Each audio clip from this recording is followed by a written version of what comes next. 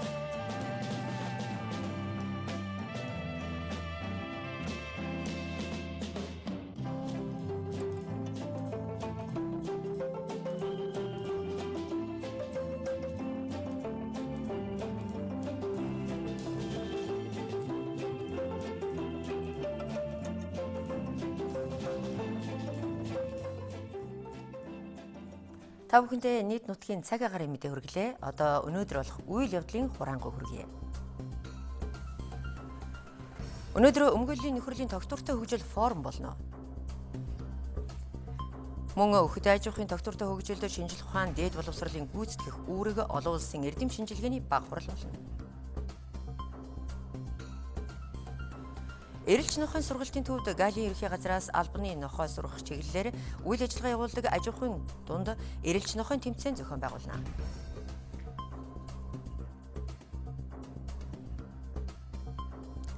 Эрүүл мэндийн яам дэлхийн эрүүл мэндийн байгууллагаас тамхиталтын эсрэг хувьсгал кампанит ажлын талаар мэдээлэл хийнэ. Боловсролын салбар дахь ил тод байдал эгэх хариуцлага чуулган болно. Төрийн хурданд улсын хурал ерөнхийлөгч аймаг нийслэл сум дүүргийн иргэдийн төлөөлөгчдийн хурлын сонгуулийн тухай хуулийн төслийн талаар хэлэлцүүлэг болно.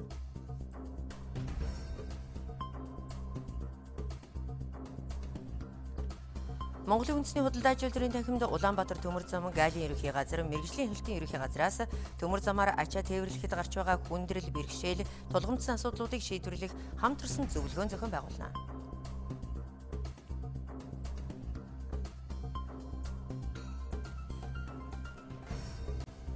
Ашигын төлөө бус хуулийн этгээдийн тухай хуулийн төслийн нээлттэй хэлэлцүүлэг болно.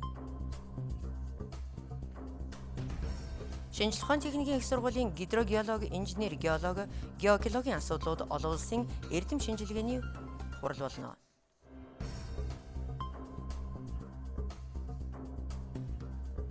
Монгол Улсын их сургуулийн номын санд авилгын талаарх олон нийтийн ойлголт мэдлэгийг тодорхойлох судалгааны тайлан танилцуулна.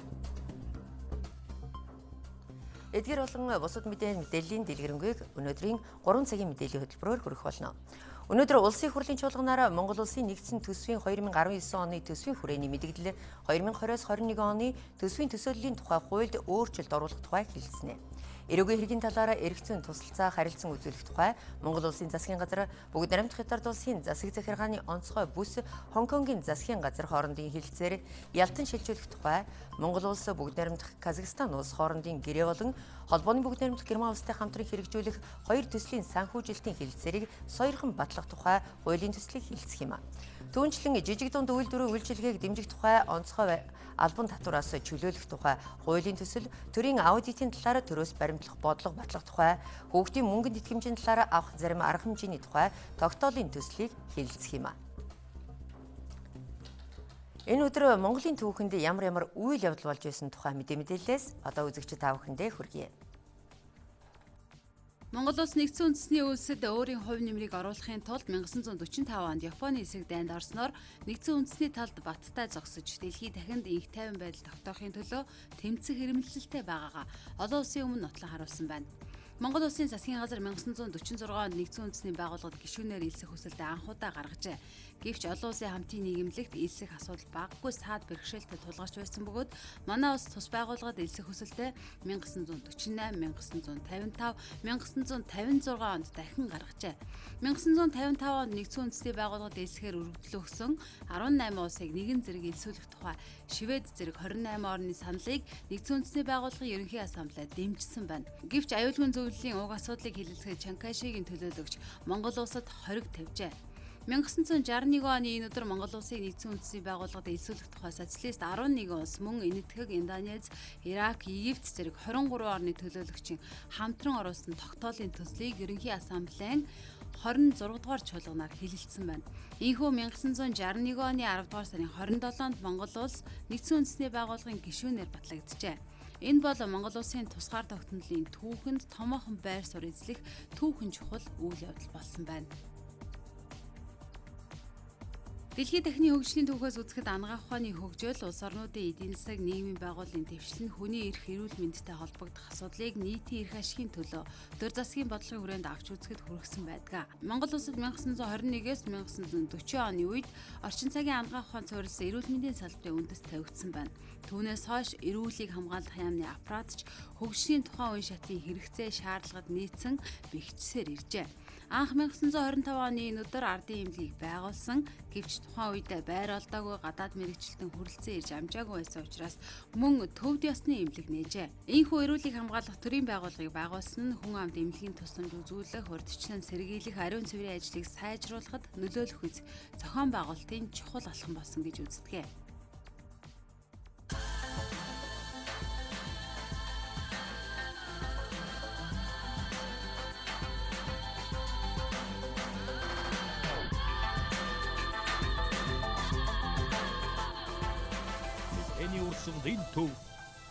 Монголын мэдээ. Өнөөдөр 10 дугаар сарын 25-ны өдөр энэ өдөр дэлхийн түүхэнд ямар үйл явдал болж байсан тухай мэдээлэлээс та бүхэндээ хүргэе. Одоогоос 63 жилийн өмнө буюу 1955 оны 10 дугаар сарын 25-ны энэ өдөр Америкийн Тайпан компани гэрийн бичил долгионы анхны зуухыг танилцуулж байжээ. Харин тус төхөөрөмжийн патентийг үүнээс өмнө буюу 1946 онд хийлгүүлж байсан байна. Тухайн үед дэлхийн ертөнц анхудаа Radio Range нэртэй анхны бичил долгионы зуухыг харж байсан юм. Анх эмнэлэг болон цэргийн хуарангууд дах гал тогооны хэсэгт хүнсний хөлдөө болон хүйтэн бүтээгдэхүүнүүдийг гисэх зориултаагаар ашиглаж байсан байна. Сонирхолтой нь тухайн үед анхны бичил долгионы зуух нь ойролцоогоор 340 кг жинтэй байжээ. Английн нийслэл Лондон хотод орших Эзэн хааны үндэсний театр 1976 оны энэ өдөр үүд хаалга нээж байжээ. Их Британийн их театр нь тус улсын олон нийтийн санхүүжилтээр байгуулагдсан хамгийн том төдийгүй алдартай юм. Тус театрын загварыг архитекторч Сэр Денис Лестон гэгч эрхэм гаргасан байна. Харин барилгын ажил 1962 онд эхэлж 1977 онд бүрэн дууссан юм байна. 2390 хүний суудалтай энэ театр 2009 оны 6 дугаар сард үндэсний театр шууд эфир нэртэй хөтөлбөрийг хэрэгжүүлж эхэлсэн байна. Ингэснээр эзэн хааны үндэсний театрт зохион явагдаж байгаа жүжиг, дуур, тоглолт зэрэг томоохон үйл ажиллагааг англи улс даяараа телевизээр шууд дамжуулан үзүүлдэг болжээ. Харин үүний дараа дэлхийн улс оронд шууд эфирээр цацсан төдийгүй тодорхойлбол өнөөдрийн байдлаар 50 орны 2000 орчим театруудад шууд эфирээр цацаж байгаа юм байна. Microsoft корпорацийн үйлдвэрлэн гаргасан компьютерийн Windows XP үйлдвэрлэлийн систем өнөөдөр 17 нас хүрч байна. Тодорхойлбол 2001 оны 10 дугаар сарын 25-ны энэ өдөр анх хэрэглээнд нэвтэрч эхэлж байжээ. Энэ нь Windows 2000 Professional үйлдвэрлэлийн системийн дараагийн буюу шинжлэгдсэн хувилбар нь юм. XP-ийн товчлсон үг нь Experience гэдэг үгнээс гаралтай. Орчуулбал туршлага гэсэн утгатай юм а. Дэлхийд хамгийн их эрэлт хэрэгцээтэй компьютерийн програм хангамжтай үйлдвэрлэлийн системээр нэрлэгдэж байсан. 2009 оны 4-р сард хамгийн сүүлчийн загвар үйлдвэрлэлтэд хийж дуусгасан юм байна. Холимог цөмт процессороор ажилладаг тус үйлдвэрлэлийн системийн дараа Windows Vista нэртэй хувилбар нь гарч ирсэн байдаг юм а. Одоогоос 180 жилийн өмнө буюу 1838 оны энэ өдөр Францын нэрт хөгжмийн зохиолч Жорж Бизе Францын нийслэл Парис хотод дуу хөгжмийн багшийн гэр бүлд мэндэлжээ. Түүний бүтэн нэрийг Александр Сезар Леопольд Бизе гэж дууддаг. Романтик төрлийн хөгжмийн зохиолч, оркестр, төгөлдөр хуурын дүүрийн чиглэлээр олон шилдэг уран бүтээл төөрөж байсан юм. Түүний хамгийн алдартай бүтээл бол алдарт Кармен дүр юм. Тэрээр энэ гайхалтай дуурай 1873-аас 74 оны хооронд бичиж дуусгасан бол 1875 онд опера комик театрт тавьж байсан юм байна. Та бүхэндээ энэ өдөр дэлхийн түүхэнд ямар үйл явдал болж байсан тухай мэдээлэл сүргэлээ. Тэгэхээр өнөөдрийн 3 цагийн шууд хөтөлбөрт маань гадаад мэдээний орчуулагч редактор Инх Монголын гадаад мэдээний таймаас сүргэнэ. Баярлалаа. Тэгэхээр Япон улсын ерөнхий сайд Абе Шинзо өнөөдрөөс эхлээд 27-ны өдрөө хүртэл бүгд найрамдах Хятад ард улсын төрийн зөвлөлөө ерөнхий сайд Ли Кэцэний урилгаар Бээжинд албан ёсны айлчлал хийх гэж байна. За энэ бол 2011 оноос хойш Япон улсын ерөнхий сайд бүгд найрамдах Хятад ард улсад хийх анхны удаа албан ёсны айлчлал болох юм. Энэ айлчлалаар талууд зүүн Хятадын тэнгист байгалийн хий олборлох хамтарсан төслийн яриа хэлэлцээрийг сэргээж үргэлжлүүлэх зорилготой гэж Японы телевизүүд мэдээлж байгаа. Япон болон бүгд найрамдах Хятад ард улс хоёр орны хооронд 2008 онд байгалийн хий олборлох хамтарсан шугам байгуулахаар тохиролцсон боловч хэлэлцээ бас тухайн үед зогссон. За өөрөөр хэлбэл энэ айлчлалаар Япон Хятад хоёр дэд бүтцийн төслүүд дээр хамтын ажиллагаагаа өргөжүүлэхээс гадна дорнод Хятадын тэнгист хамтарсан судалгаа хийх яриа хэлэлцээг сэргээх шийдвэр гарна гэсэн таамаг байгаа. За мөн Абе Шинзогийн хувьд бол сүүлийн 7 жилд Хятадд айлчилсан Японы анхны ерөнхий сайд болж байгаагийнхаа хувьд бас энэ айлчлал хоёр орны улс төрийн харилцааг дулааруулах гол хөшөөрөг болж байгаа эдийн засгийн хамтын ажиллагаа болоод дэд бүтц далаа тэнгисийн хамтын ажиллагааг өрнүүлэхөс төлхөц өгнө гэж шинжээчид харж байгаа. За айлчлалын хүрээнд тэрээр Хятадын төрийн тэргүүн Ши Жинпинд уулзалт хэлэлцээ хийн. За мөн Бээжин хотноо бизнес засгийн газрын нийт 1000 гаруй төлөөлөгчдийн оролцсон форум болох юм байна. За энэ форумд Абе ерөнхий сайд оролцсноо гэсэн төлөвлөгөөтэй бас байна. За энэ онд Хятад Японы хооронд их тайван найрамдлын гэрээ байгуулсны 40 жилийн тохиож байна. За энэ гэрээг 1978 оны 8 дугаар сарын 12-нд батлаад 10 дугаар сарын 22-нд Хятадын ерөнхий сайд Дэн Сяопин Япон улсад албан ёсны айлчлал хийж байх үеэрээ байгуулж байсан байна. Энэ сарын 10-нд бүгд найрамдах Солонгос улс, бүгд найрамдах ардчилсан Солонгос ард улс болон нэгдсэн үндэсний байгууллагын цэргийн командлын төлөөлөгчдийн өндөр түвшний 3 талт хэлэлцээний эхний шат болсон. Зарим өнөөдөр Солонгосын хойгдох хоёр Солонгосын хамтарсан аюулгүй байдлын бүсийг цэрэг зэвсэггүй бүс болох сүүлийн шатны яриа хэлэлцээ эхлээд байна. За энэ тухай яриа хэлэлцээг өнгөрсөн 9-р сард болсон хоёр Солонгосын батлан хамгаалахын сайд нарын гарын үсэг зурсан цэргийн салбарт хамтран ажиллах гэрээний зүйл залтуудын нэг хэсэг нь болж байгаа. Энэ хэлэлцээ амжилттай болвол Солонгосын огт их тайвныг цогцлох томоохон алхмуудын нэг болно гэж бас ажиглагчид харж байна. Өндөр түвшний 3 талын уулзалтанд Өмнөд Солонгосын талаас тус улсын армийн хурандаа Чоёнгийн, Умард Солонгосын ардын армийн хурандаа Он Чанам болон нэгдсэн үндэсний байгууллагын цэргийн командлыг төлөөлөөд Америкийн хурандаа Бүрк Хамилтоноор оролцож байна. За хамтын аюулгүй байдлын бүсийг цэрэг зэвсэггүй бүс болгох тухай хэлэлцээр тусгаснаар бол хоёр Солонгосыг заагалдаг цэрэггүй бүсээс цэргүүдээ гаргаж жинхэнэ утгаар нь их тайвны бүс болгох, за хөлийн шалган нэвтрүүлэх зарим цэгүүдийг татан болгох, цэрэггүй бүсийн давууд цэргийн сургуулал хийхгүй байхаар тохиролцсон байна. За энэ хүрээнд 2 солонгос сэрэггүй бүсэд тус бүр 4-5 шалган нэвтрүүлэгцээгээ татан болгох гараас мөн төлөвлөж байна. За мөн хоёр талаас нийт 35 цэргийн албаа хаагч түүний дотор 5 офицерыг галт зэвсэггүйгээр хөлийн харуул хамгаалалтанд гаргах саналуудаас яригдж байгаа юм байна. 1950-аас 1953 оны хооронд болсон Солонгосын дайны үеэр нэгдсэн үндэсний байгууллагын далбаан дор эвлэрлийн гэрээ байгуулснаас хойш энэ дайн төгснөөс хойш за Бамунжон дах хамтын аюулгүй байдлын бүс буюу цэрэггүй бүс нь нэгдсэн үндэсний байгууллагын командлын буюу Америк нэгдсэн улсын цэргийнхний эрх мэдэлд байдаг юм байна.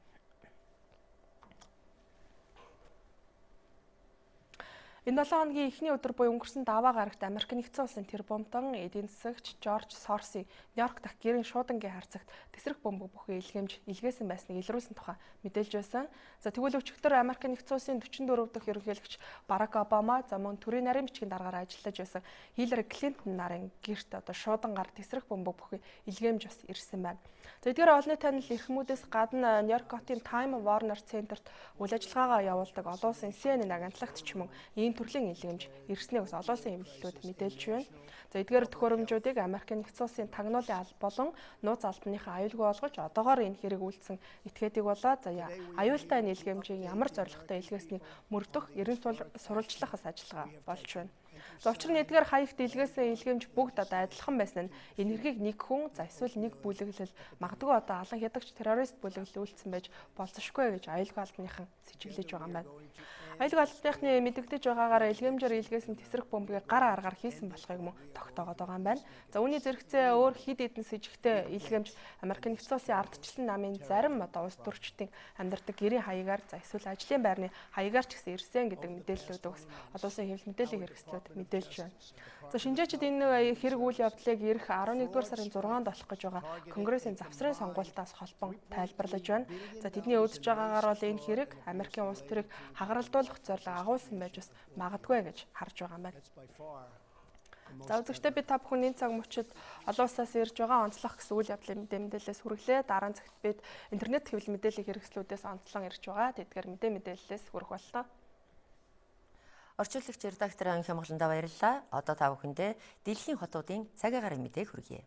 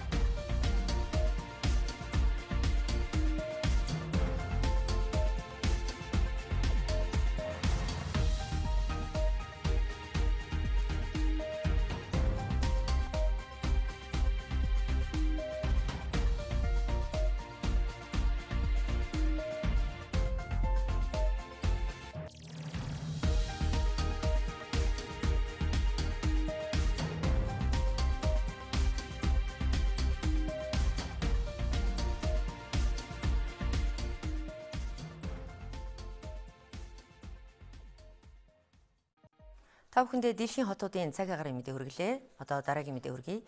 Дэлхийн эрүүл мэндийн байгууллагын үзэж байгаагаар дархлаажуулалтанд $1 зарцуулснаар эдийн засагт $18 үр ашиг авчирдаг байна. Тэгвэл манай улсын хувьд энэ чиглэлээр ямар бодлого барьж байна вэ? Энэ сэдвээр энх чимгийн бэлтгэсэн сурвалжлагыг одоо та бүхэндээ хүргэе. Манай улс дархлаажуулалтын үндэсний хөтөлбөрийг хэрэгжүүлээд 25 жил болж байна. Үүний үр дүнд цаа, няран, татранг, сахуу, хөхүүл ханиа зэрэг халдвар төвчин сүүлийн 10 жилд гараагүй байна. Өнөөдрийн байдлаар л гэхэд жилдээ энэ хөтөлбөрт 8-9 тэрбум төгрөг зарцуулж байгаа нь эрүүл иргэнтэй байхад оруулж байгаа нэг хөрөнгө оруулалт юм а. Улсын хэмжээнд бол 830 гаруй дархлаажуулалтын цэг ажиллаж байна. Энэ цэгт бол одоо бэлтгэгдсэн дархлаажуулалтын совилогч мөн тэгээд хүйтэн одоо өрөө, хүйтний хөргөгч гэх мэтлэн дархлаажуулалтын одоо аюулгүй тарилгыг хангасан энэ бүх зүйлүүд бол одоо бэлэн болсон байгаа. За мөн одоо эмч нараа авал сургаж одоо бэлдсэн ийм одоо байгаа. Дархлаажуулалт нь жил бүр 2-3 сая хүний амь насыг авардаг байна. Биеийн дархлаа суларснаар вирусын гаралтай өвчнөд өртөмтгий болж амьсгалын замын өвчин тусах магадлал өндөр болдог. Энэ нь тухайн хүний ажлын бүтээмжид нөлөөлж цаашлаад хувь хүн өрх гэрийн эдийн засагт ч хүн дээр тусдаг байна. Тиймээс өвчнөөс урьдчилан сэргийлэх, эрүүл мэндэд анхаарч дархлаажуулалтанд хамрагдах нь төсөв мөнгөө хэмнэхэд ч тустай. Халдвар маань хэв зэрэг хүнд явцтай байх уу? Өөрөөр хэлбэл ажилласаа чөлөө авах уу, бүтээмж нь буурах уу гэдэг асуудал нэгтгэн тийм ээ. За зарим тохиолдолд бол энэ авсан халдвар маань эмнэлэг зүйн шинж тэмдэг өгч биеийнх нь байдалд нөлөөлөхгүйгээр ч өнгөрөх юм боломж байгаа. Хамгийн эхний арга нь бол дархлаажуулах арга байдаг. Энэ бол тусгай хэрэгсэл тийм ээ.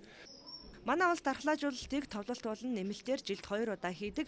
Дархлаажуулалт нь тогтмол хамрагдсанаар халдвар төвчөнд тусахгүй байх, стресс, ядаргаанаас болж эрүүл мэнд муудах эрсдлээс ч хамгаалж болно гэж эмч мэргэжилтнүүд хэлж байна.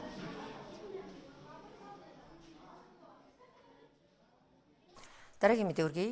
Өвлийн улиралд хүүхдүүд ханиад томуу тусах нь нэмэгдэж эмнэлгүүдийн ачаалал эрс өсдөг.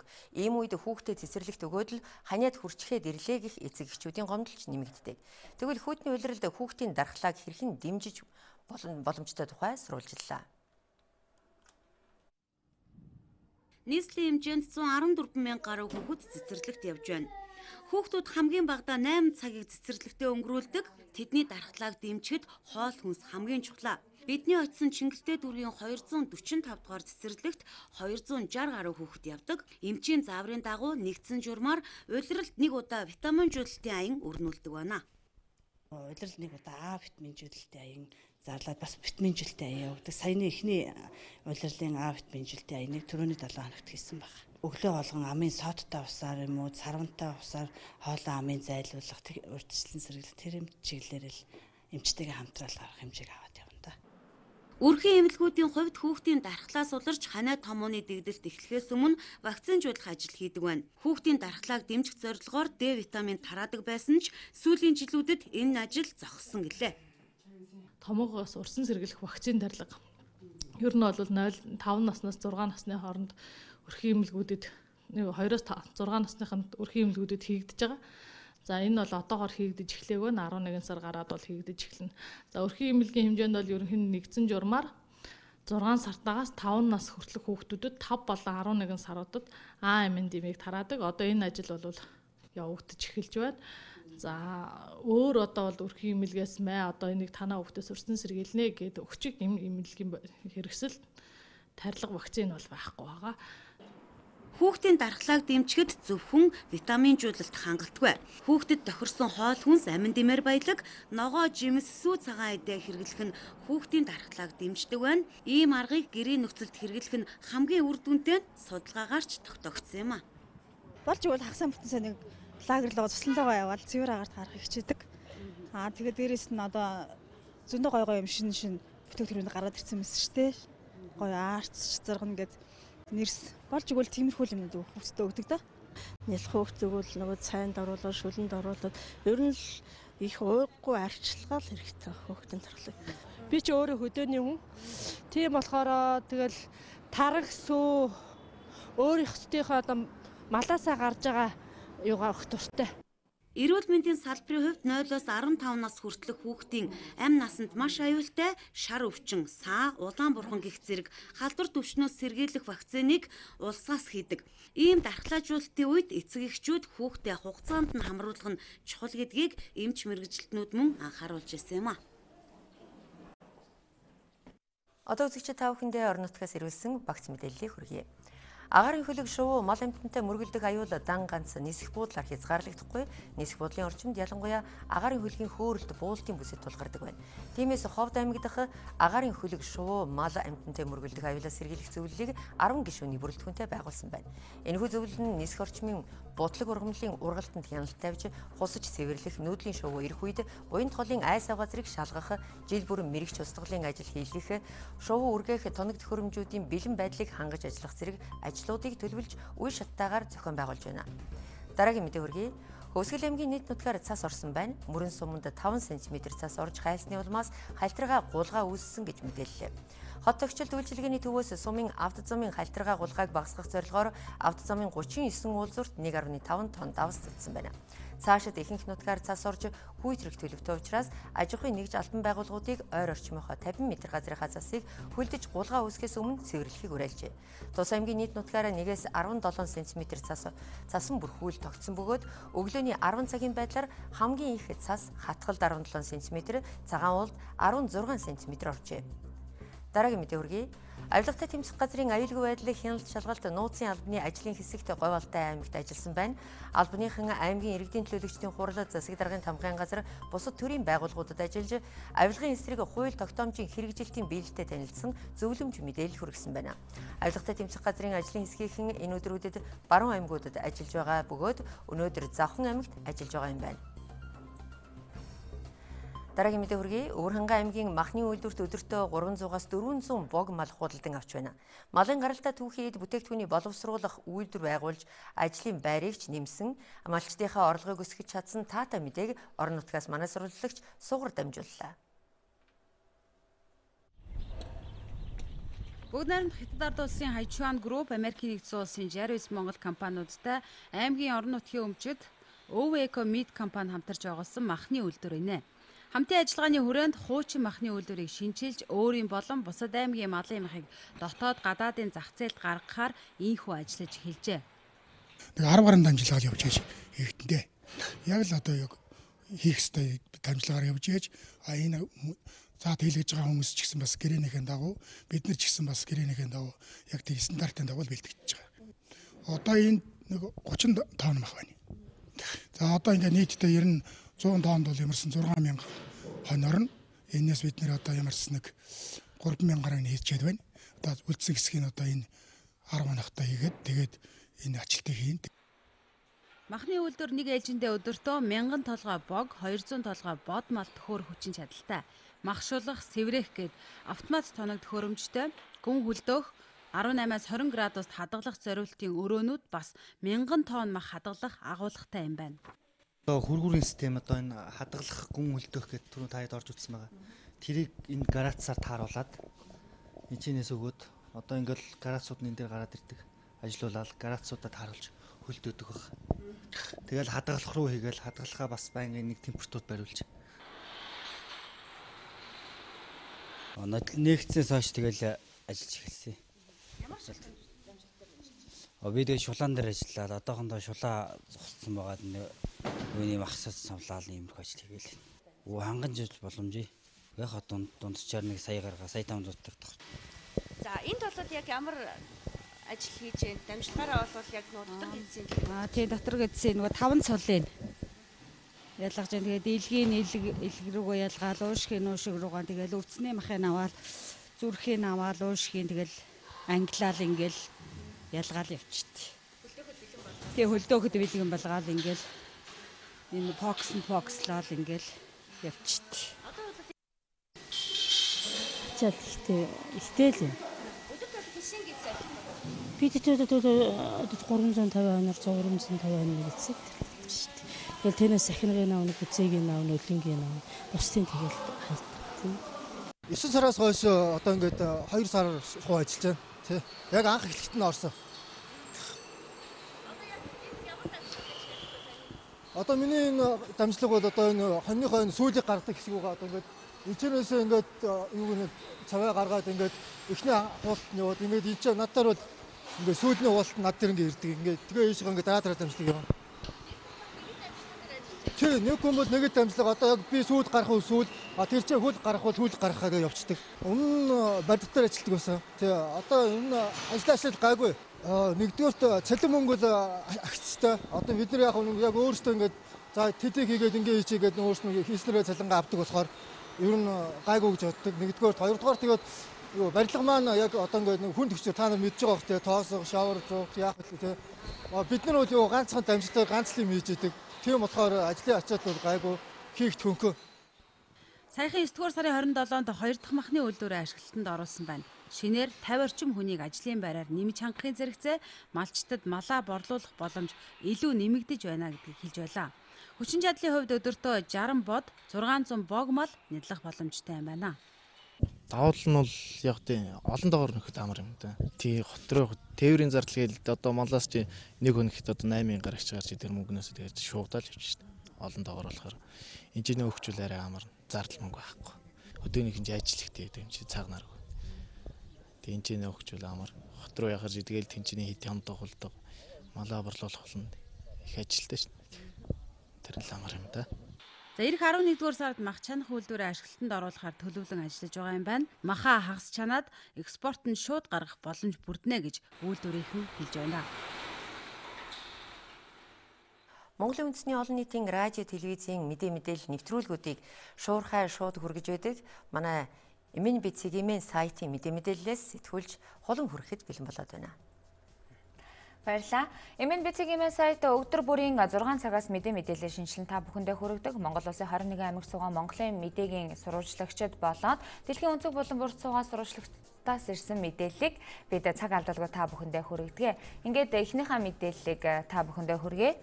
Бүгд найрамдах Хятад ард улсын захим сүлжээний хяналтын газрын дарга бурууга хүлээжээ гэсэн мэдээллийг яг одоо та бүхэндээ хүргэхээр бэлтгэсэн байна. За бүгд найрамдах Хятад ард улсын захим сүлжээний хяналтын газрын даргаар ажиллаж байсан Лувэ гэгч өнгөрсөн 15 жилийн хугацаанд албан тушаалаа уруулан ашиглаж бусдаас 4.6 сая $, хахуул авсан гэдгээ хүлээн зөвшөөрсөн байна. Вэгийн хувьд тэрээр 2014 онд бүгд найрамдах Хятад ард улсын захим орон зайн газрын дарга, Шинхua мэдээллийн агентлагийн дарга, Бээжин хотын коммунист намын хороо, коммунист намын олон нийтэд харилцах хороонд ажиллаж байжээ. Бүгд найрамдах Хятад ард улсын захим орон зайн газрын даргаар ажиллаж байхдаа захим сүлжээнд тухайлбал Facebook, Google, Twitter зэрэгт хяналт тавьж зөрчил гарсан этгээдүүдэд эрүүгийн хариуцлага хүлээлгэгчийг үргийг гүйцэтгэж байсан байна. Тайм сэтгүүлийн 2015 оны дэлхийн хамгийн нөлөө бүхий 100 хүний нэрсийн жагсаалтад түүний нэр багтсан байдаг байна. Тэрээр 2016 онд ажлаа хүлээлгэн өгсөн бөгөөд Ши Цзиньпиний коммунист намын 19-р их хурлаар эрх мэдлээ бэхжүүлсний дараагаар удалгүй 2017 оны 11-р сард шалгагдсан өндөр албан тушаалтны нэг болжээ. Түүнийг өнгөрсөн 7-р сард албан тушаалаа уруулан ашиглаж бусдаас өндөр шагнал авсан гэх зэрэгээр баривчилсан бөгөөд шүүх хурал дээр тэр энэ тухайга харамсаж буйгаа илэрхийлсэн байна. Өнгөрсөн хоногт Архангаа эдгээр энэхүү мэдээллийн дэлгэрэнгүй та авах боломжтой. За дараагийн мэдээллийг хүргэе. Төөрөх осгохоос сэрэмжлэхийг анхааруулж байна гэсэн мэдээллийг Эмэн бицгийн сайт онцлож байна. За өнгөрсөн хоногт Архангаа, Булган, Говьалтай, Дархан уул, Завхан, Орхон, Өвөр хангаа, Сэлэнг, Хөвсгөл аймгийн нутгаар цас орсон. Салхи шуургатай цас орж хүүтэрсний улмаас шуурганд төөрөх осгохоос осго тохиолдол гарсан байна. Тухайлбал Сэлэнг аймгийн Алтан булаг сумын төвөөс 50 км-ийн зайд орших. За Цүх багийн Хустайн даваа гэдэг газар 6 иргэн нэг автомашинтайгаар цасан шуурганд төөрсөн тухай дуудлага өчигдөр шөнө тэг цагийн үед ирсэн байна. За Тус аймгийн онцгой байдлын газрын 5 албан хаагч нэг автомашин, Хилийн Тэг 2 43 дугаар ангийн 5 албан хаагч нэг автомашин, Сэлэнг ЗЗА хариуцлагатай компани 3 ажилтан нэг автомашины 13 хүн 3 автомашинтай 90 хайгуулах ажлыг одоо зохион байгуулсан байна. Өнөө өглөөний 8 цагт Тус аймгийн багийн аргууд гэдэг газраас 9 минт олдсон байна. За мөн өчигдөр Булган аймгийн Хангал сумын Сүрт багийн Галтай гэдэг газар тус сумын харьяад 50 настай эрэгтэй морьтой мал хариулж яваад сурггүй алга болсон тухай дуудлага 21 цагт ирсэн. Дуудлагын дагуу Булган аймгийн онцгой байдлын газар цагдаагийн алба ар гэрийнхэн нийлсэн 10 хүн 90 хайх ажиллагаа зохион байгуулсан байна. За алга болсон иргэн өнөө өглөө 7 цагийн орчимд гэртээ өөрөө 9 минт иржээ гэсэн мэдээлэл байна. За ойрын өдрүүдэд инхэг нутгаар сэрүүсж цасан шуургатай салхитай байх тул төөрөх осгохоос сэрэмжлэхийг анхааруулж байна. Ялангуяа шаардлагагүй тохиолдолд хол газар замд гарахгүй байхыг анхааруулж байна. Хэрвээ та хол газар замд гарах гэж байгаа бол аюулгүй байдлаа бүрэн хангаж гарах хэрэгтэй. За дараагийн мэдээллийг танилцуулъя. Дайчилгааны бэлтгэл нөөцийн сургалт боллоо гэсэн мэдээллийг Эмэн бицгийн сайтаа онцоллоо. За нийслэлийн засаг дарганы хамгийн газрын цэргийн штабаас дайчилгааны бэлтгэл нөөцийг нэмэгдүүлэх зорилгоор бэлтгэл офицерын сургалтын үндэсний батлан хамгаалахын их сургуультай хамтран зохион байгууллаа.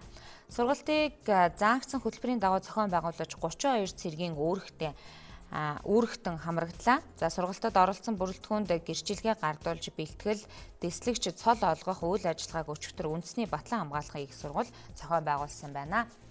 За эдгээр болон бусад мэдээллийн дэлгэрэнгүй та MNBC-ийн сайтт зочлоод авах боломжтой. За яг одоо та бүхэнд хүрж байгаа 3 цагийн шууд мэдээллийн хөтөлбөртөө өөрийн ухаалаг утсыг ашиглаад цаг алдалгүй мэдээллийг авах бүрэн боломжтой.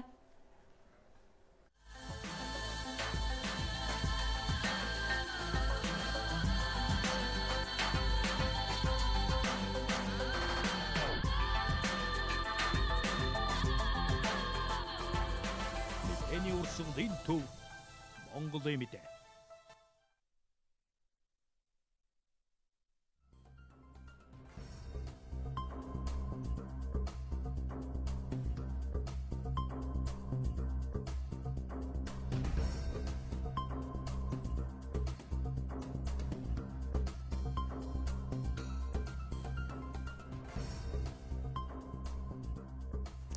Одоо дараагийн мэдээ хүргэе. Будапешт 2018 бүхийн төрлүүдийн насан туршидын дэлхийн аврах шалгаруулах тэмцээний чөлөөт бүхийн эмэгтэйчүүдийн 72 кг жинд Монгол улсын гавь тамирчин очротын насан бурмаа Монголын чөлөөт бүхийн тамирчдын 60 дахь медаль, 21 дахь мөнгөн медалийг эх орондоо авчирч чадлаа.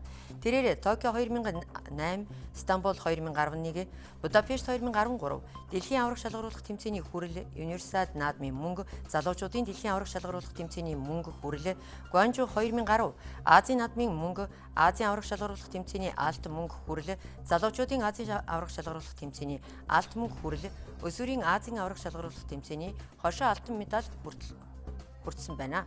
Гавь тамирчин насан бурмаа чөлөөт бүхтүүдийг Олимпийн спортын дэлхийн аврах шалгаруулах тэмцээнд 4 медаль хүртсэн Монголын анхны тамирчин болсноос гадна 63, 67, 72 гэсэн 3 өөр жинд медаль зөөж байгаа юм а.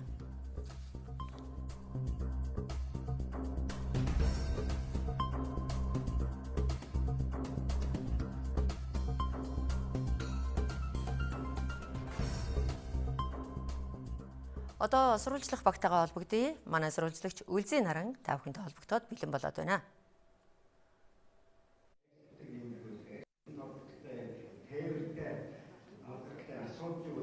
За баярлалаа. Тэгэхээр бид мэдээллийг хамтын ажиллагаа 2018 үйлчлүүлэгчийн зөвлөгөөнөөс одоо мэдээлэл хүргэж байна. Энэхүү зөвлөгөө нь ерөнхийдөө Улаанбаатар төмөр замтай хамтран ажилладаг байгууллагын донд одоо энэхүү томоохон зөвлөгөө уулзалтыг хийж байгаа. Энэ зөвлөгөөнөр ерөнхийдөө яг энэ төмөр замтай ерөнхийдөө тулгамдаж байгаа асуудлууд ямар байна, амжилт олоод ямар байна гэдгээс энэхүү хуралдаанаар хилцэж байгаа. Тэгэхээр бид энэ талаар бас дэлгэрэнгүй мэдээлэл хаад Улаанбаатар төмөр замын урлагч дарга Ганболттой уулзаад. Тэгэхээр энэ өдрийн мэндийг хүргэе. Та бүгд бас энэ өдрийн мэндийг хүргэе. Тэгэхээр энэхүү зөвлөгөөнөр бас ямар асуудлуудыг бас ярьж байгаа бол энэ талаар тас мэдээлэл өгөөч.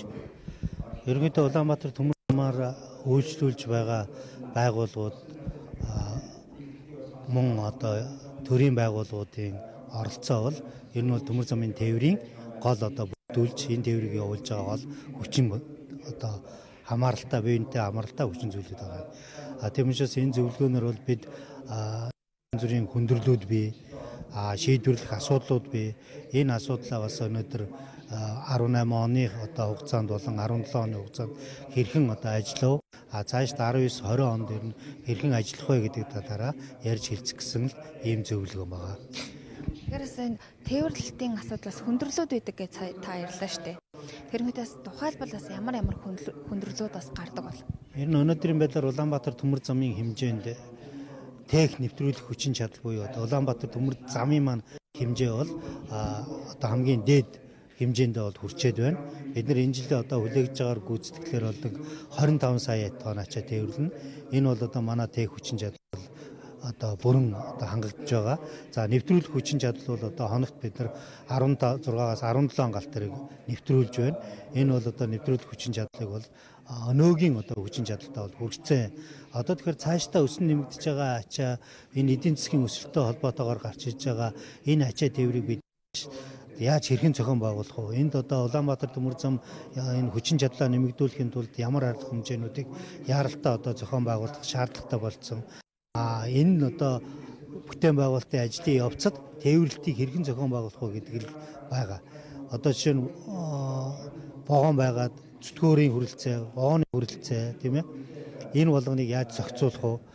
Улаанбаатар төмөр зам өнөөдөр өөрийн хүчин чадлаар шинэ одоо вагон шин зүтгүүр худалдаад авах одоо ийм бололцоо бол туйлын хомс. Тэгэхээр энийг хоорондоо яаж зохион байгуулах вэ? Хувийн эзэмшлийн одоо хөдөлгөөн бүрэлдэхүүнүүдийг Улаанбаатар төмөр замд хэрхэн ашиглах вэ? Тээврийг хэрхэн хурдсах вэ гэдэг асуудлууд энэ хүндрэлд хамаардаг. Тэгээ энийг бол энэ өнөөдөр бас нэлээд зэгцэлж вагон эргэлтийг түргэсгэх ашиглах тал дээр бол нэлээд яриа хэрэг гэж бодож байна. Хөө одоо тулгарч байгаа асуудлуудаа шийдвэрлэхэд одоо эхнээсээ ерөнхийдөө яг ямар арга хэмжээг авч танай байгууллагын зүгээс ажиллаж байгаа бол? Одоо хамгийн түрүүний хэмжээ бол Улаанбаатар төмөр замд тун яаралтай хийх техник эдийн засгийн шинжилгээний асуудлыг яаралтай явуулах хэрэгтэй. Техникийн эдийн засаг шинжилгээг хийх гэдэг чинь цаана мөнгөний асуудал байгаа. Тэгэхээр зэрэг энэ одоо хөрөнгө оруулалтуудыг яаж шийдвэрлэх вэ гэдэг асуудал байна. Энэ талаар бас засгийн газар болон их хурл холбогдох дэд байгууллагууд бол асуулт тавьсан. Асуудлууд оруулж байгаа. Мөн Оросын холбооны улсын холбогдох засгийн газар, Оросын төмөр зам нээлттэй нийгэмлэгүүд дээр бас энэ асуудлуудаа тавиад явж байна. Энэ талаас бас нэлээд нааштай шийдвэрүүд бол гарах байх гэж хүлээж байгаа. Тэгэхээр зам тээврийн төмөр замын тээвэрлэх хугацаанд тулгамдаж байгаа асуудлууд маш их байгаа. Гэхдээ одоо тодорхой шат дараагаар одоо энэ шинжилэл хийгдэж байгаа гэдгийг одоо албаны хүмүүс мэдээлж байгаамаа. Тэгэхээр бид явган хүний зам талбайн асуудлаар мэдээ сурвалжлага бэлтгэсээр байгаа юм. Энэ удаад хан уул дүүргийн орон сууц сургууль цэцэрлэгийн орчин дахь явган хүний замын асуудлыг хөндөж байна.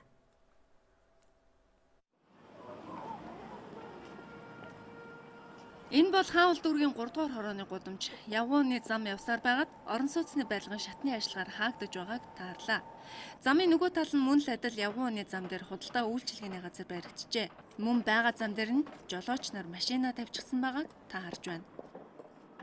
Одоо автомашины замын одоо хүмүүсүүд ингээд соёлтой байгаасаа л гэж босч байна. Одоо ингээд жоохон хүүхдүүд ингээд явахаар айгүй хэцүү. Одоо эндээс хүүхэд гүйж гарч ирээл шууд автозамын зам руу орох магадлал өндөртэй тийм ээ. Тэгэхээр энэнийг бол одоо эртнээс яг тэгэл хүчээр цэгцэлсэн л дээр байна. Орон сууцны хороол дунд явган хүний зам байдаг. Гэвч энэ нь машины зогсоол болчихдгоо. Эсвэргээр хүмүүс машины замаар зорчиж байгааг та харж байна. Энэгээр чинь явж болохгүй машины хаагуур явах үлээ. Эгээр айгүй хэцүү хөөгч гараад одоо ингээд машиныхаа жагаар хэцүү байх юм биш үү? Явган хүний зам одоо бараг байхгүй шүү дээ. Ингээд одоо бид нэр явах газар олдохгүй таягтай би одоо ингээд энэгээр хаагуур нь шавах очроо олохгүй ингээд байдаг шүү дээ. Харин энэ хаан уул дүүргийн 115 дугаар сургуулийн орчим. Энд сурагчид сургууль руугаа орохдоо явган хүний замгүй ийм л газраар зорчдог байна. За энэ бол шинжлэх ухааны технологийн сургуулийн 7 дугаар байр. Хуучнараа одоо механик инженерийн сургуулийн яг гаднах талбай, үүдний талбай байна. Энэ сургуулийн одоо оюутан залуус өдөр болгон энэ гудамжаар явж иж сургуульд орж ирдэг. Гэтэл энд явган хүний нэгт зам байхгүй. Яг энэ зам бол ингээд явган хүний зам байх ёстой. Гэтэл ингээд хог шороонд дарагдсан, тогтчуулт хийгдээгүй ийм л орчинд одоо өдөр бүр хүүхдүүд зарчиж байна. Гацсан тэр дээр л үүдэг. Одоо явган хүний зам одоо уул нь хиймэл л байгаа. Тэгвэл энэ хүүхд явахд аюу хэцүү шүү дээ. Байнга нааш өргөж авч явахгүй бол тэгэл энэ сургуулинд манайх бол энэ ойрхолтой уулна. Тэгсэрнэл ингээл заавал машин замаар ингэж гарч явж байгаа таач харж байгаа үз. Одоо ялангуяа одоо энэ бетон хашаа биш те. Энэ бетон хашаач юусэн вид хөрөхтэй хүүхд ийм зайтай. Тэгээ тэрийг бүр чинь хүмүүс зүрж мөрөх чинь гэж хэлж халцаал ингээд аюу хэцүү гэдэг шүү дээ угаасаа.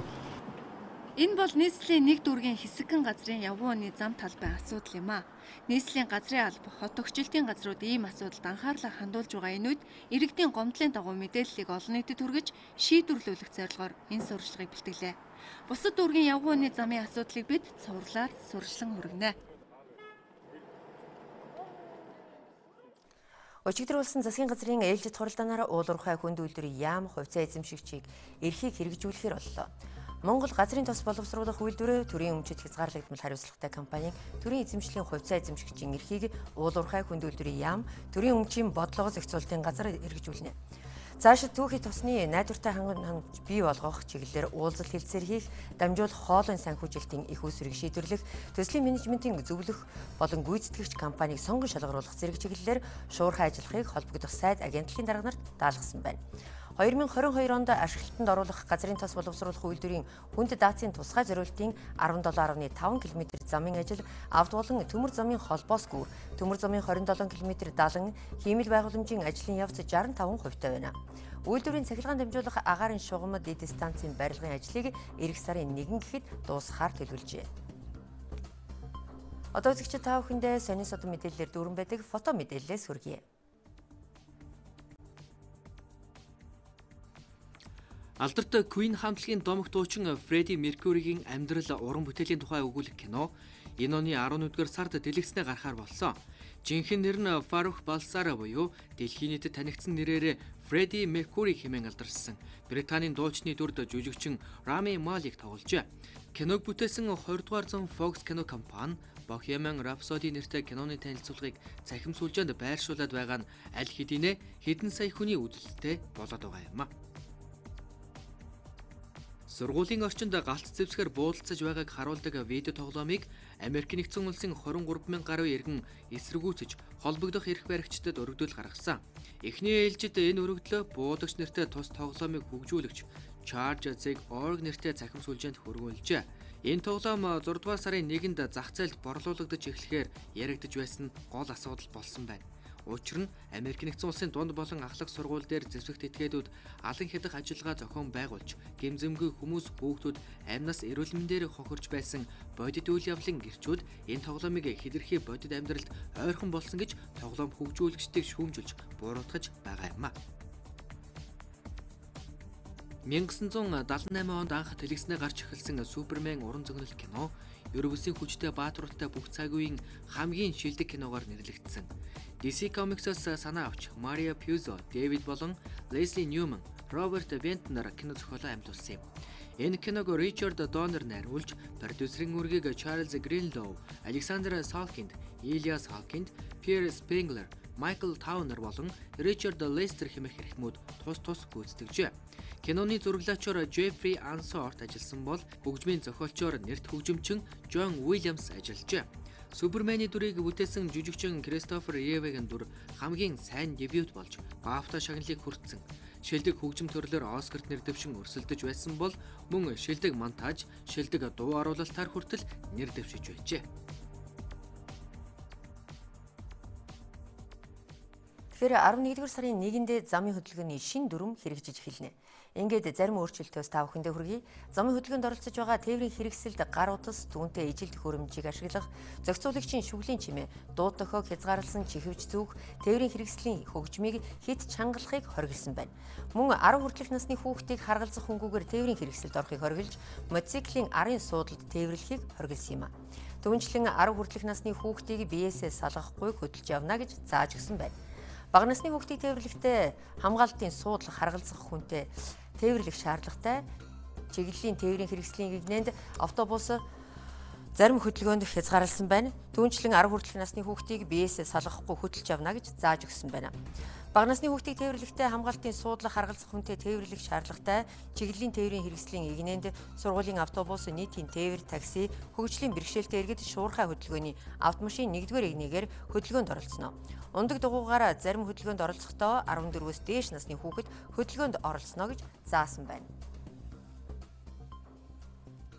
Одоо үзэгчид та бүхэндээ валютын ханшийн мэдээ хүргэе.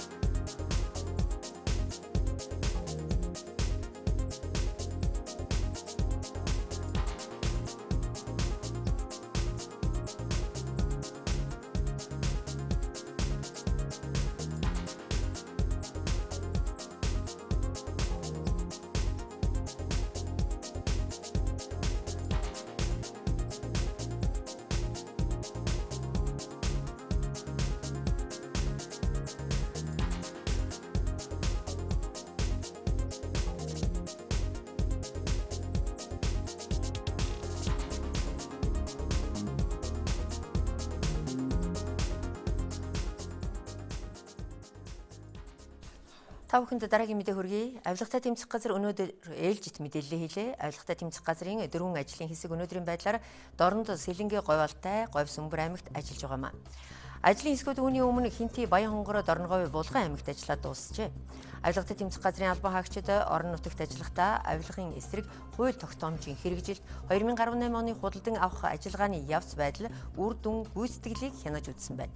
Худалдан авах ажиллагаатай холбоотой хяналт шалгалтыг үндэсний аудитын газартай хамтран явуулж байна. Энэ сард иргэдээс ирүүлсэн өргөдлөг гомдол мэдээллийн мөрөөр хяналт шалгалтын ажиллагаа явуулж хувь зөрсөн 3% албан тушаалтанд хариуцлага тооцсон байна. Ажилдаа хайхрамжгүй хандаж ирэх бүхий ажлын албан тушаалтны шийдвэргүйгээр хандив санхүүгийн тусалцаа авсан Баян хонгор аймгийн Галууд сумын засаг дарга Баяр сайхан давхар ажил эрхлэлтэй холбоотой хуульд заасан хориглол хязгаарлалтыг зөрчсөн Сэлэнгэ аймгийн санхүүгийн хяналт аудитын албан дарга Даригчиг нарт цалингийн хэмжээг бууруулах сахилгын шийтгэлийг ногдуулсан байна.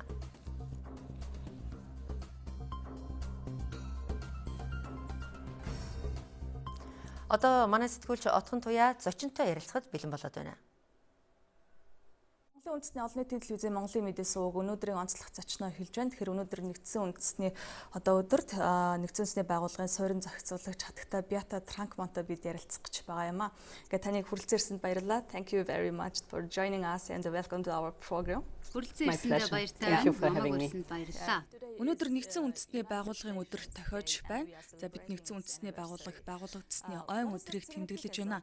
За нүүпийн өдрийн ач холбогдол гэж юу вэ? За мөн нэгдсэн үндэсний байгууллага болоод Монгол улс хоорондын харилцааны талаар асуумаар байна. Тийм ээ, жил болгон 10 дугаар сарын 24-нд нэгдсэн үндэсний байгууллагын өдөр тохиодог.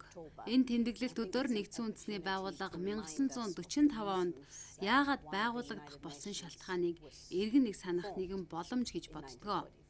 Мэдээж нэгдсэн үндэсний байгууллага нь дэлхийн 2 дугаар дайны дараа дэлхийн улс орнуудыг нэгтгэх, хүний эрх, шударга ёсыг дээдлэх, инх тайвныг дэлхий дахинаа цогцлоох, дэлхийн хүн ам, ард иргэдийн амьдралын түвшинг сайжруулах зорилготой байсан юм. Монгол улс нь дэлхийн зорилтуудыг улс орны болон дэлхийн хэмжээнд хэрэгжүүлэх явцад чухал хувь нэмэр үзүүлсэн. Монгол улс нэгдсэн үндэсний байгууллагын инхийг сахих үйл ажиллагаа нь маш том хувь нэмэр оруулсаар ирсэн байдаг. 2003 оноос хойш Монгол улс 14 мянган инхийг сахиулагчдыг дэлхийн зөрчилдөөнтэй бүс болох Судан улсын Дарфур муж, бүгд найрамд хардчсан Конго улс, баруун Сахар зэрэгт илгээсэн байдаг. Нэмж хэлэхэд Монгол улс ардчилсан тогтолцоо руу шилжсэн цагаас хойш сайн засаглалыг дэмжиж ирсэн төвхтэй. Монгол улс ардчилсан улс төрийн тогтолцоотой чөлөөт эдийн засгтай болох болон төвхнөх үйл явцыг нэгдсэн үндэсний байгууллага дэмжиж байгаадаа баяртай байдаг. Нэгдсэн үндэсний байгууллага нь Монгол улсад төлөөлөлтөй 14 байгууллага, төрөлжсөн агентлагуудаараа дамжуулан Монгол улсад хөгжлийн бодлогын болон техникийн зөвлөмж зөвлөгөө өгч ажиллаж байна. Нэгдсэн үндэсний байгууллагын хөгжлийн тусламжийн хүрээг игдэх 5 жилийн хугацаатай хөтөлбөрийн хүрээнд нэгдсэн үндэсний байгууллага 79 сая $, тогтвортой болон бүх нийтийг хамарсан хөгжлийг дэмжихийн тулд төсвөлсөн байдаг. Би энд хүний эрхийн талаар асуумаар санагдлаа. Яагаад гэвэл энэ жил нэгдсэн үндэсний байгууллагын ойн өдөр нь хүний эрхийн түгээмэл тунхаглал батлагдсны 70 жилийн ойтой давхцаж байна. Монгол улсын хувьд хүний эрхийг хамгаалахад ямар сорилтуудтай тулгарч байна вэ? Тийм ээ, бид энэ жил хүний эрхийн түгээмэл тунхаглал батлагдсны 70 жилийн ойг тэмдэглэж байгаа. Өдөр тутмын мэдээнд зөрчилдөөн болон дайн давмгайлж сая хүмүүс дөрвөж, дээрэс нь популист улс төрийн бодлогын улмаас олон оронд хүний эрх зөрчигдөж байгаа энэ үед хүний эрхийн түгээмэл тунхаглал нь 70 жилийн тэртэгтэй харьцуулахад ач холбогдолтой хэвээр байгаа юм. Монгол улс хүний эрхийн зөвлөлийн үйл ажиллагаанд идэвхтэй оролцдог. Мөн Монгол улс хүний эрхийн зөвлөлийн гишүүн орон. Хүний эрхийн зөвлөлөөс хүний эрхийн төлөв байдлын илтгэлийн хүрээнд хөрвүүлсэн нийтдээ 164 зөвлөмжийн 150-ыг нь Монгол улс хүлээн зөвшөөрч улмаар эдгээр зөвлөмжүүдийг хэрэгжүүлэхэд чухал ахиц дэвшил гаргасан гэж бодож байна. Тухайлах юм бол цаазаар авах ялыг халж хүүхэд, ахмад настан хөгжлийн бэрхшээлтэй иргэдийг хамгаалах хуулийг баталж, мөн түүхэндээ анх удаага гэр бүлийн хүчирхийллийг эрүүгийн хуулинд оруулж гэмтэрэгт тооцдог болгосон нь гэр бүлийн хүчирхийлэлтэд тэмцэх тухай хуулийг хэрэгжүүлж байгаа явдал юм а. Тиймээс эдгээр хуулиуд нь хүний эрхийг хамгаалах чухал алхмууд боловч хуулиудын хэрэгжилт дээр илүү анхаарах шаардлагатай гэж бодож байна. Жишээлх юм бол гэр бүлийн хүчирхийллийн тухай ярихад нэгдсэн үндэсний байгууллагын хүн амын сан болон үндэсний статистикийн хорооноос хамтран гаргасан сүүлийн үеийн судалгаа нь Монгол улсад 3 эмэгтэй тутмын 2 нь хамтран амьдрагчаас үзүүлсэн бие махбодын сэтгэл санааны эсвэл эдийн засгийн дарамт зэрэг ямар нэгэн хүчирхийлэлд өртсөн байдгаа гэсэн тоо баримтыг илрүүлсэн. Энэ бол маш өндөр тоо бөгөөд үүнтэй тэмцэхийн тулд хууль сайхуулах ба хүчний байгууллагуудад энэ төрлийн хэрэгт хариу үйлдэл үзүүлэх талаар цаашдаач сургалт хийх. Мөн эдийн засгийн хямралын үеэр олноор хаагдсан эмэгтэйчүүдийг хамгаалах байрны тоог нэмэгдүүлэх санхүүжилтийг гаргах хэрэгтэй. Хүний эрхийн бас нэг асуудал бол нийгмийн цөөнх болсон лесби, гей, бисексуал, трансгендер хүмүүсийн эрх юм. Эдгээр хүмүүсийн эсрэг ялгуурлан гадуурхалтыг эрүүгийн хуулиар хориглосон ч тэд ялгуурлан гадуурхацаар байгаа ба ажлын байр олох, хэвлэл мэдээлэл тэднийг хэрхэн дүрсэж байгаа талаар өөрсдийн аюулгүй байдал, эрүүл мэндийн зэрэг асуудлуудад санаа зовниж байна. Энэ чиглэлээр хийж болох нэг чухал алхам бол ялгуурлан гадуурхалтын эсрэг цогц хуулийг санаачлах явдал юм а. Хүний эрхийн асуудал яригддаг хүн амын бас нэг бүлэг бол хүүхэд. Хүүхдийн эрхтэй холбоотой асуудлууд. Үүнд хүүхдийн хөдөлмөр тэр дундаа уяаж хүүхдийн тухай асуудал хөндөгдөж байгаа юм. Монгол уламжлалаараа наадмын уралдаанд хүүхэд хурдан морь ундагч өнөө үед хурдан морины уралдаан ашигын төлөө болсноор барахгүй өвлийн улирал зохион байгуулагдаж хүүхдийн аюулгүй байдал, эрүүл мэнд зарим тохиолдолд амь насанд нь ч эрсдэл учруулж байна. Хурдан морины уралдааны үеэр хүүхдийн амь нас эрсдсэн тохиолдолч байгаа. Нэгдсэн үндэсний байгууллагын хүүхдийн эрхийн дэд хорооноос дээрх уламжлал болоод хүүхдийн төвчшгүй хөдөлмөрийн бусад хэлбэрийг устгах зөвлөмжийг ирүүлсэн байдаг. Хүний эрхийн түгээмэл тунхаглал батлагдсны 70 жилийн Монгол улс болон бусад улс орнуудын хувьд дээрх тунхаглалын дагуу бүх хүмүүсийг эрхийг нь дээдлэх амлалтаа дахин баталгаажуулах чухал боломж гэж бодож байна. Ер нь аливаа улс нийгмийн эмзэг бүлэг болон нийгмийн цөөнхийнхөө эрхийг хэрхэн хэрэгжүүлж, эмзэг болон цөөнх бүлгийн хүн амын хүний эрх ашигыг нь хэрхэн хамгаалж чадаж байгаагаар улс орны хөгжлийг дүгнэдэг юм. Хүний эрхийг хамгаалах нь доктортой хөгжлийн зорилтуудыг хэрэгжүүлэх чухал хэсэг гэж бодож байна. За Монгол улс доктортой хөгжлийн зорилтуудыг хэрэгжилтийг хангахад ямар ахиц дэвшил гаргаж байгаа гэж та бодож байна вэ? Тийм ээ, энэ бол маш чухал асуулт байна. Доктортой хөгжлийн 17 зорилтууд бол хүн болон их дэлхийг хамгаалах, ядуурлыг эцэслэх, тэгш бус байдлыг бууруулах болон байгаль дэлхийг 2030 он гэхэд нөхөн сэргээх тухай зорилтууд юм. Энэ зорилгоодын хэрэгжилт нь хүний эрхийн хэрэгжилтэд тулгуурлана. 2030 оны доктортой хөгжлийн хөтөлбөр буюу дэлхийн доктортой хөгжлийн зорилгууд нь хэнийг ч орхигдуулахгүй байх зарчимд суурилсан байдаг. Доктортой хөгжлийн зорилгоодыг хүний эрхийн хэрэгжилтийн асуудлуудад тусгайлан анхаарахгүйгээр хэрэгжүүлэх маш хүндрэлтэй. Нэгдсэн үндэсний байгууллагын ерөнхий ассамблеийн хурлаар доктортой хөгжлийн зорилтууд батлагдсанаас ойролцоогоор 6 сарын дараа Монгол улс доктортой хөгжлийн зорилгоодыг үндэсний доктортой хөгжлийн үзэл баримтлал 2030-д тусгаснараа анхдагч орнуудын нэг болсон юм. Монгол улс мөн доктортой хөгжлийн зорилгоодын хэрэгжилтийг хянах болон бодлогын төлөвлөлтөд дэмжлэг үзүүлэх үндэсний хөгжлийн газрыг байгуулсан. Доктортой хөгжлийн зорилтуудын хэрэгжилтийн агцын тухайд бол Монгол улсын эдийн засгийн хямралын дараах 2017 оны эдийн засгийн сэргэлт нь доктортой хөгжлийн зорилтуудын хэрэгжилтийг хангах орчин бүрдүүлнэ гэж бодож байна. Гэхдээ үүний зэрэгцээ хөгжлийн ололтууд маань хэврэгхэн байгааг бид бүгд мэдэж байгаа. Эдийн засгийн уналтын үеэр ядуурлын түвшин маш ихээр буюу 21.6%-аас 29.6 болж бараг л 40% орчмоор өссөн юм. За мөн Монгол улсад тэгш бус байдал их байна. Жишээлх юм бол байгалийн баялаг ихтэй Өмнө Говь аймагт ядуурл 15% байхад Говьсөнбөр аймагт ядуурл 52% байна. Нэгдсэн үндэсний байгууллага болон Азийн хөгжлийн банкнаас Монгол улсын доктортой хөгжлийн зорилтуудын хэрэгжилт болон ахиц дэвшлийг судлан гаргасан дүгнэлтэд доктортой хөгжлийн зорилтод хүрэхийн тулд нийгмийн болон байгаль орчны чиглэлийн хөрөнгө оруулалтыг тасалдуулахгүй байх нь маш чухал гэж зөвлөсөн байгаа.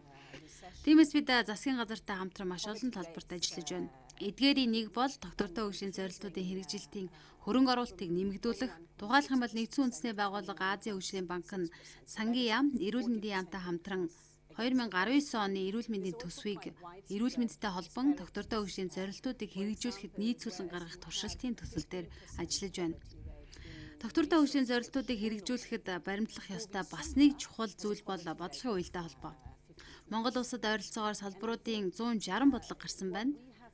Тийм учраас эдгээр бодлогууд нь 2030 оны зорилгоудтай нэгт холбоотой байх шаардлагатай ба тэдгээрийн хэрэгжилтэнд хувь нэмрээ оруулах нь маш чухал байна. Үүнд хүрэхийн тулд бид эдгээр бодлогуудыг дүгнэх, мэдээлэл цуглуулах арга барил болон зохицуулалтын тогтолцоог байгуулахын тулд үндэсний хөгжлийн газар болон Монгол Улсын засгийн газрын хэрэг эрхлэх газартай хамтран ажиллаж байна. Мөн мэдээж эдгээр үйл ажиллагааны явцыг хянах ажил чухал. Тиймээс нэгдсэн үндэсний байгууллагын хөгжлийн хөтөлбөр нь үндэсний статистикийн хороотой хамтран тогтвортой хөгжлийн зорилтуудын хяналтын цахим самбарыг боловсруулж байгаа. Үүний тусламжтайгаар тогтвортой хөгжлийн зорилтуудын 17 зорилго болон 168 зорилтуудын хэрэгжилтийн явцыг хянах боломжтой юм. Тоо баримт дутагдж байгаа зорилтуудын үзүүлэлтүүдийг бүрдүүлэх ажил мөн хийгдэж байна. Ийхүү Монгол улс нэгдсэн үндэсний байгууллага тогтвортой хөгжлийн зорилтыг хэрэгжүүлэх чиглэлээр идэвхтэй ажиллаж байна. Таны хувьд 2030 он гэхэд Монгол улсын хувьд тогтвортой хөгжлийн зорилтуудын хэрэгжилтийн үр дүн ахиц дэвшил ямар байна гэж бодож байна вэ? Монгол улсын хувьд бусад улс орнуудын адил байх болно, тийм үү? Миний хэлснээр тогтвортой хөгжлийн зорилтууд нь хүн төрөлхтөн болон байгаль их дэлхийг хамарч байгаа. Тогтвортой хөгжлийн зорилтуудын хүрээнд ядуурлыг эцэслэх буюу 2030 он гэхэд ядуурл тэг буюу байхгүй болох, өсөглөн зогсоох, тэгш бус байдлыг бууруулах зэрэг зорилтуудыг тавьсан. Тэгш бус байдлын тухайд өмнө нь хэлсэнчлэн байгалийн баялаг ихтэй Өмнө Говь аймагт ядуурлын түвшин 15% та байхад Говь Сүмбэр аймагт 50% нь ядуурлын түвшинд байна. Тиймээс эдгээр тэгш бус байдлыг бууруулахад бид анхаарч байгаа. Хамгийн дээд давхаргын 20% нь доод давхаргаас 5 дахин илүү орлоготой гэсэн тоо баримтч бас гарсан. Мөн хойч үеийнхэнд байгалийн баялагаа хамгаалах ойлголтыг нэмэгдүүлэх тал дээр ч анхаарч байна. Байгаль их дэлхийгээ хамгаалж ус болон газар нутгийн даац итгэхгүй байхад анхаарал хандуулж байгаа. Энэ нь Монгол улсын хувьд маш чухал асуудал юм. Бэлчээрийн даац итгэх нь бодит асуудал болоод байгаа. 70 сая мал гэдэг бол маш өндөр тоо бөгөөд малын тоо бэлчээрийн даацаас хэтэрсэн хэрэг юм. Тиймээс мал аж ахуйг хэрхэн тоо биш чанарт суурилсан болгох вэ гэдэг асуудал ч бас чухал болж байна. Thank you very much. You're most welcome. Thank you. Үзэгчдээ бид нэгдсэн үндэсний байгууллагын суурин зохицуулагч Бята Транкмантай ярилцаж харилцлагыг хүргэлээ. Анхаарлаа хандуулсан баярлалаа.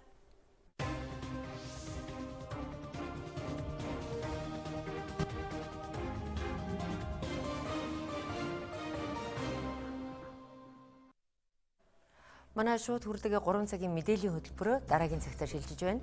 Ингээд нийслэлийн хэмжээнд дийлэнх зам талбайд цас орж халтргаа гулгаа үүсч хөдөлгөөний хурд нилээдгүй удаашрч байна.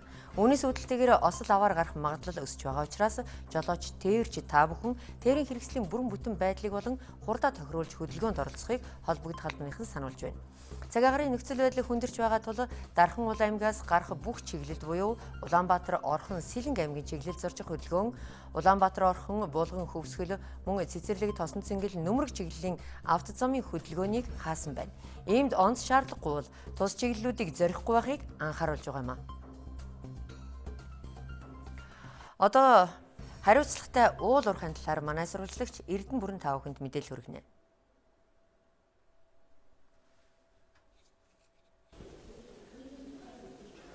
За баярлалаа. Тэгэхээр уул уурхай хүнд үйлдвэрийн яамнаас үзэж та бүхэнд мэдээллийг шууд дамжуулан хүрэхэд бэлэн болоод байна. За тэгэхээр сар бүр уул уурхай хүнд үйлдвэрийн яамнаас ил тод хариуцлагатай уул уурхай гэсэн хэвлэлийн багварлыг зарладаг. За энэ хүү багварлаар экспорт, импорт, за мөн уул уурхай хүнд үйлдвэрийн яамнаас хийж хэрэгжилж өгж байгаа бодлого, за эхний он гарсаар одоо эхний 9 сарын байдлаар ямар байгаа юм бэ? Ер нь цаашдаа ямар ажлууд дээр төлөвлөж ажиллах юм бэ? Бодлого төлөвлөлт нь ямар байгаа юм бэ гэдэг сэдвийн хүрээд бол сэтгүүлч нарын сонирхсан асуултанд хариулт өгж мэдээлэл хийдэг. За энэ хүү хурлыг үзэгч та бүхэнд одоо хүргье. За уул уурхай хүнд үйлдвэрийн яамнаас улам жил болгоод бас явуулж байгаа ил тод хариуцлагатай уул уурхай хэвлэлийн багварлыг яамнаас зохион байгуулж өдөртгөн бүрэлдэхүүн бас ирсэн байна. Өнгөрсөн сарын одоо бас тус салбарын статистик одоо мэдээллийг бас онцлж хүргье гэж бодож байна. 2018 оны 9 сарын байдлаар 33.5 сая тонн нүүрс, за 979.4 мянган тонн жишээ баяжмал, 14.4 тонн алт, 4 мянган тонн молибдений баяжмал, 2.5 сая тонн төмрийн хөдрийн баяжмал, 57.1 мянган тонн хайлуулж уншны баяжмал, 62.6 мянган тонн цайрын баяжмал, 5 сая баррел газрын тос, 10.5 мянган тонн катодын үзэсийг тус байсан сарын байдлаар салбарын хэмжээнд бас үйлдвэрлээд экспортод бас гаргаад байна. За 2018 оны эхний 9 сарын байдлаар аж үйлдвэрийн салбарын талаарх статистик тоон мэдээг бас би хүргэе гэж бодож байна. За үйлдвэрлэлийн хэмжээ нь 12.2 их найт төгрөгт хүрч өмнөх мөн оны үеэс 1.7 их найт төгрөгөөр өссөн байгаа.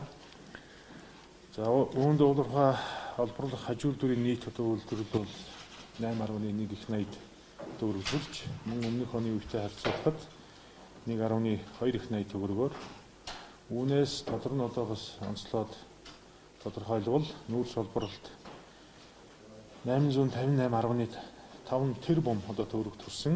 За металлын хөдрийн олборлолт бол 169.3 тэрбум төгрөгөөр тус өссөн голж нөлөө үзүүллээ гэж харж байна. За аж үйлдвэрийн салбарын нийт бүтээгдэхүүн үйлдвэрлэл уулуурхай олборлох салбар эхний 9 сарын байдлаар 72.1% гэжэлж байна. За гол бас экспортод орлого оруулдаг салбар бол газар зүйн салбар байгаа. Энэ чиглэлээр 2018 онд 8.1 сая баррел буюу 1.1 сая тонн газрын тос олборлож 223.4 тэрбум төгрөг төрж улсын төсөвт төвлөрүүлэхээр бас төлөвлөд байгаа.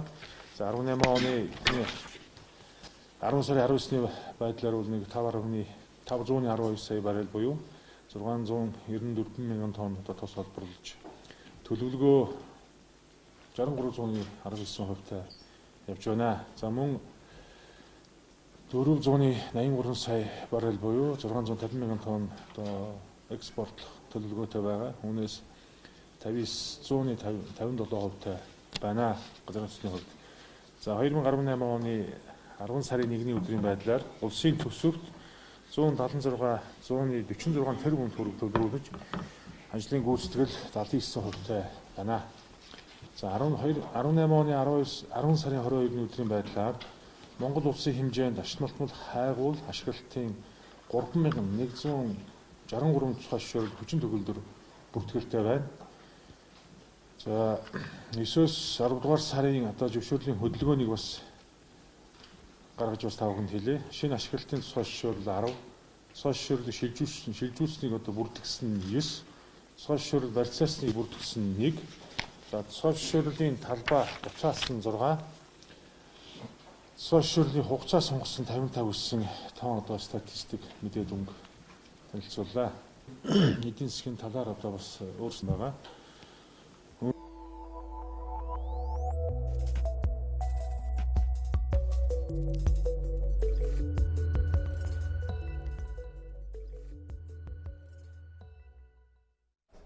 Тэгэхээр техник технологийн хамгийн сүүлийн үеийн мэдээлэлээс сүрэхээр манай орчуулагч редактор Алтан Гэрэл 2 дугаар студид бэлэн болсон байна.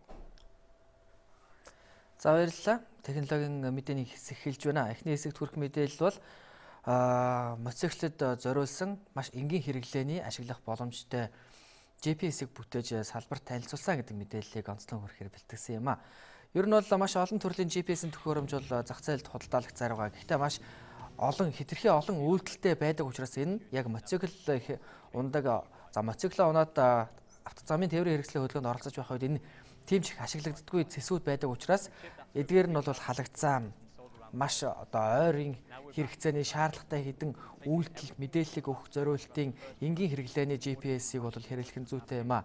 За энийг зөвхөн мотоцикл гэлтгий ундаг дугуйн хүртэл суурилуулах боломжтой гэдэг бол мэдээлсэн байна. За Билан нэртэй гарааны компанийн зохион бүтээгчид энэ маш энгийн хэрэглээний GPS-ийг зохион бүтээж олон нийтэд танилцуулсан. За бидний өдөр тутамдаа хэрэглэдэг луужингийн төхөөрөмж ашиглахад заримдаа төвөгтэй байдаг. Ялангуяа ундаг дугуй болон мотоцикл барьж байхад. Харин одоо яг эдгээр хүмүүст зориулагдсан шин загварын энгийн хэрэглээний луужингийн төхөөрөмж бий болоод байна. Ус чийг болон дөргөлтөөс хамгаалагдсан энэ GPS 1 сар буюу 30 өдрийн турш цэнэгээ барьдаг байна. Дэлгэцэн дээр очих газрын зүг чигийг заасан өвөрмөц хэлбэртэй зүйтэй хэдэн километр газар яваад хаашаа хэрхэн ирэхийг цаг тухай бүрт нь мэдээлж өгдөг. Үүнийг ухаалаг гар утасныхаа тусламжтайгаар хослуулан ашиглах мэдээж боломжтой. Утсаараа дамжуулан өөрийнхөө очихыг хүсэж байгаа газрынхаа мэдээллийг яг энэ GPS-тэй шилжүүлж өгч болно. Мөн өмнө, хойно, баруун болон зүүн зүгийг төвөггүй зааж өгдөг тул жолоо барьж байхдаа хаашаа авч байгаагаа мэдхэд хялбараа. Зохион бүтээгчид нь энэ шин төрлийн луужингаа зах зээлд худалдаалахын тулд үйлдвэрлэлд шаардлагатай хөрөнгө санхүүгээ Kickstarter-ыг ашиглан босгож байгаа. Анхандаа 60,000 фунт стерлинг хангалттай хэмээн тооцоолж байсан бол төлөвлөгөөгөө давуулан биелүүлж бараг 2 дахин илүү санхүүжилтийг босгож чадсан байна. Өөрөөр хэлбэл 120,000 фунт гаруй стерлингийг босгож чаджээ. Зах зээлд хүний хувьд 129 Америк доллар байх болно хэмээн зохион бүтээгч хөгжүүлэгч Beeline компанийн талаас мэдээлсэн юм а.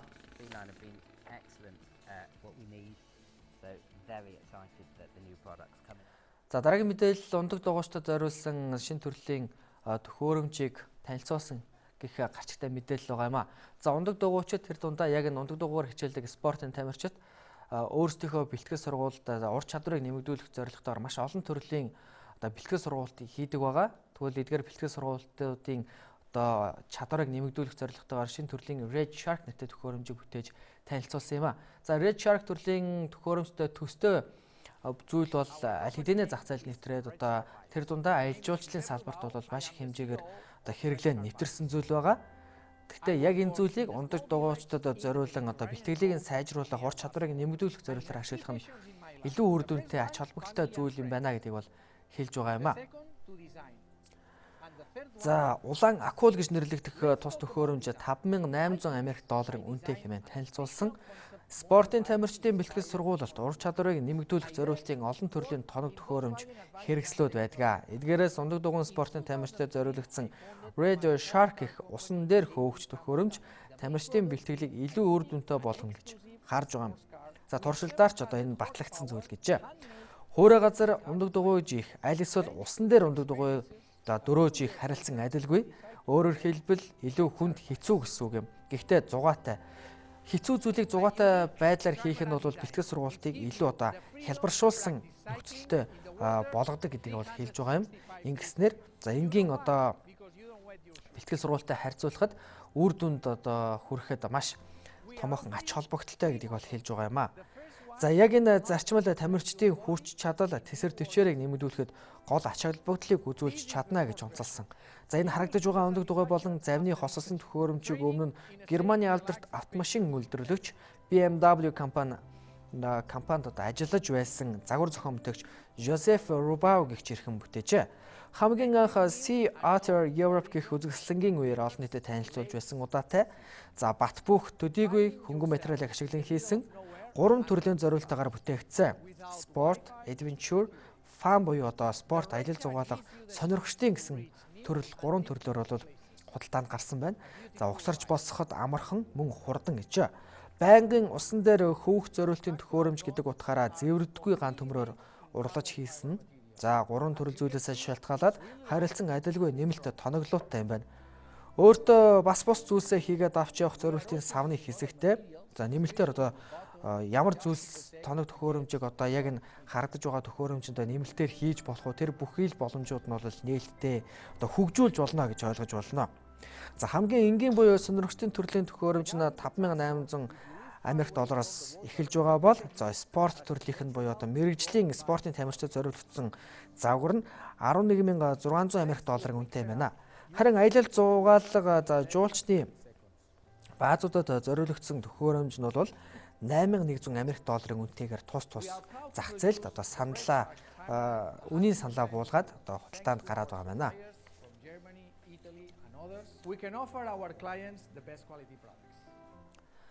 Сүүлийн хэсэгтээ хүрэх мэдээлэл виртуал технологитой холбоотой шинэ төрлийн бүтээгдэхүүнүүдийг үйлдвэрлэн хүмүүстэй танилцууллаа, олон нийтэд сонирхолтой гэсэн сонирхолтой мэдээллээр үргэлжилж байна. Виртуал ертөнц тэр дундаа виртуал видео тоглоом бол сүүлийн үед дэлхийн өнцөг болон бүрт маш их хүрээгээ тэлж байна. Хэрэглэгчдийн тоо, за тоглогчдын тоо бол тэрийгэ дагаад нэмэгдсээр байгаа. За виртуал дуулга болон гартаа тусгай зориултын хэрэгсэл бариад тоглох бол одоогоор энгийн үзэгдэл болоод байна. За үүнээс цаашлаад ямар зүйл байгаа вэ гэдэг асуулт гарч иж байгаа. Энэ асуултын хариулт нь виртуал орон зайг мэдрэхэд зориулагдсан анхны өмсгөлийг бүтээсэн явдал байлаа гэж тайлбарлаж байгаа юм. За хиймэл орон зайд харагдаж байгаа зүйлээ мэдрэх, тэр хиймэл зүйл бодитоор хүрэх мэт боломжтой болжээ. Ингийн тулд 6 төрлийн төвчлөртэй хөдөлгөөн үйлдэл мэдрэгч 36 төхөөрөмж бүхий өмсгөлийг зохион бүтээсэн байна. За хөгжүүлэгч Holosuite компани зохион бүтээгчид Kickstarter-аар дамжуулан $53,000 Америк долларын хөрөнгийг босгоод байгаа талаараа олон нийтэд дуулгалаа. За энэ хөрөнгийг туус технологийн өмсгөлийг зах зээлд гаргах зорилготойгоор үйлдвэрлэлд нэвтрүүлэхийн тулд ашиглан зарцуулна гэжээ. Гар, хөл, их биегээд хүний биеийг бүхэлдэн мэдрэн за хөдөлгөөн бүрийг нь виртуал ертөнцид хувиргана. Хамгийн гол давуу тал бүхий онцлог бол энэ өмсгөл ямар нэгэн тэжээлийн утасгүйгээр ажилладаг дангаараа оршиж байгаа батарейгаар ажилладаг гэсэн үг. Энэ өмсгөлийг сүрэн болон зөөрийн компьютер, ухаалаг гар утас, бусад төрлийн тоглоомын консолд холбон ашиглаж болно. Виртуал орон зайн бүхий л төрлөөр ашиглаж болох давуу талтай. Жишээ нь тоглоом, аялал, танилцуулга, ангаах ухааны судалгаа, үйлдвэрлэл, худалдаа гэх мэт бусад төрлөөр хөгжүүлэн ямар ч салбарт хөгжүүлэн ашиглаж болно гэдгийг бол хэлж байгаа юм. За өмсгөл бүхэлдээ нийлээд 999 бараг л $1,000 Америк долларын үнэтэй гэсэн байна. Өмсгөл дотроо цамц, өмд, бэйли багтаж байгаа. За энэ оны 11-р сараас буюу эх сараас худалдаанд албан ёсоор гарч эхлэх талаар мэдээлж байгаа юм. За одоо уран зөгнөлт киноны хэсэгт гардаг шиг тэр гайхалтай уран дүрслэлтэй HD мэт хиймэл орон зайд хязгааргүй боломжийг ашиглах, мэдрэх, аялах, зугаацах боломжтой боллоо гэдгийг бол хэлж байгаа юм аа. За сонирхолтой техник технологийн дэвшилтэй холбоотой мэдээллүүдийг үзэгчдэд бэлтгэн хүргэлээ. Техник технологийн шинэ мэдээллээс үргэсэн алтан гэрэлдээ баярлалаа. Одоо бүгдээрээ замын хөдөлгөөний удирдлагын төвтэй холбогдъё. Самбасганы хүмүүжигчтэй та бүхэн замын нөхцөлийн өдрийн мэдээг зам хөдөлгөөний удирдлагын төвөөс шууд дамжуулж байна. Эхтөрөө Баянбүрдийн аюулгын дөргөөс баруунаас зүүн чиглэл буюу үлзий төврүүгээ гэрэлэн дөхөн төвөрчлэн тоо нэмэгдсэн сөрөг урсгал харьцангуй хийм байгаа та бүхэнд нэлэгдсэн дарж байна. За инх таймны өргөнчлөө Сапорогийн уулзуур, за одоогийн байдлаар инх таймны өргөнчлөө 5 шарын уулзуураас 10 дугаар оролцоо 25 дугаар эмийн сан хүртэл бас нэлээдгүй ачаал авс үргэлжилсэн төвөр ирсэн тоо нэмэгдсэн байдалтай байна. За урдаас ажилчдын гудамж 3-ны гүрээс харьцангуй хийвээ. За хойноос хороол хийцээс чиглэлтэй хөдөлгөөн маань муу ялгаагүй гэрэлэн дөхөн дээр нэлээдгүй нэгтэрчтэй урсгал орж ирж байна. За лабораторийн уулзуур зүүнээс баруун чиглэлд тогтмол хурдтай за сөрөг урсгал үргэлжлэн ачаал авсан энэхүү ачаалаас үүдэлтэйгээр за хойноос урагш чиглэлтэй буюу үйлдвэрчдийн эвлэлийн гудамж 21 дугаар хороолоос үргэлжлэн ачаал авсан байгаа та бүхэнд илгэсэн дарж байна. За ачаалтай байгаа нөхцөлд манай жолооч төвөрчд маань аль болох нэгэндээ хүлээцтэй хүндэтгэлтэй харилцахыг дахин анхааруулъя.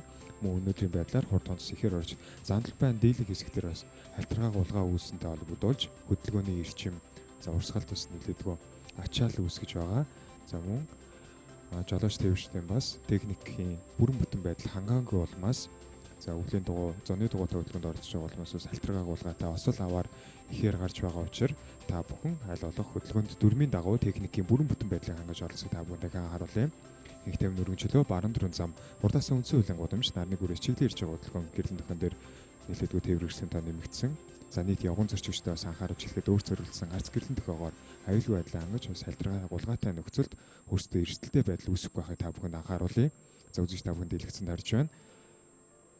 За явган зорчигчийн бас буруутай үйлдэлээс хөдөлгөөний эрчим, за осол аваар, за тээврийн өрсөлд дайруулах, шүргүүлэх гэх мэтлэн бас гинти ослууд гардаг байгаа. Иймээс та бүхэн өөрийн амь нас, ий төрөнг, за бас бусдын ий төрөнг амь нас эрүүл мэндийг бодолцож аль болох цам хөдөлгөөний дүрм дагуу оролцохыг анхааруулъя. Инх тайвны өргөнчлөө төв шуудангийн уулзаар ууршингаа Чингисийн өргөнчлөө инх тайвны гүрлүгэ аль аль талдаа одоогийн байдлаар харьцангуй хэвийн. За инх тайвны гүрэн дээрх хөдөлгөөн урдаас хойш баг зэрэг удааширсан. За мөнгөн завьяа уулзуураас гэрэлэн дөхөн дээр нэгтэрчтэй хөдөлгөөн орж ирж байгаа бол хойноосоо буюу Сүхбаатарын гудамж байгалийн түүхийн музей уулзуураас ачаал авсан байдалтай харагдаж байна. За сөрөг урсгал харьцангуй хэвийн. За нарны зам урбаникийн уулзуур За нарны гүйрлэгөө чиглэлтэй хөдөлгөөн болох зорих хөдөлгөөн айл талдаа хийвэн байгаа бол инх тайвны гүүрэн дээрх хөдөлгөөн урдаас хойш буюу 120 уулзуураас төвшөөдөнгө уулзууртлаа ачаал авсан. Энэхүү ачаал маань 120 уулзуураас босоо сектор хэсгүүдээс энэхүү ачаал маань өдөж бас гэрлэн төхөн дээр тээвэрсэн даа гэсэн байдалтай харагдаж байна. За Чингисийн өргөн чөлөө одоогийн байдлаар хоёр талдаа зам чөлөөтэй гол урдаасаа зайсгийн гудамж гэрлэн төхөн дээр нэгтэрчтэй урсгал орж ирж байна. За босоо тэнхлэгийн замууд буюу инх тайвны гүүр, за гурвчны гүүр, нарны гүүр гэх мэтлэн томоохон замтал ба ачаал авсан нөхцөл та бүхэн айл болох босоо тэнхлэгийн холбоос төр замууд болон нөхөн фризер гарцуудыг бас ашиглаж тойрон үедээ бас ачаалгүй замуудаар зорчих боломжтой байгаа шүү. Инх тайвны өргөнчлөө бүхэн өргөний уулзаар за зүүн дөрвөн замын чиглэг болон зориулах хөдөлгөөнүүд за хойшоо Токиогийн гудамж руу харьцангуй ачаалгүй байсан бол Монгол Улсын боловсролын их сургуулиас төвшөөдөнгөө уулз хүртлээ тээврийн сэндөө гэрлэн төхөн дээр ихсэг хандлагатай хойноос залуучдын өргөнчлөө шинжлэх ухаан технологийн сургуулиас харьцангуй хөдөлгөөн хийвийн сэрэг үргэлжилж байна. За бүхэн өргөний уулзраас авсан ачаал маань зүүнээс баруун чиглэлд за Монгол Улсын боловсролын их сургууль цаашлаа төвшөөдөнгөө уулз хүртлээ үргэлжилж байгаа бол сөрөг урсгал харьцангуй замтал бай сэрэг хөдөлгөөний эрчим тогтмол байдалтай харагдаж байна. За зам ачаалгүй хийм байгаа нөхцөлд манай жолооч тээвэрч маань хурдны хязгаарыг 60 км/цагаас дээш хэтрүүлэхгүйгээр за бусдад олон эрсдэлтэй байдал үүсэхгүй байхыг та бүхэнд анхааруулъя. За одоогийн байдлаар инх тайвны өргөнчлөө нэлээдгүй ачаал авч байгаа учраас та бүхэн нэгдүгээр хорооллын арын зам, за хорооллын чиглэлийн замуудыг бас сонгон хөдөлгөөнд оролцсноо. Гэсэр сүмийн уулзаар уушаага бөмбөр хөдөлгөөний төв цаашлаад баруун дөрвөн зам руугаа чиглэг болон зорих хөдөлгөөнүүд баруунаас зүүн чиглэлд хүнсний нэгдүгээр дэлгүүрлэгөө харьцангуй айл талдаа ачаалгүй хөдөлгөөн үргэлжилж байгаа л хойноосоо Викторио Баянбүрдийн аюулгүй дөрвөөс хөдөлгөөн хийвэн. За энэ үшийн өргөнчлөө тасхны авнаас гэрлэн төхөн дээр тээвэрсэн доо гэсэн байдалтай харагдаж байна. За байгалийн төгөө музейн уулзаар залуучдын өргөнчлөө ойр орчим зандал бай харьцангуй ачаалгүй байгаа уушаага төвшөөдөнгөө уулзаар за гэрлэн төхөн дээр авсан ачаал маань төвшөөдөнгөө уулзсан хүртлээр үргэлжлсэн байгаа та бүхэн дэлгэцэн дарж байна. За хоёулаа ирэх үзэгчдээ та бүхэн замын нөхцөл байдлын өдрийн мэдээг зам хөдөлгөөний удирдлагын төвөөс шууд дамжууллаа. Анхаарал хандуулсан үзэгч та бүхэндээ баярлалаа. Жолооч зорчигч та нэгтэрч байгаа зам уулзуурынхаа ачаалал, осол саад, замын хөдөлгөөн удааширсныг мэдгүй явна уу? Тэгвэл одоо компьютер, гар утас, таблетнаасаа Улаанбаатар хотын замын хөдөлгөөний нөхцөл байдал төвчрэл, замын саад, төлбөртэй зогсоол, засвартай замын мэдээллийг шууд харах, мөн өөрөө явж өнгөрөх уулзуурынхаа камерын дүрсийг урьдчилан үзэх боломж бүрдлээ. Их хотын жолооч та UB Traffic Zig имэн хуудасаар зочлон Play Store, App Store-оос UB Traffic Zig имэн аппликейшнийг үнэгүй татаж авч ашиглаарай. Замын хөдөлгөөний ачааллыг бууруулахын тулд жолооч зорчигч бүхэн та зарчмаар биений хүндэтгэн замын хөдөлгөөнд соёлтой оролцохой. Жолоочтой зориулсан дараагийн аппликейшн том утгагүй. Замын хөдөлгөөний удирдлагын төв. Одоо үзэгч та бүхэндээ орон нутгаас ирүүлсэн багц мэдээ мэдээлэл сүргэе. Орон нутгийн замын хөдөлгөөний аюулгүй байдлын хяналтыг сайжруулах урьдчилан сэргийлэх зорилгоор улсын төсвийн хөрөнгө оруулалтаараа тариад их тамир суманд автозамын хяналтын байнгын постыг байгуулсан гэж мэдээллээ. Тухайн хяналтын пост нь албан хаагч нарын амрах өрөө, гал тогооны хэсэг, автомашины дулаан гараж, цахилгаан болон хатуу түлшээр халдаг орчин үеийн жишигт нийцсэн тоног төхөөрөмжийг байрлуулсан байна. Мөн орон нутгийн автозамын хяналтын байнгын постууд нь ашиглалтанд орсноор гэмт хэрэгэ зам тээврийн ослоо эрсдлийг бууруулахад чухал ач холбогдолтой гэж холбогдох мэрэгчлэнүүд дүгнж байгаа юм а. Дараагийн мэдээ үргэлжлэе. Энэтхэг улсын БЛК нарийн мэргэжлийн эмнэлэг Ховд аймаг дахь бүсийн онцлогоо эмчилгээний төвтэй хамтран ажиллах харилцан ойлголцох санамж бичигт гарын үсэг зуржээ. Хоёр орны эмнэлгийн хооронд эрүүл мэнд болон эмнэлгийн тусламж үйлчилгээг хүрэхэд гарч байгаа хүндрэл болон дутагдлыг сайжруулах шаардлагадах эмчилгээний тоног төхөөрөмжөөр хангах эмч эмнэлгийн мэргэжилтнүүдийг сургаж хөгжүүлэх чиглэлээр хамтран ажиллах юм байна.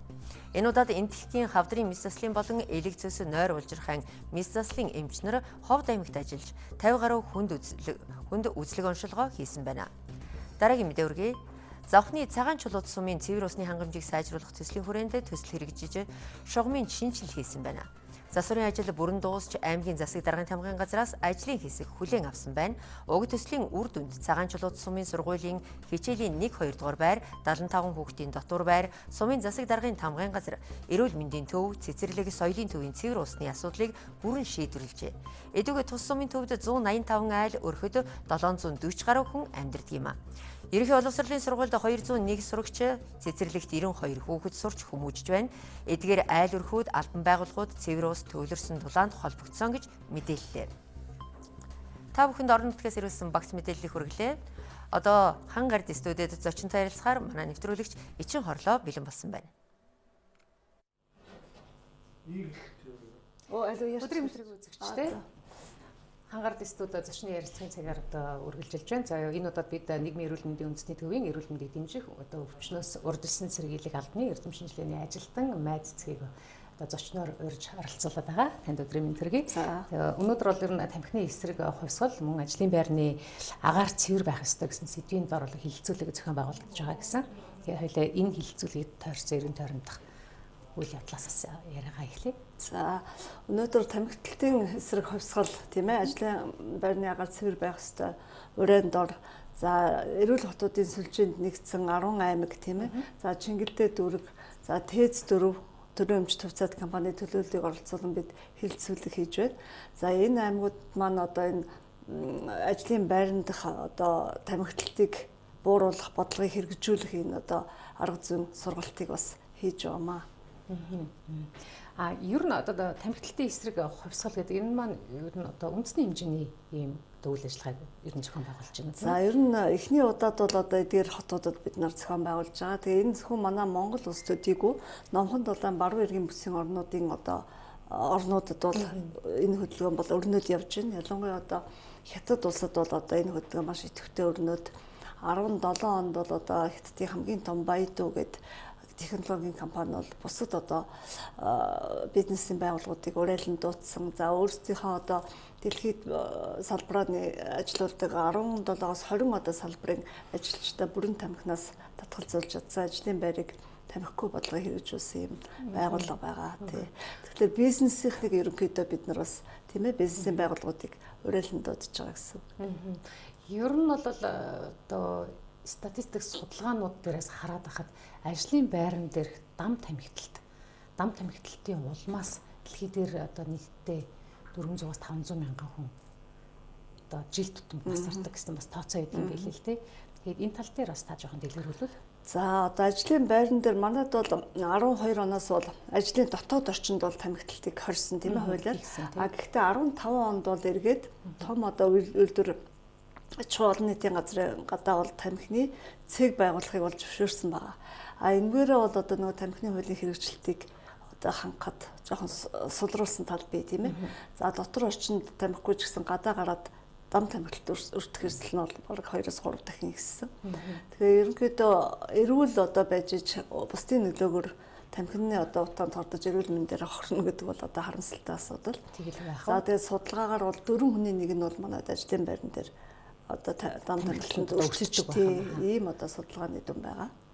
За ерөнхийдөө одоо ажлын байран дээр тамхиталтыг бууруулснаар тийм ээ ямар одоо үр өгөөчтэй гэхийг одоо тооцох юм бол ерөнхийдөө ажлын бүтээмж нэмэгдэн тийм ээ зардал багасна. За ялангуяа цэвэрлэгээний зардал бол 10%-аар буурдаг.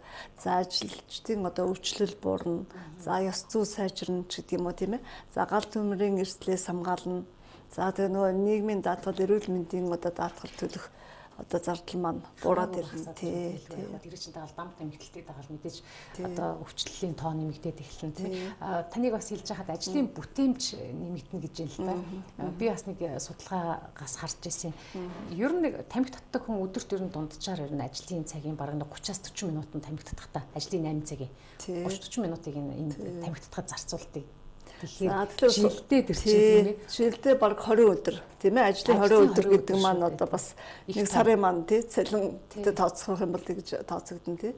Тэгэхээр энэ одоо их хугацааг бид нар бас үр бүтээмж тийм ээ ажлын бүтээмжтэй биш эрүүл мэндэ хохироход бас зарцуулдаг байна гэдгийг бас анхаарах хэрэгтэй.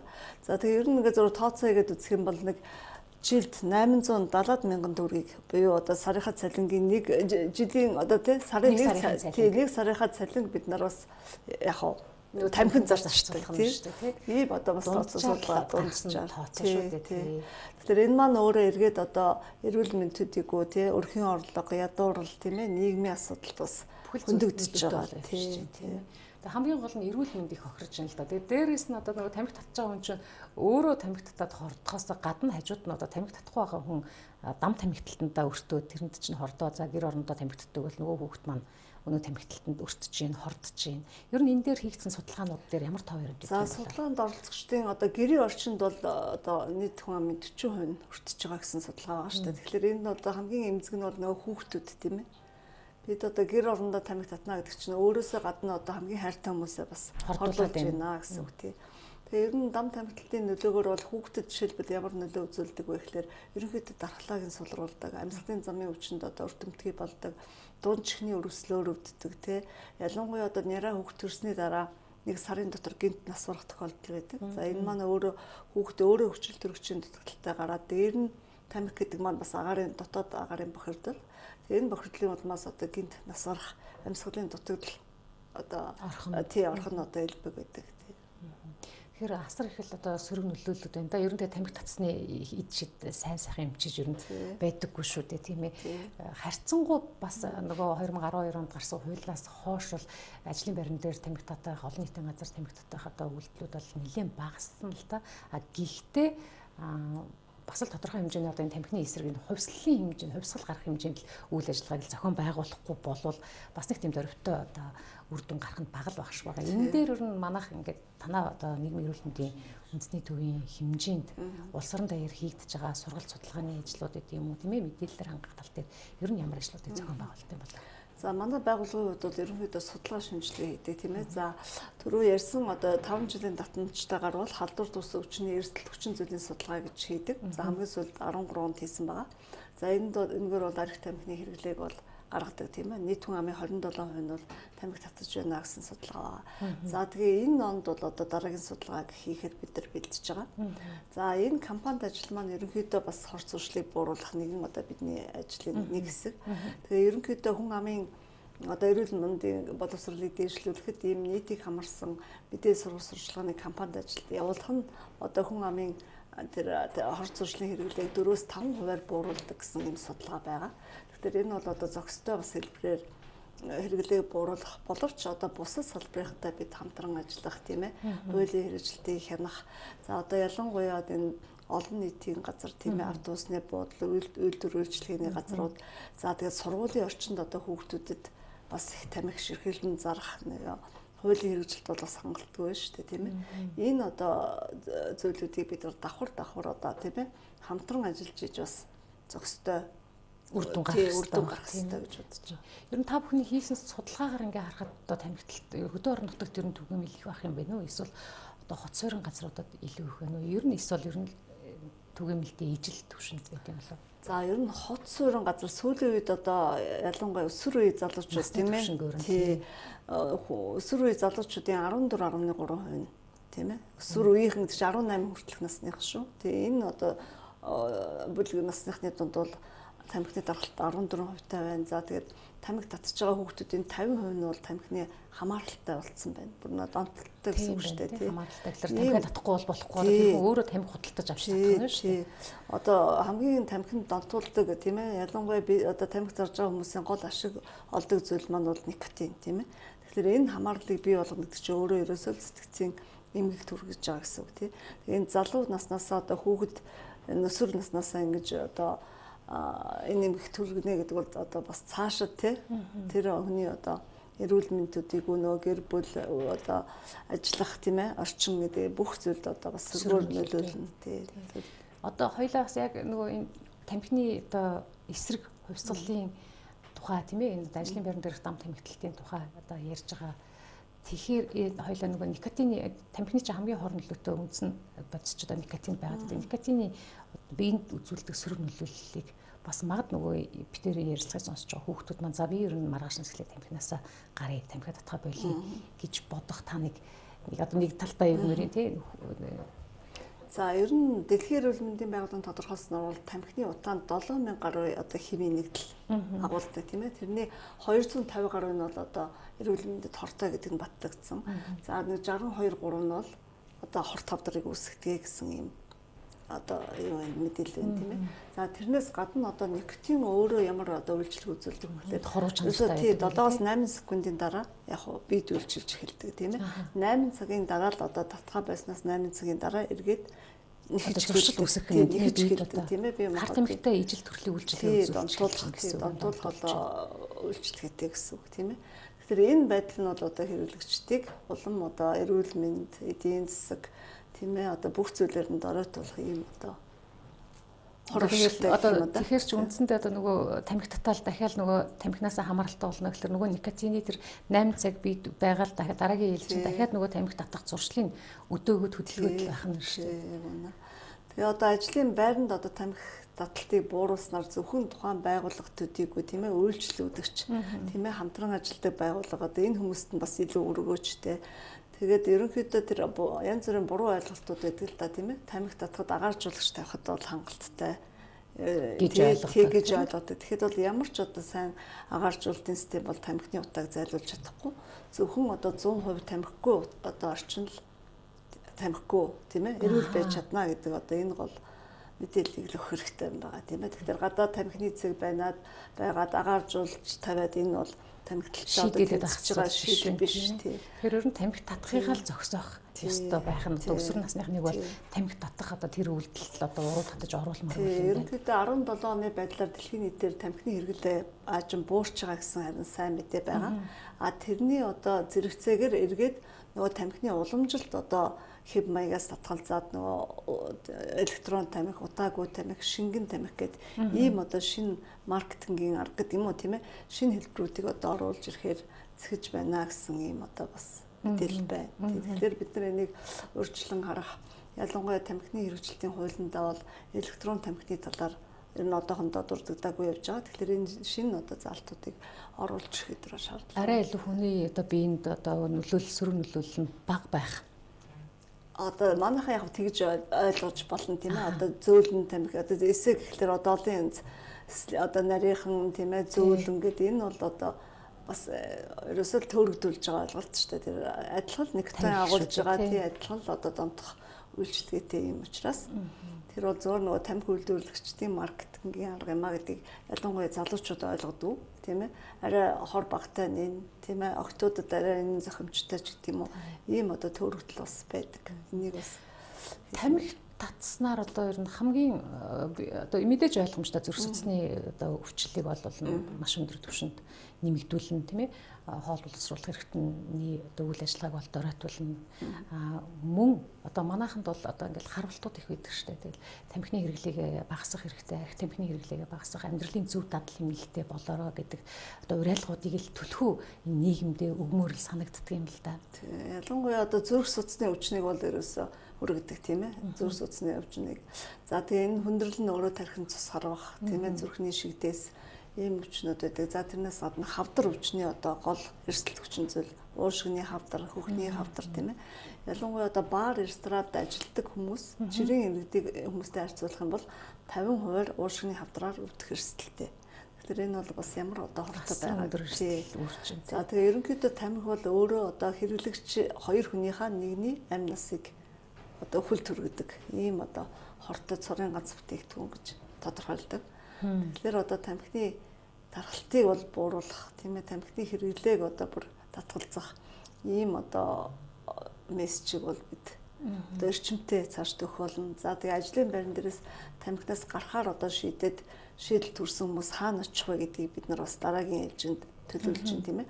Өргөх сумын эмдэг нийгмийн ажилтнуудыг энэ тамхинаас татгалзах үйлчилгээнд зөвлөгөө өгч сургах. За тамхинаас гаргах никотин орлуулах эмчилгээнүүд гэж байна тийм ээ. Энэ эмчилгээний төрлүүдийг бас одоо санал болгох. Тэгээ огт одоо тамхиг бас хэрэглэхгүй байхад одоо өсвөр үе залуучуудыг багаас нь ойлгуулах ч гэдэг юм уу боловсруулах мэдээлэл сургалт эрүүл мэндийн боловсролыг олгох ийм одоо шаардлага байна. Бас нэг их сайшаалтай мэдээ бол сая энэ жилээс эрүүл мэндийн хичээл маань эргээд дунд сургуулийн хичээлийн програмд орсон шүү дээ тийм ээ. Тий энэ хичээлийн одоо агуулганд мэдээж одоо энэ арх тамхины хор нөлөө бүхэл нэг сэдв байгаа хор цуглаас сэргийлэх гэсэн сэдв байгаа тийм ээ. Арх тамхи мансууруулах бодис. За тэгээ эмийн одоо хэрэглээг бас зохисгүй хэрэглээ. Зохисгүй хэрэглээ.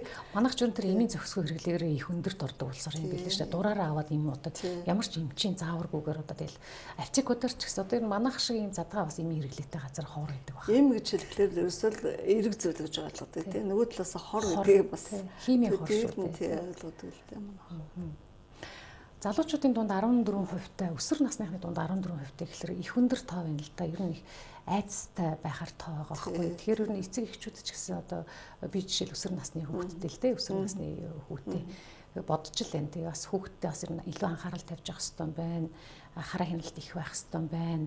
Энэ одоо өсвөр насны 14% нь тамхины хэрэглээнд орсон өшөө. Гэхдээ энийг одоо нүглээ тамхинаас хамааралтай хамааралтай 50% нь тийм ээ хамааралтай болсон байна. Чи бас одоо аюулын харангалтай. Тэр өсвөр насныханд ер нь ерөөдөө анхаарал хандуулах тийм ээ. Тэгээд хорц зуршилт автахгүй байхын тулд бид нар ямар болцоогоор хангах хэрэгтэй тийм ээ. Одоо тэр олон нийтийн үйл ажиллагаа гэдэг юм уу, урлаг спортын одоо юунд идэвхтэй байлгах гэдэг юм уу, ерөнхийдөө бас тийм одоо нийгмээс хөгжлийн хандлага руу илүү дэмжиж өгөх тийм ээ. Хөгжилд нь анхаарсан тийм одоо бодлогуудыг бас авч хэрэгжүүлэх ёстой тийм ээ. За тэгээ олон нийтийн газруудад одоо ялангуяа нэг хүүхдийн парк, сургууль одоо нэг эрэг орчноос гадна одоо тэр PC тоглоомын газар ч гэдэг юм уу тий бар, ресторанууд гэдэг ерөөсө хорц зуршилд татагдах энэ зүйлүүд нь манад бас байгаад байна тийм ээ. Тэгэхээр орчныг нь бууруулах тал дээр бас анхаарах хэрэгтэй. Тэгээ энэ тал дээр ер нь одоо манай төрийн зүгээс гэдэг юм уу тийм ээ. Одоо энэ үйл ажиллагаа төрийн бодлогыг хэрэгжүүлж байгаа нийгмийн эрүүл мэндийн үндэсний төв танаа байгууллагын зүгээс бас хийж байгаа дөрвтэй ямар ажлууд байгаа бол та энэ бол зөндөл ажлууд хийж байгаа л да. За ерөнхийдөө бас одоо өсвөр үеийнхний эрүүл мэндийг дэмжих гэдэг одоо ийм ажлуудыг банк хийдэг тийм ээ. Жил болгон одоо бид нар энэ оюутны эрүүл мэндийг дэмжих сар гэдэг одоо зохион байгуулдаг. За тэгээ өсвөр үеийнхний эрүүл мэндийг дэмжих гэдэг одоо наснд нь бид нар бол мэдээлэл сургууль сурчлагын компанид ажлыг бол одоо банк хийдэг тийм. Тэгэхээр энэ маань зөвхөн одоо мэдээлэл сургууль сурчлагаагаар биш тийм ээ. Хуулийн хэрэгжилтээр хүмүүсийн одоо нийгмийн идэвхтэй оролцоогоор ч гэдэг юм уу тийм.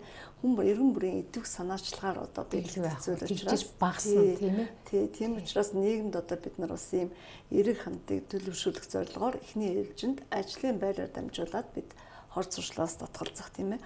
Ажлын байран дээр татгалзсан мэдээж гэрийн орчиндөө бас татгалзаж таарна тийм. Тэр нь зуршил болоос уучлж байгаа учраас. Ерөнхийдөө тамхины хэрэглээ, арх тамхины хэрэглээ бол ерөөсө боловсролын түвшинтэй эсрэг тийм ээ. Боловсрол бага байх тусмаа хорц зуршлын хэрэглээ өндөр байдаг. Тийм. Тэгэхээр энийг бол бид нар бас боловсрол дээр нь бол анхаарах нь бас чухал. Судалгаагаар тийм тоо гардаг тийм ээ. Боловсролын түвшин бага байх тусмаа хорц зуршлын хэрэглээ өндөр байдаг. Тэгэхээр ер нь хүмүүс одоо мэдээллээр түлхүү хангаж өгөх нь илүү одоо зүйтэй зүйл болж өгөх нь л дээ. Ажлын байран дээр дам тамхилтын тухай та хоёр ярьж байгаа л да. Тэгээ манай дээр хэрэгждэг хуулийн одоо би яг ингээ харж чад манай ажил дээр бол за ажлын байран дээр тамхи татах юм бол одоо тэдэн төгрөгөөр торгоно 50,000 төгрөгөөр торгоно гэдэг юм. Ийм одоо торгуулийн заалтууд байгаад байдаг. Өөр юу гэдэг юм болоо. Тэр нь хангалттай юу? За ерөнхийдөө ажлын байран дээр одоо манайхан нэгт анзаардаг юм ер нь би хэрвээ та тамхи татдаг бол би хажууд нь одоо ажиллаж байгаад танд би шүүгт гомдол гаргах эрхтэй. Ягаад гэвэл миний одоо эрүүл мэндийг та хордуулж байна, хордуулж байна. Тий. Тэгэхээр энэ байдлыг бол одоо манайхан бас мэдтгүү, аль аль тал нь мэдтгүү тийм ээ. Танаас анх удаа сонсч шүү. Энэ бол бас хуулийн нэг заалт байх хэрэгтэй байхгүй юу? Тэгээ явандаа бол одоо ажил авахтаа хүнийг та хорц зуршлаа та юу тий тамхи татдаггүй арих удуу гэдгийг харж иж татдаггүй хоёр хүний татдгийг эхлээд авах жишээтэй тийм ээ. Татдаггүйг нь авах нь шүү. Татдаггүйг нь тий. За тэгээд дараа нь одоо ингээд яг ажлын байран дээр ийм хорц зуршилтай хүн байвал ямар арга хэмжээ авах вэ? Яаж одоо тэрнийг эрүүлжүүлэх юм? Ийм арга хэмжээнүүдийг одоо бас авах, анхаарах тийм ээ одоо хуульчлах гэдэг юм уу одоо тий. Ийм болгоод өгчих юм бол одоо бас ажлын бүтээмж сайжирна тийм ээ. Одоо тухайн байгууллагын нэр хүндүснэ ч гэдэг юм уу ийм одоо зүйлүүд олон байна тийм ээ. Анзаардгүй хэрнээ бас яг өдөр тутам хэрэгтэй юм зүйлүүдийг бас. Тэгээ манайхан ч бас ер нь жоохон нэрлэхүү тал руугаа хүмүүс шүү дээ тий. Хэдийгээр ингээд хажууд хүн тамхи татаад сууж хаад өөрөө тамхи татдаггүй хүн хордоо сууж байгаа шүү дээ. Өшөөдөр дам тамхиталтанд илүү хордож байгаа. Магад нөгөө тамхи татсан хүн одоо тамхиа татаад баг зэргийн дархлаа үүссэн байдаг бол нөгөө тамхи татдаггүй хүн ч бол бүр ямар ч дархлаагүйгээр илүү хорддог гэж магад баг. Тэгтээ одоо та тамхи татгаа болчихооч гэж ганц нэг нь бол шүүмжил тавьдаг баг та дийлийнхэн тэгэл одоо зя эвгүй юм да гэдэг үүднээс дугаа өнгөрдөг. Тэгтэл энэ маань өөрөө баг эрүүгийн хариуцлага хүлээх төвшөнд байж болох нь шүү дээ. Ерөнхийдөө энэ ч бас ёс зүйн асуудал болж байгаа байхгүй юу? Зөвхөн эрүүл мэндээс гадна тийм ээ. Бусдын эрхийг хөндлөх хэрэгтэй тийм ээ. Бусдын эрх одоо юунд халдж байгаатай л болж байгаа гэсэн. Тийм байна. За ингээд та хоёрын ярилцах цаг бас энэ хүрээд өндөрлөж байна. Тэгээ бидний урилгыг хүлээж авч цаг зав гаргаад ирсэн танд их баярлалаа. За үзэгчдээ өнөөдөр бид хангарт студид нийгмийн эрүүл мэндийн үндэсний төвийн эрүүл мэндийг дэмжих өвчнөөс урдсан сэргийлэх албаны эрдэм шинжилгээний ажилтан Майд цэцгийг урьж ярилцлаа. Зочин хөтлөгч нартаа баярлалаа. Тэгэхээр одоо Эмэн БЦГ-ийн сайтын хамгийн сүүлийн үеийн мэдээлэлээс сүрэхээр сэтгүүлч хулан бэлэн болсон байна. Баярлалаа. Эмэн БЦГ-ийн сайтад цаг тутамдаа мэдээлэл шинжилэн та бүхэндээ хүргэдэг. Энэ удаад шинжлэгдэн хүргэгдэхээр бэлтгэгдсэн мэдээллүүдийг одоо танд дуулах юм. За эхний мэдээллийг хүргэе. Өнөөдрийн байдлаар хайгуул ашиглалтын 3163 тусгай зөвшөөрөл хүчин төгөлдөр байна гэсэн мэдээллийг Эмэн БЦГ-ийн сайт онцлож байна. 2018 оны 10 дугаар сарын 22-ны өдрийн байдлаар Монгол улсын хэмжээнд ашигт малтамлын хайгуул ашиглалтын 3163 тусгай зөвшөөрөл хүчин төгөлдөр бүртгэлтэй байна. Уул уурхай хүнд үйлдвэрийн яамнаас өнөөдөр зохион байгуулагдсан ил тод хариуцлагатай уул уурхай хэвлэлийн баг хурлын үеэр энэхүү мэдэгдсэн байна. За шинэ ашиглалтын тусгай зөвшөөрөл 10, тусгай зөвшөөрлийг шилжүүлсэнийг бүртгэгдсэн 9, тусгай зөвшөөрлийг барьцаалсныг бүртгэгдсэн 1, тусгай зөвшөөрлийг талбай буцаасан 6, тусгай зөвшөөрлийн хугацаа сунгасан 55 зэрэг мэдээллүүдийг нийтэлсэнийг та Эмэн БЦГ-ийн сайтад зочлон авах боломжтой. За дараагийн мэдээллийг хүргэе. Хөгжлийн харандаа Экспо эрх амралтын өдрүүдэд болно. Нийслэлийн 379 жилийн өдрийг тэмдэглэн өнгөрүүлэх ажлын хүрээнд хүүхдийн хөгжлийн чиглэлээр үйл ажиллагаа явуулж байгаа байгууллагуудыг олон нийтэд сурчлах, хүүхдийн хөгжлийн үйлчилгээний нэр төрөл, чанар хүртээмжийг сайжруулах, сонголтыг өргөжүүлэх зорилгоор нийслэлийн хүүхэд гэр бүлийн хөгжлийн газраас санаачлан 4 дахь жилдээ хөгжлийн харандаа Экспог зохион байгуулж байна. Экспо энэ сарын 27-28-ны амралтын өдрүүдэд зайсан хил цогцлборт өглөөний 10 цагаас 18 цагийн хооронд зохион байгуулагдана. Хөгжлийн харандаа Экспогийн зохион байгуулалт үйл ажиллагааны талаар нийслэлийн хүүхэд гэр бүл хөгжлийн газраас өнөөдөр мэдээлэл хийлээ. Экспо зохион байгуулагдах өдрүүдэд тус цогцлборын бүх үйл ажиллагаа гэр бүл хүүхэд рүү чиглэсэн байх болно. Хүүхдийн хөгжлийн чиглэлээр үйл ажиллагаа явуулдаг төрийн болон төрийн бус байгууллагууд оролцсон. Эцэг эхчүүд хүүхдийнхээ онцлог таарсан сонирхолтой дугуйлан сургалт хөгжлийн чиглэлийн үйлчилгээнээс сонгох боломжтой. Мөн гэр бүлд чиглэсэн сэтгэл зүйн зөвлөгөө, хууль зүйн мэдлэг олгох сургалт, гэр бүлийн боловсрол олгох сургалтууд зохион байгуулагдана. Түүнчлэн хүүхдүүд болон гэр бүлүүд дунд хөгжилтэй тэмцээн уралдаануудыг зохион байгуулна. Энэхүү үйл ажиллагаагаар хүүхдийн хөгжил оролцооны байгууллагуудын мэдээллийг нэг дороос авах боломжтой бөгөөд байгууллагууд хөнгөлөлттэй үнээр хүүхдүүдийг бүртгэх, өөрийн байгууллагад гишүүнээр илсүүлэх, сэтгэл зүйн уншилгаа, зөвлөгөө, сургалт, лекц, тэмцээн уралдааныг зохион байгуулна. Экспод хүүхэд гэр бүл хөгжлийн төрийн байгууллагууд, хүүхдийн хөгжлийн чиглэлд ажилладаг олон улсын төрийн бус байгууллагууд, хүүхдийн оролцооны сүлжээ байгууллагууд, хүүхдийг хөгжүүлэх чиглэлээр ажилладаг урлаг, спорт, хувь хүний хөгжлийн клуб, дугуйлан, холбоо, сургалтын төвүүд, аж ахуй нэгжүүр байгууллагууд, хүүхдийн чөлөө цагийг өнгөрөөх тоглоомын төв, спорт цогцлбор, кино, театр, музей, урлаг соёлын газар, хүүхдийн зуслан, номын сан, өдөр өнжирлэх сайн дурын клуб, хөдөлгөөн, хүүхдэд зориулсан мэдээллийн хэвлэл мэдээллийн байгууллагууд, хүүхдэд зориулсан бүтээгдэхүүн үйлчилгээтэй аж ахуй нэгж байгууллагууд оролцож, хүүхэд гэр бүлд зориулсан хөтөлбөр үйл ажиллагаагаа танилцуулан оролцох юм байна. За дараагийн мэдээллийг хүргэе. Бээжин хот захилгаан станцуудаа хотоос гаргалаа гэсэн мэдээллийг Эмэн БЦГ-ийн сайт яг одоо та бүхэндээ онцлон хүргэж байна. За нийслэлийн засаг дарга бөгөөд Улаанбаатар хотын захирагч Батболд өчигдөр Бээжин хотын агаарын чанарын хяналтын төвийн үйл ажиллагаатай танилцлаа. Бээжин хотынхоо өвлийн улиралд түүхийн нүүрс түлж хэрэгэлдэг мөн олон тооны автомашины авж байгаа агаарын бохирдол үүсгэхэд гол нь нөлөөлөж болохыг тус хотын агаарын чанарын хяналтын төвийн ерөнхий менежер Юу Жинхуа тэмдэглэж байлаа. За сүүлийн жилүүдэд бүгд найрамдах хятад ард улсын төрийн зөвлөл Бээжин хотын удирдлагын зүгээс агаарын чанарыг сайжруулах чиглэлээр олон талын гарц хайж баггүй амжилтад хүрээд байгаагаа мөн онцлсан юм а. За энэхүү мэдээллийн дэлгэрэнгүй та Эмэн БЦГ-ийн сайтад зочлон авах боломжтой. За дараагийн мэдээллийг хүргэе. Шинээр томилогдсон удирдах албан тушаалтнууд сургалтад хамрагдаж байна гэсэн мэдээллийг онцлож байна. За нийслэлийн Онцгой байдлын ерөнхий газрын захиргаан удирдах газраас төв орон нутгийн онцгой байдлын анги байгууллага, шинээр томилогдсон удирдах албан тушаалтнуудад зориулсан сургалтыг зохион байгуулж байна. Сургалтад төв орон нутгийн онцгой байдлын байгууллагын дарга, захирагчаар шинээр томилогдсон удирдах бүрэлдэхүүнүүд хамрагдаж байгаа юм. За сургалтын үеэр цэргийн нийтлэг дүрэн болон онцгой байдлын байгууллагын бүсийн төвийн ажиллах журам, төслийн талаар хилцүүлэг өрнүүлэхийн зэрэгцээ шинээр дэвшин томилогдсон удирдах ажилтнуудад удирдахуун ухааны онол арга зүйн талаар сургалт зохион байгуулж, мэрэгжил арга зүйн зөвлөгөө өгөх юм а. За сургалт маргааш буюу 10 дугаар сарын 26-ны өдрийн хүртэл үргэлжилнэ гэсэн мэдээллийг MNBC-ийн сайт онцоллоо. Эдгээр олон бусад мэдээллийн дэлгэрэнгүй MNBC-ийн сайтад зочлон авах боломжтой.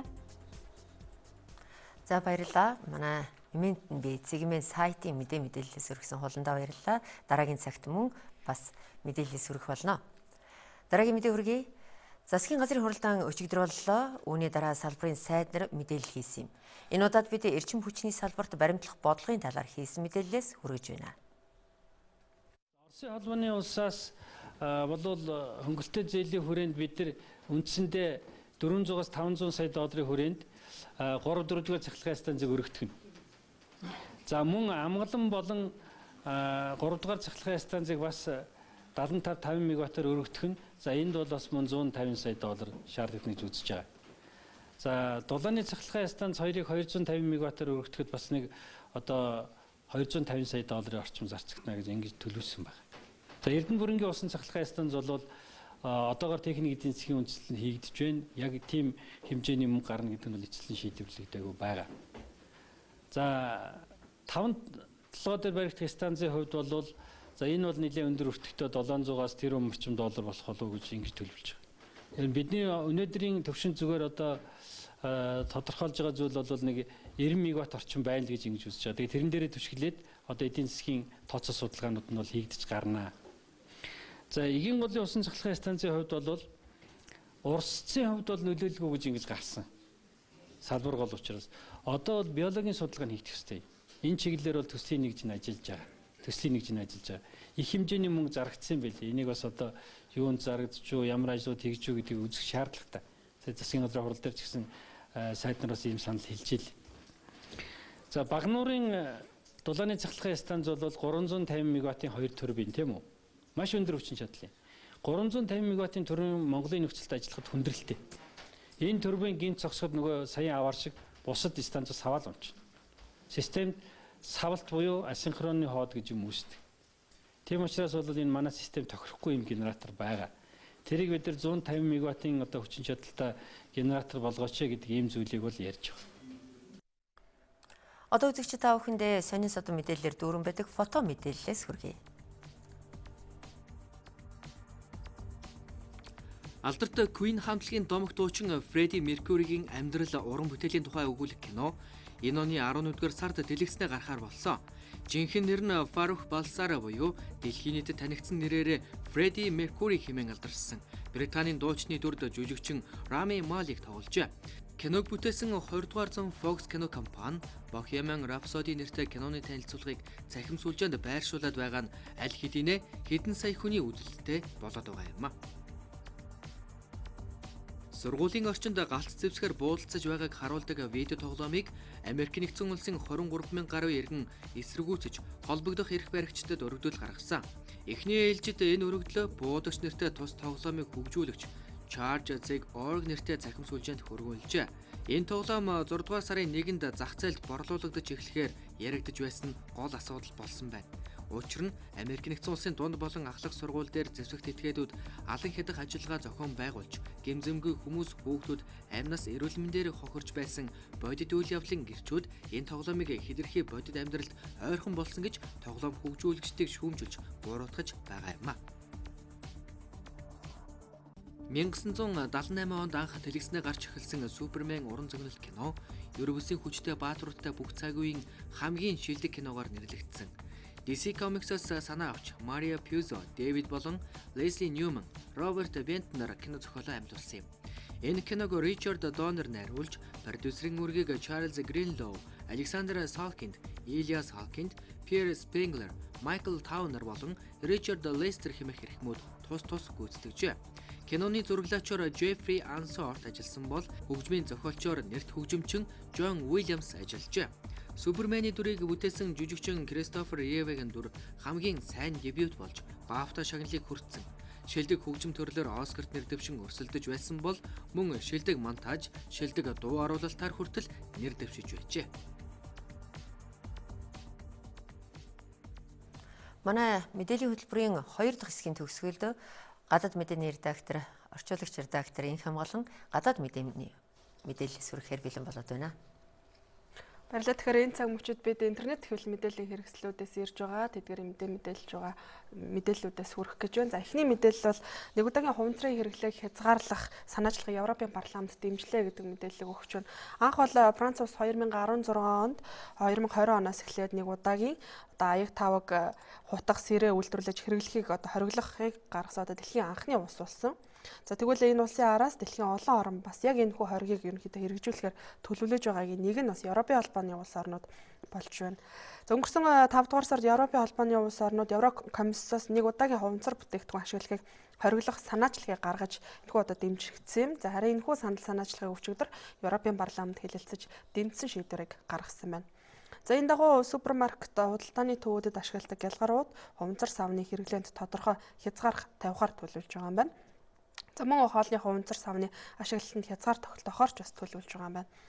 За хувьцар савны хамгийн аюултай нь ямар нэгэн шинж тэмдгээр шууд илэрч нөлөөлдөггүй. За харин удаан хугацааны хэрэглээний тухай явцад тухайн хэрэглэгчийн биед байгаа өвчин эмгээг дэмжиж дархлааны тогтолцооны хэвийн үйл ажиллагааг бууруулж чихрийн шижин, өргөйдөл, арсны өвчин, мэдрэлийн согог зэрэг олон төрлийн их үүсвэр болтгоо гэж үздэг юм байна. За энэ ч судалгаагаар нотлогдсон байдгийн байна. За мөн түнчлэн нөгөө талаараа хог хаягдлын асуудал дэлхийн нийтийн хамгийн тулгамдж байгаа асуудлуудын нэг болсон учраас үүний зэрэгцээ мөн дахин боловсруулах боломжгүй хувьцар хог хаягдлын килограмм бүртнээс торгуул ногдуулахыг бас Еврокомиссоос санал болгосныг Европын парламент дэмжсэн байна. За Еврокомиссын боловсруулсан энэ санал дэлхийн далай тэнгис дэх хог хаягдлын 80 гаруй хувь нь хувьцар эдлэл байгааг тэмдэглэсэн байна. Зарим Европын холбоо ийм хориг арга хэмжээ авснаар агаар мандал дэх хог хаягдлын хэмжээг 3.4 сая тонноор бууруулна гэж тооцоолсон байна.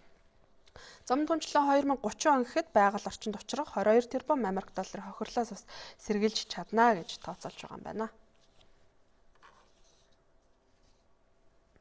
Зарим дараагийн мэдээлэл НАТО хамгийн өргөн цэргийн бүрэлдэхүүнтэй хүрээтэй цэргийн сургуулиудыг бас өнөөдөр эхэлнэ гэдэг мэдээлэл өгч байна. За энэ нь эдгээр өнгөрсөн 9-р сард Америк нэгдсэн улс хятадын болоод Оросын хамтарсан Восток 2018 нэртэй цэргийн сургуулиудыг хүрээг бодох юм бол бага боловч за яг НАТОгийн түүхэнд хамгийн өргөн хүрээтэй хэмжээтэй цэргийн сургууль болно гэдгийг онцолж байгаа маань. За энэ тухайн мэдээллийг хүргэе.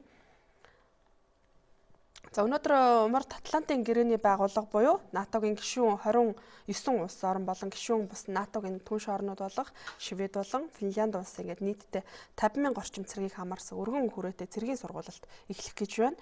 За энэ удаагийн сургуулилт бол хүйтэн дайнаас хойш хамгийн өргөн цар хүрээтэй сургуулилт болно гэж НАТОгийн ерөнхий нарийн бичгийн дарга Йенс Столтенберг мэдгдлээ.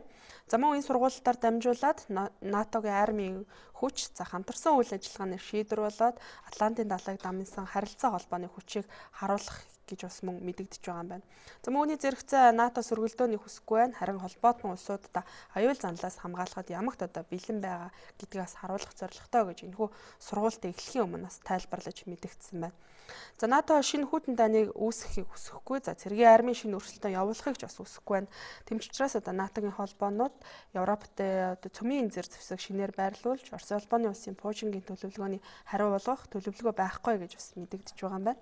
За жил бүрийн 10-11-р сард зохион байгуулагддаг энэхүү сургуулилтанд энэ жил 65 хөлөг онгоц, 250 сүнөөгч онгоц, 10,000 гаруй тээвэрлэгч зэрэг техник хэрэгслүүдийг бас оролцуулахар төлөвлөж байгаа юм байна. За сургуулилт өнөөдрөөс эхлээд ирэх 11-р сарын 7-ны хүртэл үргэлжлэн. За харин энэ сургуулийн 2-р хэсэг 2-р шат нь бол ирэх 11-р сарын 13-наас 24-ний өдрүүдэд Орос улбаны улстай хилэлдэг Норвеги улсад болох юм байна. За өнгөрсөн сард болсон Орос хятадын хамтарсан Восток 2018 сургуулиудад л цар хүрээгээр бага. За өнгөрсөн сард болсон Восток 2018 цэргийн сургуультанд 300,000 гаруй цэрэг оролцсон гэсэн мэдээлэл байдаг юм байна. Зарим дараагийн мэдээлэл манай эртний өмнөх 400 онд ашиглаж байсан худалдааны хүлэг онгоцыг харт тэнгисийн ёроолоос оллоо гэдэг мэдээллийг олон улсын BBC агентлаг өгч байна. За энд бичснээр бол харт тэнгисийн ёроолоос Эрдэмтэд эртний Грек улсын үед ашиглаж байсан хүлэг онгоцыг олсноо зарлаж байна. За Эрдэмтэд хүлэг доторх эд зүйлсийг судалж үзсний үндсэн дээр эртний Грекийн үеийн буюу за манайхаас 2400 жилээс дээш одоо настай худалдааны хүлэг болохыг тогтоогоод байгаа юм байна. Зөвөөр хэлбэл энэхүү хэлхийг манай эртний өмнөх 400 оны орчимд ашиглаж байсан гэж тодорхойлж байгаа юм байна. За мөн түүнчлэн одоо энэ үүний зэрэгцээ энэ хүлгийн тухай түүхэн их сурвалж болоод тухайн үеийн вар савн дээр зурагдсан байдаг болохоос биш үнэхээр одоо энэ хүлэг амьдрал дээр байдгаа гэсэн дүгнэлтэнд бас хүрсэн байна. За энэ хүлгийн хувьд бол 23 м-ийн урттай, газрын гадаргаас доош 2000 м-ийн гүнд далайн ёроолд оршиж байгаа юм байна.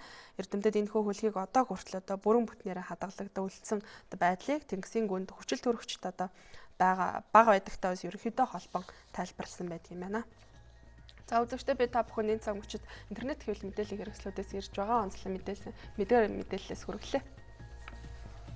Их хамгаалалтанд баярлалаа. Улаанбаатарт 13 цаг болсон байна.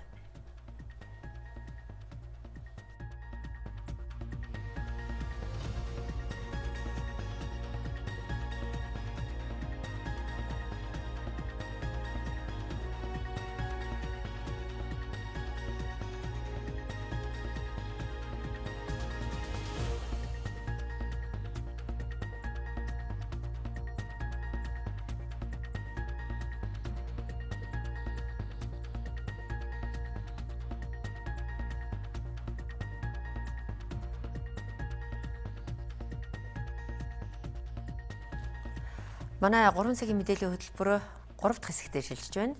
Ингээд эхний мэдээ хүргэе.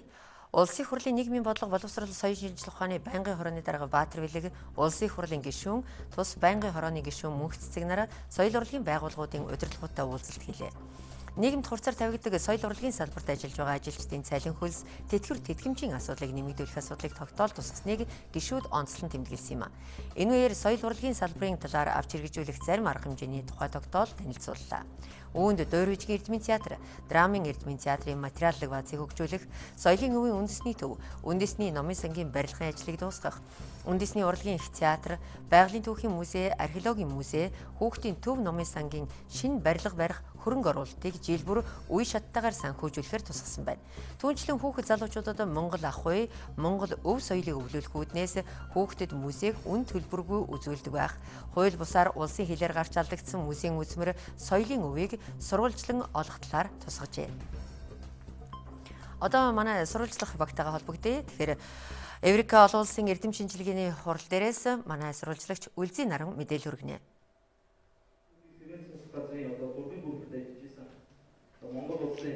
Тэгэхээр гээд мэдээлэл Эврика 2018 эрдэм шинжилгээний хурлаас яг одоо шууд дамжуулан үзэгчтэй бүхэнд хүргэж байна. Тэгэхээр энэ жилийн Эврика 2018 шинжилгээний хурлаар 36 одоо бас судлаачид их бас өөрсдийн судалгааны ажлыг танилцуулж байгаа юм. Тэгэхээр бид бас энэ талаас дэлгэнгүй бас мэдээлэл авахад зохион байгуулагчтай уулзаад байгаа юм. Тэгэхээр тань энэ өдрийн төгрөө.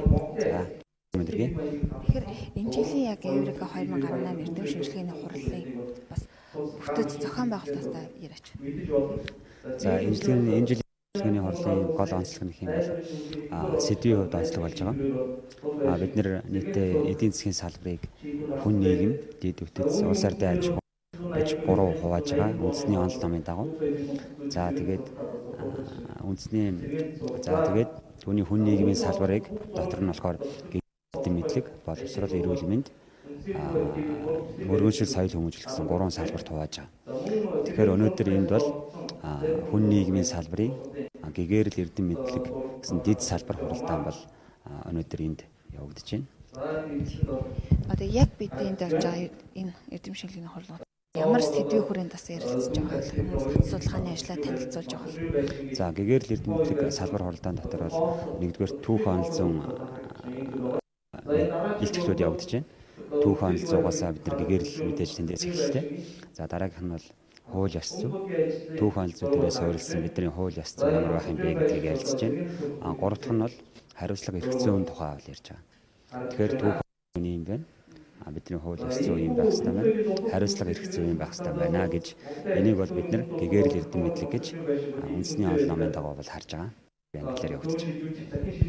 Ерөнхийдөө яг энэ онцлогоос эрдэм шинжилгээний ажлуудаас юу гоцлоод явуулаад одоо энэ тавигдж байгаа ихтгэлүүдээс сонирхолтой гэх юм. За бидний одоогийн түүхчдийн маань ярьдгаар эртний төрт улс одоо хүннүүгийн тухай ихтгэлүүд бас байна. Сая дөнгөж саяхан яригдаад тэр бол маш сонирхолтой байлаа.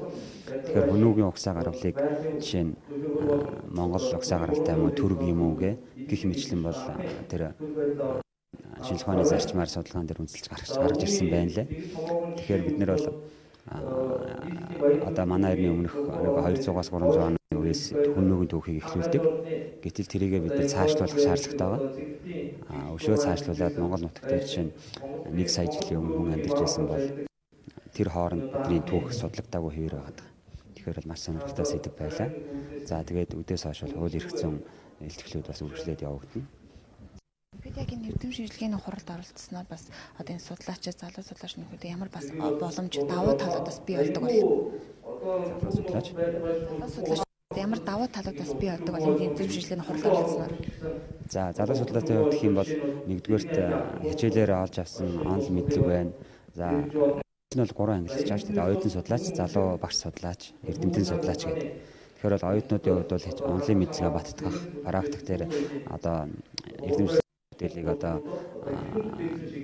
ажлын байртаа болгох гэдэг юм уу те эсвэл эрдэм шинжилгээнийхээ онлайн мэдлэгийг практикт турших гэх мэтлэн маш олон ач холбогдолтой. Залуу эрдэмтэн судлаачдын хувьд гэх юм бол мөн одоо санаа бодит онлынхаа мэдлэгийг цааш нь зах зээл нэвтрүүлэх эдийн засгийн салбарт томоохон аж холбогдолтой холбогдох. За мөн бүтээлч бол шинэлэг бүтээлийг бол төрүүлэхэд ач холбогдолтой гэж харж байна.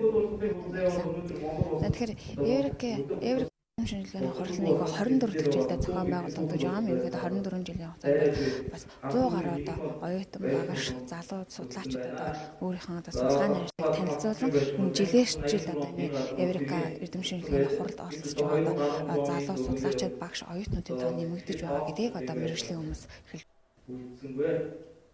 За үлзий нарт баярлалаа. Өөрөнгөө аймгийн цагдаагийн газрын хөдөлмөр халамжийн газрын үйлчилгээний газраас таксины үйлчилгээ эрхлэгчдийн зөвлөгөөн зохион байгуулсан байна. Таксины үйлчилгээ үзүүлэх нь албан бус салбарт хөдөлмөр эрхлэл өгөөд эрх ашгаа хамгаалуулах, нийгмийн даатгалаа төлөх гэх мэтлэн нийгмийн баталгаа, ажлын байрны хамгааллаас гадуур хоцордог хэсэг бүлэг юм а. Тиймээс тэднийг шийдвэр гаргах төвшөнд дуу хоолойгоо хүргэх тулгымцсан асуудлаа хилцэх боломжийг нээж энэхүү зөвлөгөөнийг зохион байгуулжээ. Зөвлөгөөнөөр таксийн үйлчилгээ эрхлэгчдийн холбоог байгуулсан байна. Тус холбоо нь стандартын шаардлагад нийцсэн такси үйлчилгээг өөрөнгөө аймагт нэвтрүүлэх, такси үйлчилгээ эрхлэгчдийн эрх ашгийг хамгаалах чиглэлээр төр хувийн хөвшилтэй хамтарч ажиллах юм байна. Орон нутгийн багц мэдээ үргэлжилж байна. Хөвсгөл аймагт ургац сураалт дууслаа. Аймгийн тариаланч нийтдээ 15,800 гаруй га талбайгаас 25,075 тонн үр тариа хураан авчээ. Үүнээс улаан буудай 15,600 гагаас 24,700 тонн, ургац буюу 1 гагаас 15.8 центнер ургац авч орон нутгийн гурилын хэрэгтлээг бүрэн хангах боломжтой болжээ. Газар тариалангийн үйлдвэрлэлийг Аршаант, Их уул, Тариалан, Эрдэнэ булган гэсэн суманд 60 гаруй аж ахуйн нэгж эрхэлдэг байна. Дараагийн мэдээ. Завхны Баян харьхан суманд орон нутгийн хөгжлийн сангийн хөрөнгөөр сүүлийн 5 жил 390 гаруй сая төгрөгийн хөрөнгө оруулалтаар 34 ажил хийгджээ. Дээр хөрөнгөөр төсвийн хөрөнгө дутагдaltaй үед суманд зайлшгүй шаардлагатай байгаа ажлыг шийдвэрлэж орон нутгийн хөгжилд тодорхой хувь нэмэр оруулсан байна. Харин 2018 онд орон нутгийн хөгжлийн сангийн хөрөнгө оруулалтаар цагуурын ажиглалтын талбайн засвар 5 багт шинээр худаг гаргах засварлах шээсний шинжилгээний анализаторын аппарат зэргийг худалдан авахд зарцуулсан байна. Та бүхэндээ орон нутгийн багц мэдээ хүргэлээ. Дараагийн мэдээ хүргэе. Баяуулгын аймгийн гэмт хэрэгээс урьдчилан сэргийлэх ажлыг зохицуулах салбар зөвлөл аймгийн цагдаагийн газартай хамтран хүний эрүүл мэндийн халдашгүй байдлын эсрэг гэмт хэрэгээс урьдчилан сэргийлэхин сэдвт хилцүүлэг зохион байгуулсан байна. Энэ талаар манай сурвалжлагч Нурболоод мэдээ ирүүлжээ. Баяуулгын аймагт 2012-оос 2017 онуудад нийт 1982 гэмт хэрэг бүртгэгдснээс 1058 гэмт хэрэг буюу 53.3%-ийг нь хүний эрүүл мэндийн халдашгүй байдлын эсрэг гэмт хэрэг эзэлсэн байна.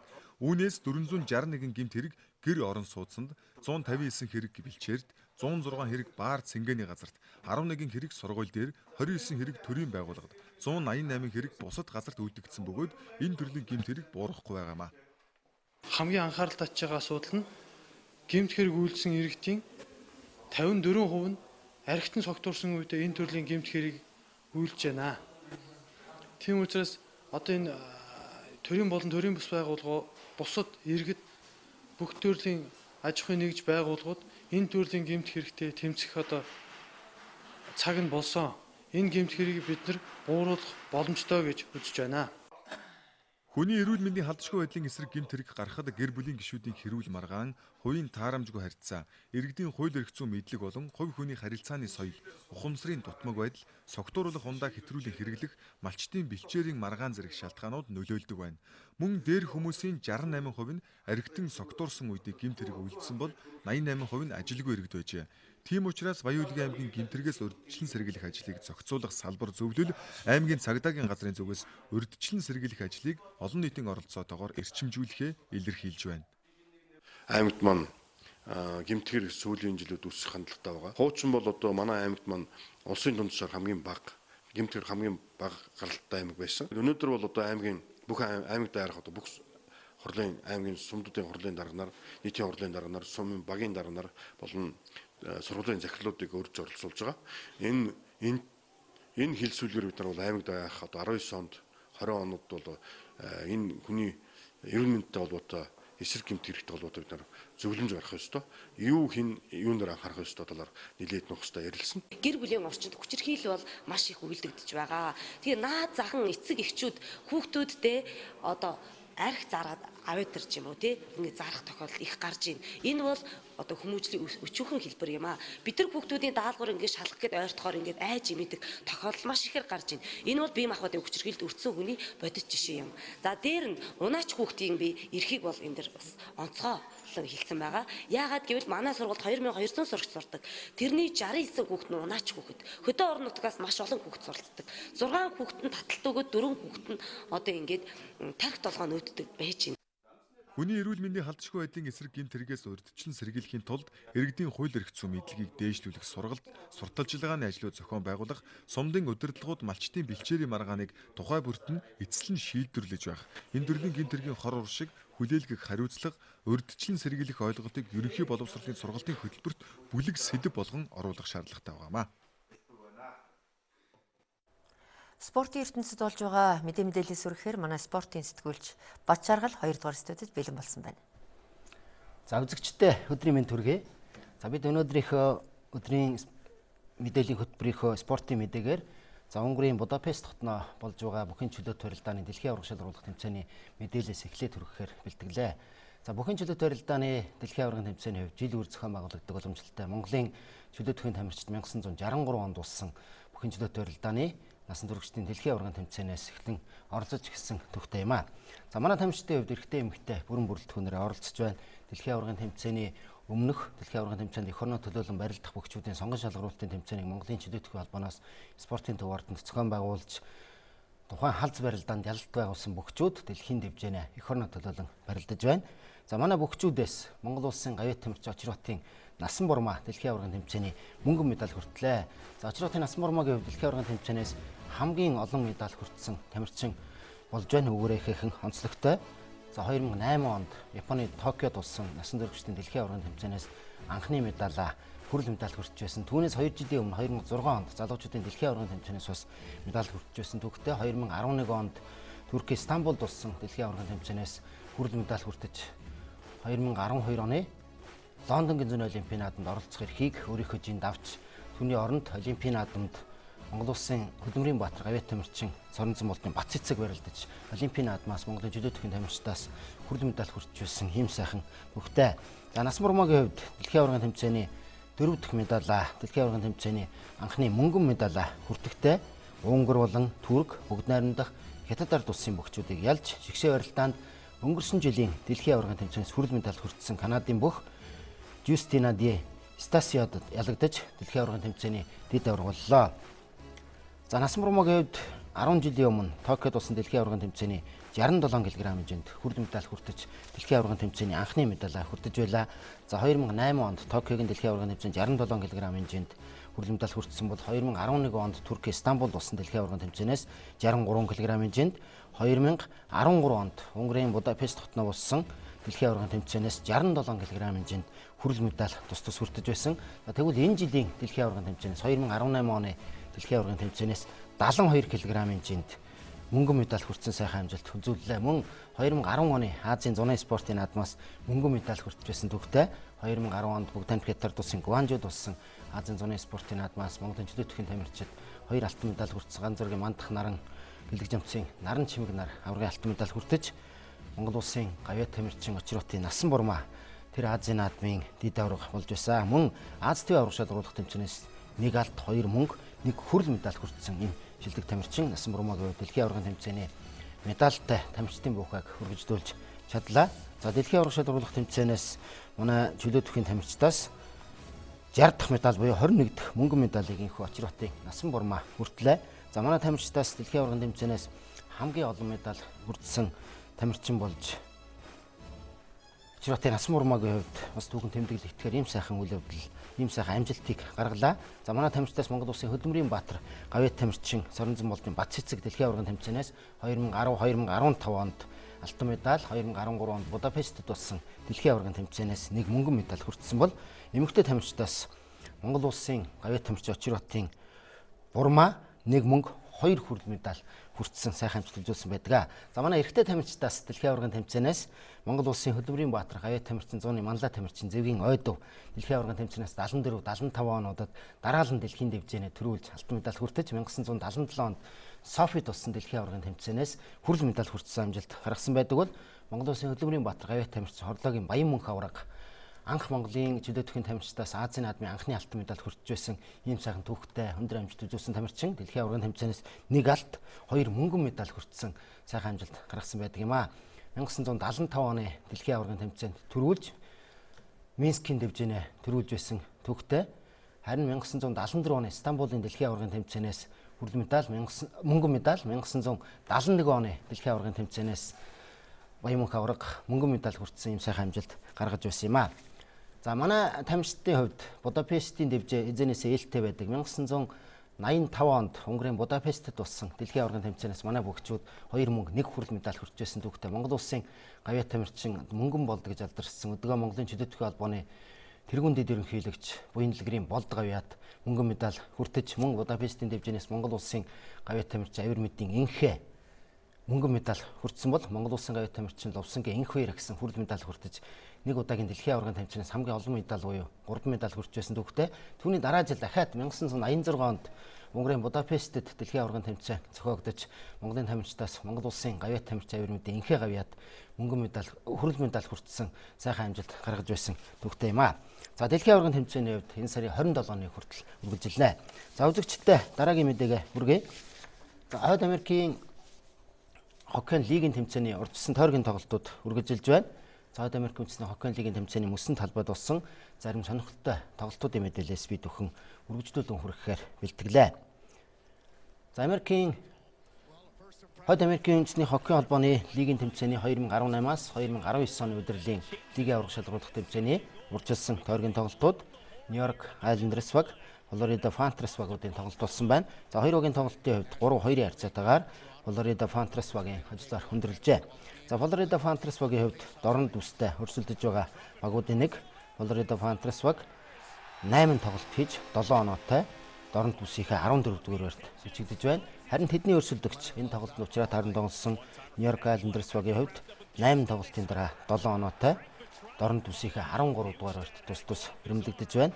За энэ хоёр багийн тоглолтын эхний шайбыг 18 дахь минутанд оруулсан байна. Тоглолтын 18 дахь минутанд Вэлигийн дамжуулалтаар Нельсон 1-1 харьцаатай болгож мөн Ли Барзел нарын дамжуулалтаар Эберли тоглолтын 31 дахь минутанд 2-1 харьцаатай болгосон бол хоёр багийн тоглолтын 42 дахь минутанд Батрано 2-1 харьцаатай болгож тоог ойртуулсан ч тоглолтын 50 дахь минутанд Дадано 2-2 харьцаатай болгон тэнцвүүлжээ.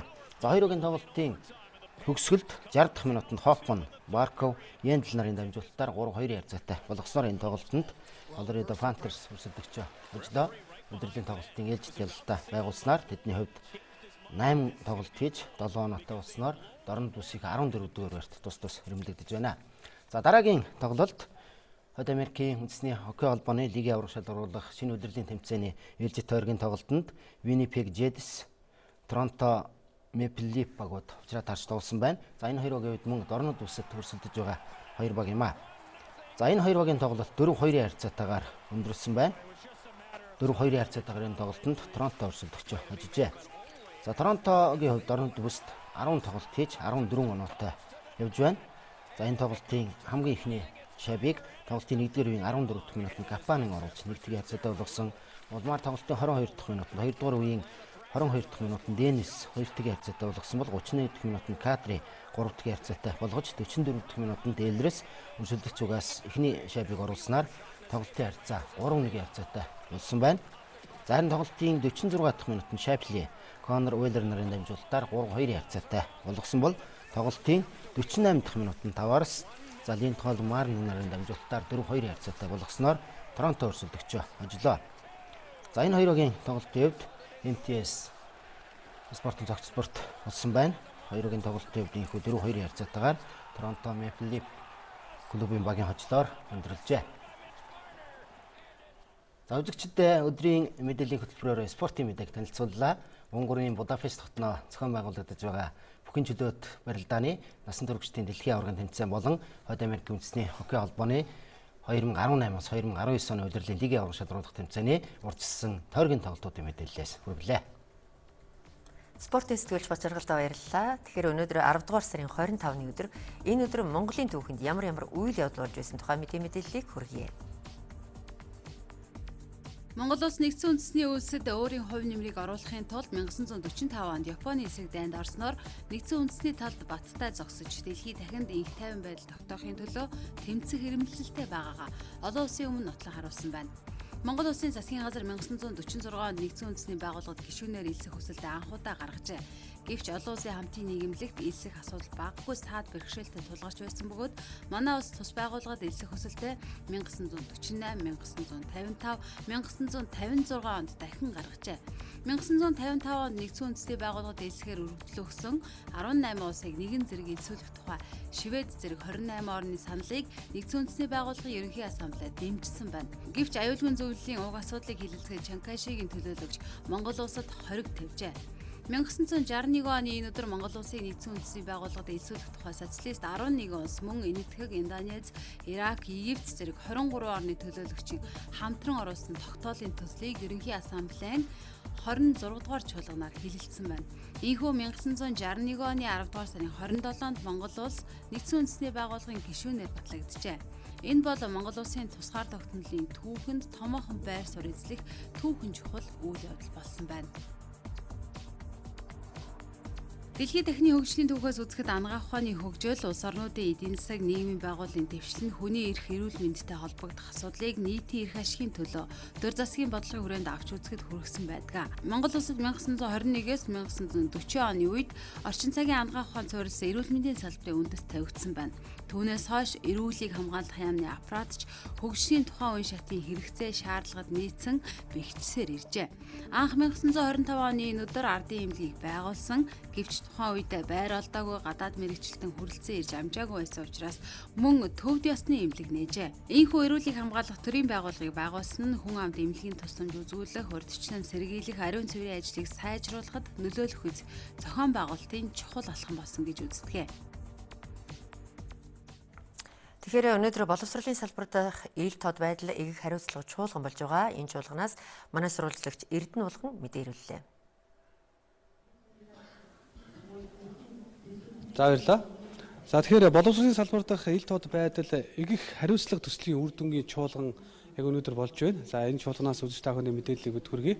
За тэгэхээр Global International төрийн бус байгууллага бүх нийт боловсролын төлөө эртний нийгмийн үндэсний эвсэл хамтран боловсролын салбар дахь ил тод байдал игэх хариуцлага төслийг одоо 4 дахь жилдээ хэрэгжүүлж байгаа юм байна. За энэ төсөлтэй холбогдуулаад өнөөдрийн бас чуулганы ач холбогдол юу юм бэ? За энэ талаар би бас ярилцъя. Тэгэхээр Global International төвийн менежер халуун миний хажууд байна. За тэгэхээр энэ төсөл бол 4 дахь жилдээ хэрэгжиж байна гэж юм. За хичнээн аймаг суманд хэрэгжив. Ер нь төслийн үр дүн ямар вэ? За манай төсөл 2014 оны 12 дугаар сараас эхлээд нийт 8 аймгийн 28 суманд хэрэгжиж байна. За бид нар энэ төслийнхаа хүрээнд болохоор сургуулийн эцэг эх багшийн холбоо гэдэг цоошин санаачлагыг сургуулийн дэргэд байгуулж загвар болгож туршиж үзсэн. За тэгээд үүнийхээ хүрээнд болохоор бид нар одоо нийт 31 сургууль дээр сургуулийн эцэг эх багшийн холбоо байгуулсан төдийгүй 2 хоногийн өмнө тэд нар маань өөрсдийн одоо сургууль эцэг эхийн багшийн үндэсний нэгдсэн холбоогоо ингээд байгуулад үндэсний хэмжээний төрөмс байгууллага боллоо. Тэгэхээр өнөөдөр 4 жилийн ажлаа дүгнэж байна тийм ээ. Тэгэхээр энэ төсөл бол одоо ингээд амжилттай өндөрлж байна шүү дээ. Яг энд одоо ингээд аллагдсан яг хичнээн аймагуд оролцсон юм байна. За аллагдсан аймагуд гэх юм бол Баян Үлгий, Ховд, Увс, Сүхбаатар аймаг, Хөвсгөл одоо төв рүүгээ ороод эхэлж байна тий. Архангай, Булган гэсэн 8 аймагт бид нар хэрэгжүүлсэн. За төсөл маань бол одоо ингээд ер нь бол дуусж байгаа юм бол бас биш. Энэ маань бол үргэлжлээд явж байгаа. Үндэсний нэгдсэн холбоо байгуулагдаад за эдгээр маань болохоор Дэлхийн банкны санхүүжилттэй боловсрол соёл шинжилгээ ухаан спортын яамнаас хэрэгжүүлж байгаа боловсролын чанарын шинжилэл төслөөс 4 дахь шатныхын тэтгэлэгт хөтөлбөрт хамрагдаад сургуулийн эцэг багшийн холбоод маань өөрсдөө төсөл санаачлаад хэрэгжүүлээд ажиллахаар болж байгаа. За холбоо байгуулснараа яг ямар үр дүн гарваа гэдэг чинь.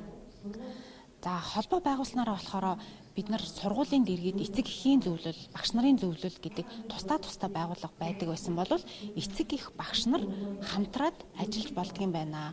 Хамтраад ажиллахдаа сургуулийн удирдлагатайгаа ч мөн хамтарч ажиллаад яг сургуулийнхаа өөрийнхөө тулгымцсан асуудлыг орон нутгийн удирдлагуудад хэлж танилцуулах тал дээр илүү хүчтэй дуу хоолой болж чаддгийм байна.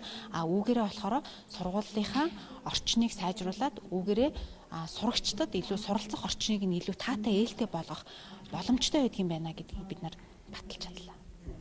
За баярлалаа. Тэгэхээр Глоб Интернэшнл төрөмс байгууллагын менежер халуунтай ярилцлаа. За яг би дараагийнхаа үнтэй бас ярилцахад бэлэн болоод байна. За Увс аймгийн 100% сумын сургуулийн захирал анх 2. За тэгэхээр танай сургууль дээр яг энэ хүү төсөл бас хэрэгжсэн байгаа тийм ээ. Энэ төсөл хэрэгжээд яг ямар үр дүн гарав? За манай сургууль дээр энэ хүү төсөл хэрэгжснээр ер нь бол урд өмнөх байдлаас шал өөр болсон. За сургуулийн эсгэх, сурагчдын эсгэхийн сургуультай харилцаа холбоо улам сайжирч, за илүү үгэн бад хөх болж бэхжсэн байж байгаа. Тэгэхээр мэдээж нөгөө эцэгчүүд гэдэг чинь сургуулийн одоо орчинд ер нь хүүхдүүдийн бас аюулгүй байдал тийм ээ бас сурж олонсорж байгаа эрх хэрхэн зөрчигдөж байна. За мөн хэрхэн хангагдаж байна гээл. За энэ талын зүйлүүд их яригадаад байдаг. Танаа дээр яг яригдсан зүйлүүдийг ямар асуудлууд байдаг байсан бэ? За манай сургууль дээр бол урд өмнө яг энэ холбоо байгуулагдахаас өмнө бол за бид бүхэн сургууль дотор ажиллаж байгаа хүн бүхэн бас өөрийн нүдээр бас олж хардггүй байсан тийм алдаа дутагдлуудыг бас за энэ холбоо байгуулагдсанараа эцэгхүүд бас санаа оноогоо хэлж энэ зүйлийг ингээд засчулсан ажиллах юм байна. Энэ зүйл дээр ийм өөрчлөлт хийчихье гэдэг тал дээр бас нэлээдгүй хамтарч ажиллаж за тэр хүүхдүүдийн сурч боловсрох таат орчныг бүрдүүлэхэд бас нэлээдгүй хамтран ажиллаж байгаа. Тийм. Ямар үр дүн гарав одоо үр дүнийг харж байгаа. За гарч байгаа үр дүн гэх юм бол ер нь бол сургуулийн орчин сайжирч байна. За мөн за сургуулийн орчинд хүүхд хамгааллын багууд бий болж байна. Эцэгхүүд хамтарч байна. За мөн олон нийт за төрийн бус байгууллагууд за мөн сумын төсвүүд байгууллагууд их зэрэг байгууллагууд дэр нийтээ хамтарч ажилладаг ийм үр дүн төрсэн байж байгаа. Өнөөдөр яг төслийн 4 дахь жил болоод өнөөдөр чуулган бацхан байгуулж байна. Олон аймгийн төлөөллүүд тийм ээ оролцож байна. Сургуулийн захирлууд оролцож байна. За эндээс харахад ер нь яг энэ төсөл хөтөлбөр бусад аймагуудаа бас хэрэг хэрэгжсэн юм бэ? Бас тэр тухайн аймагуудаас суралцах зүйл юу байв гэдэг энэ талын хэр мэдээлэлтэй болов та? За өнөөдрийн чуулганд оролцсноор ер нь бусад аймагуудын туршлагууд тийм ээ тэр бүгдийг бас дөрвчээсэн сонсож байна. Яг одоогоор чуулган маань өгч байгаа учраас за авууштай санаанууд нилээдгүй гарч ирж байна. Мөн сургууль дээрээ хэрэгжүүлэх, аймагт очоо хэрэгжүүлэх ийм санаануудыг бол нилээн тусгаж авч байгаа. Танай сургуулийн онцлог ер нь юу вэ? Даваа тал. За манай сургуулийн онцлог даваа тал гэх юм бол ерөнхийдөө манай сургууль чинь ер нь 560 гаруй сурагчтай, за 32 багштай, за нийтдээ нэг 66 ажилтан ажилладаг. За манай сургууль ерөнхийдөө чөлөөчүүдээ сан бөхөр сурагчдаа илүү хөгжүүлдэг ийм сургууль байж байгаа.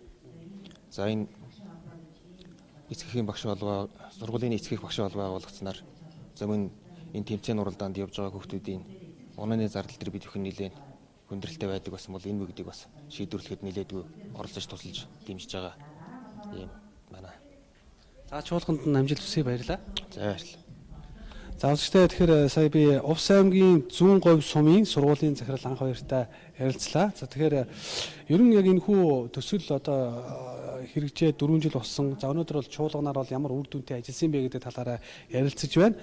За тэгэхээр төслийн хамтрагч байгууллагаар боловсрол соёл шинжилгээ ухаан спортын яам, сангийн яам, авилгалтай тэмцэх газар ажилласан юм байна. За тэгэхээр энэ хүү мэдээллийн дэлгэрэнгүй үзэгчдэд бид цагийн хүрд мэдээллийн хөтөлбөрөөр хүрэх болно. Баярлалаа.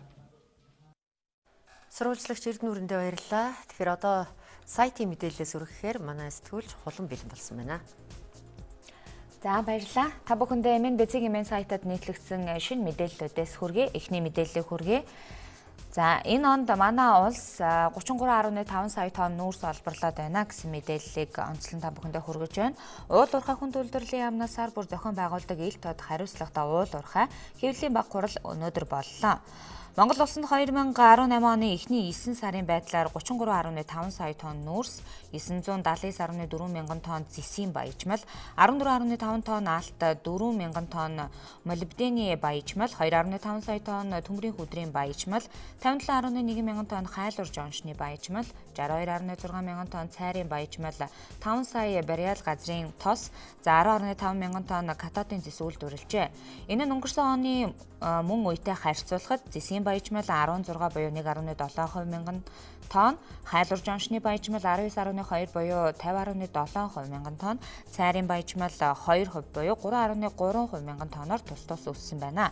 Харин нүүрс 2.7 буюу 7.5 сая тонн, молибдений баяжмал 294.5 буюу 6.8 тонн, алт 248 буюу 1.7% кг, төмрийн хүдрийн баяжмал 179.6 буюу 6.7 мянган тонн, газрын тос 710.4 буюу 12.4% мянгаар, катодын зэс 481.8 4.4% тонноор тус буурсан үзүүлэлттэй байгаа юм а.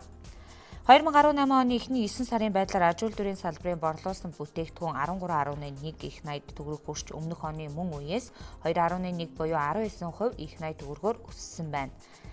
За аж үйлдвэрийн салбарын борлуулсан бүтээгдэхүүнээс гадаад зах зээлд нийтдээ 9.1 буюу 69.3% их найд төгрөг, уул уурхай олборлох аж үйлдвэр буюу 7.6 57.8% их найд төгрөгийн борлуулалтыг тус хийсэн байна. За эдгээр олон бусад мэдээллийн дэлгэрэнгүй MNBC-ийн сайтад зочлоод авах боломжтой. За дараагийн мэдээллийг та бүхэндээ танилцуулъя. Гендерт суурилсан хүчирхийлэлтэй тэмцэх төслийн сургалт боллоо. Нийслэлийн цагдаагийн газраас нэгдсэн үндэсний байгууллага хүн амын сангийн дэмжлэгтэй хэрэгжүүлж буй гендер суурилсан хүчирхийлэлтэй тэмцэх төслийн хүрээнд нийслэлийн дүүрэгдэх цагдаагийн хилцүүдийн гэр бүлийн хүчирхийлэл, хүүхдийн эсрэг гэмт хэрэгээс урьдчилан сэргийлэх ажил хариуцсан алба хаагч нарт мэрэгшүүлэг сургалт зохион байгуулж байна. Энэхүү сургалтаар гэр бүлийн орчинд хүүхэд хамгаалал, хүчирхийлэлд өртсөн хүүхдэд үзүүлэх тусламж үйлчилгээ, хүчирхийллийн хохирогч хүүхдүүдтэй холбогдох гэмт хэрэг зөрчлийг шалгаж шийдвэрлэхэд төрийн болон төрийн бус байгууллагатай хэрхэн хамтран ажиллах зэрэг сэдвүүдийн хүрээнд цагдаагийн 87 алба хаагчдын чадварчулсан юм байна. За дараагийн мэдээллийг та бүхэндээ хүргэе. Сонгон хайрхан төвөрөгт 11 цэцэрлэг барина гэсэн мэдээллийг MNBC-ийн сайт яг одоо та бүхэндээ онцлон хүргэж байна. Нийслэлийн газрын албанаас сонгон хайрхан төвөрөгт 11 цэцэрлэг, 5 сургууль, 2 сургууль цэцэрлэгийн цогцлбор барих газрыг чөлөөлж байна. Эдгээр сургууль цэцэрлэгийн газрын нөлөөлөлд нийтдээ 220 хорин нэгж талбарыг газрыг чөлөөлөлт 90% таа байна гэсэн мэдээлж байна. За шинээр сургууль цэцэрлэг барих ажилд идэвх санаачлагтай оролцож олон нийтийн эрх ашигын төлөө газраа чөлөөлсөн 222 иргэн аж ахуйн нэгж байгууллагада нийслэлийн иргэдийн өмнөөс талархал илэрхийлье гэсэн байна. За тухайлбал сонгон хайрхан дүүргийн 1-р хороо толгоотын За 113, 114 дугаар гудамж 150 ортой хүүхдийн цэцэрлэг барих газар. За сонгон нархан дүүргийн 10 дугаар хороо буюу зүүн баян уулын 32 дугаар гудамд цэцэрлэг барих. Сонгон нархан дүүргийн 11 дугаар хороо хонхрын 2 дугаар гудамд за 150 ортой хүүхдийн цэцэрлэг барих газар. Сонгон нархан дүүргийн 13 дугаар хороо 99 дугаар цэцэрлэгийн урд 640 хүүхдийн сургууль барих газар. За 2 дугаар хороо 76 дугаар гудамд 150 ортой хүүхдийн цэцэрлэг барих газар.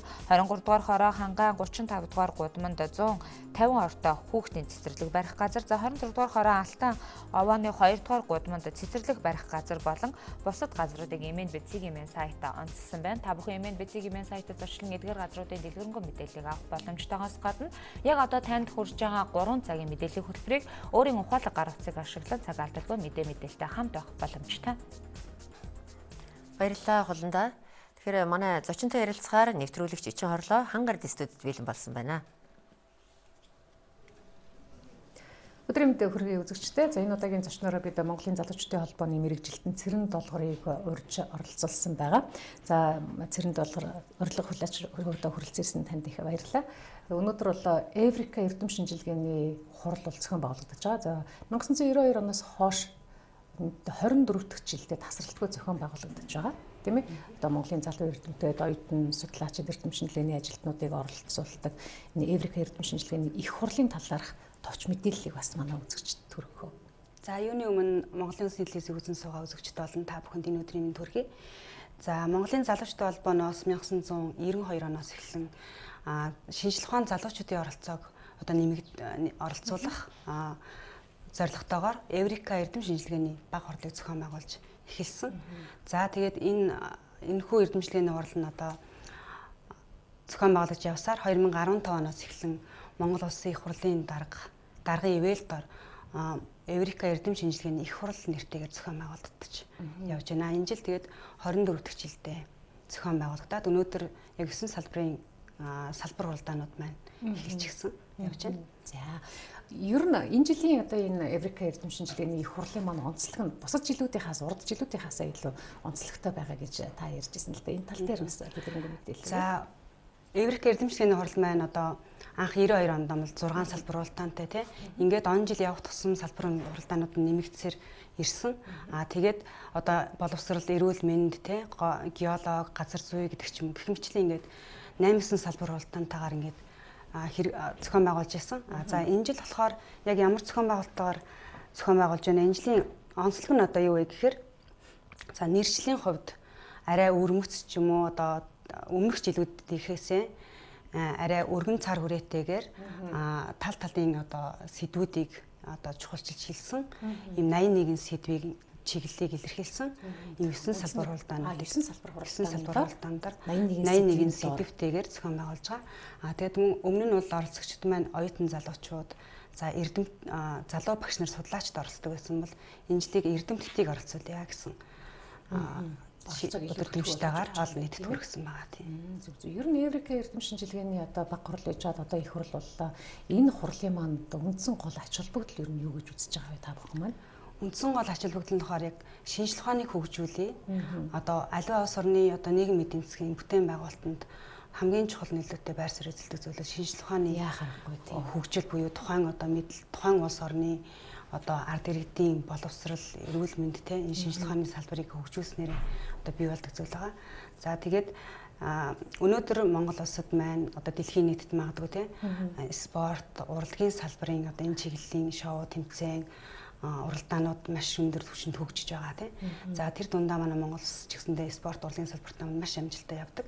Яг үүнтэй ижилхэн бид нар бас шинжлэх ухааны салбараа бас яг энэ түвшинд хүргэж чадвал улс орны маань хөгжилд тэр дундаа залуучууд нэг бүтээл сэтгэлгээнд хандах өнөөгийн одоо юм сошиал ертөнц ч юм уу эсвэл нэгдийн амарчлах тий бэлэнчлэх юм сэтгэлгээнээс холдуулах илүү эрдэм мэдлэгт сургах, соёлжуулах яг өөрөөсөө яг ийм бүтээлүүдийг гаргадаг ийм бүтээлч байдлыг хөгжүүлэхэд одоо энэ Эврикийн гол санаа нь явж байгаа.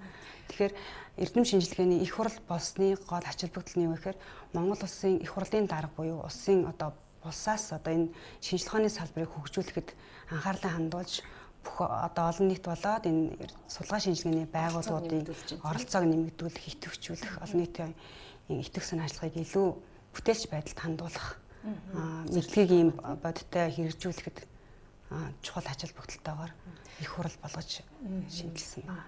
Та сая ярьлаа л да одоо шинжлэх ухааны хөгжилд одоо шинжлэх ухааны оролцоон дээр тулгуурласан шинжлэх ухааны хөгжил дээр тулгуурласан улсын ер нь бол шинжлэх ухаан гэдэг бол ер нь улсын хөгжил тийм ээ одоо улс орны хөгжил нийгмийн эдийн засгийн хөгжил бол яатчудсан яа харахгүй л шинжлэх ухаан дээр л тулгуурлагдаж явдаг. Яг таныг бас ярьж байхад бас бодож байлаа. Манайх ер нь харьцангуй урлаг спорттой төлхөө мөнгө зардаг тэрлүүгээ илүү төлхөө анхаардаг хэрнээ одоо хамгийн тэргүй игнэнд явах ёстой шинжлэх ухааны салбарынхаа хөгжил дээр арай л бага анхаардгийн болов гэж би бас зүгээр боддог. Тэгэхээр та бүхний маань одоо зохион байгуулж байгаа 24 жил одоо тасралтгүй зохион байгуулж байгаа Эврика их хурлын одоо яа харахгүй хамгийн гол одоо ач холбогдол бол энэ байна л да. Тийм ээ залуучуудын оролцоог нэмэгдүүлэх. Ер нь томоохон бүтээлүүд одоо үйлдвэрлэлд нэвтэрж байгаа бүтээлүүд танаа энэ эрдэм шинжилгээний хуралд оролцсон одоо эрдэмтэн судлаачдын одоо судалгааны ажлуудын дараа бол зөндөл гарч ирсэн баг та. Ер нь одоо Эврикагийн салбар хуралдаанууд оролцсон одоо тухайн сургуулиудын шилдэг оюутан залуучууд эрдэмтэн судлаачид маань яг тухайн салбартаа одоо ч гэсэн ингээд амжилт бүтээлтэй явдаг.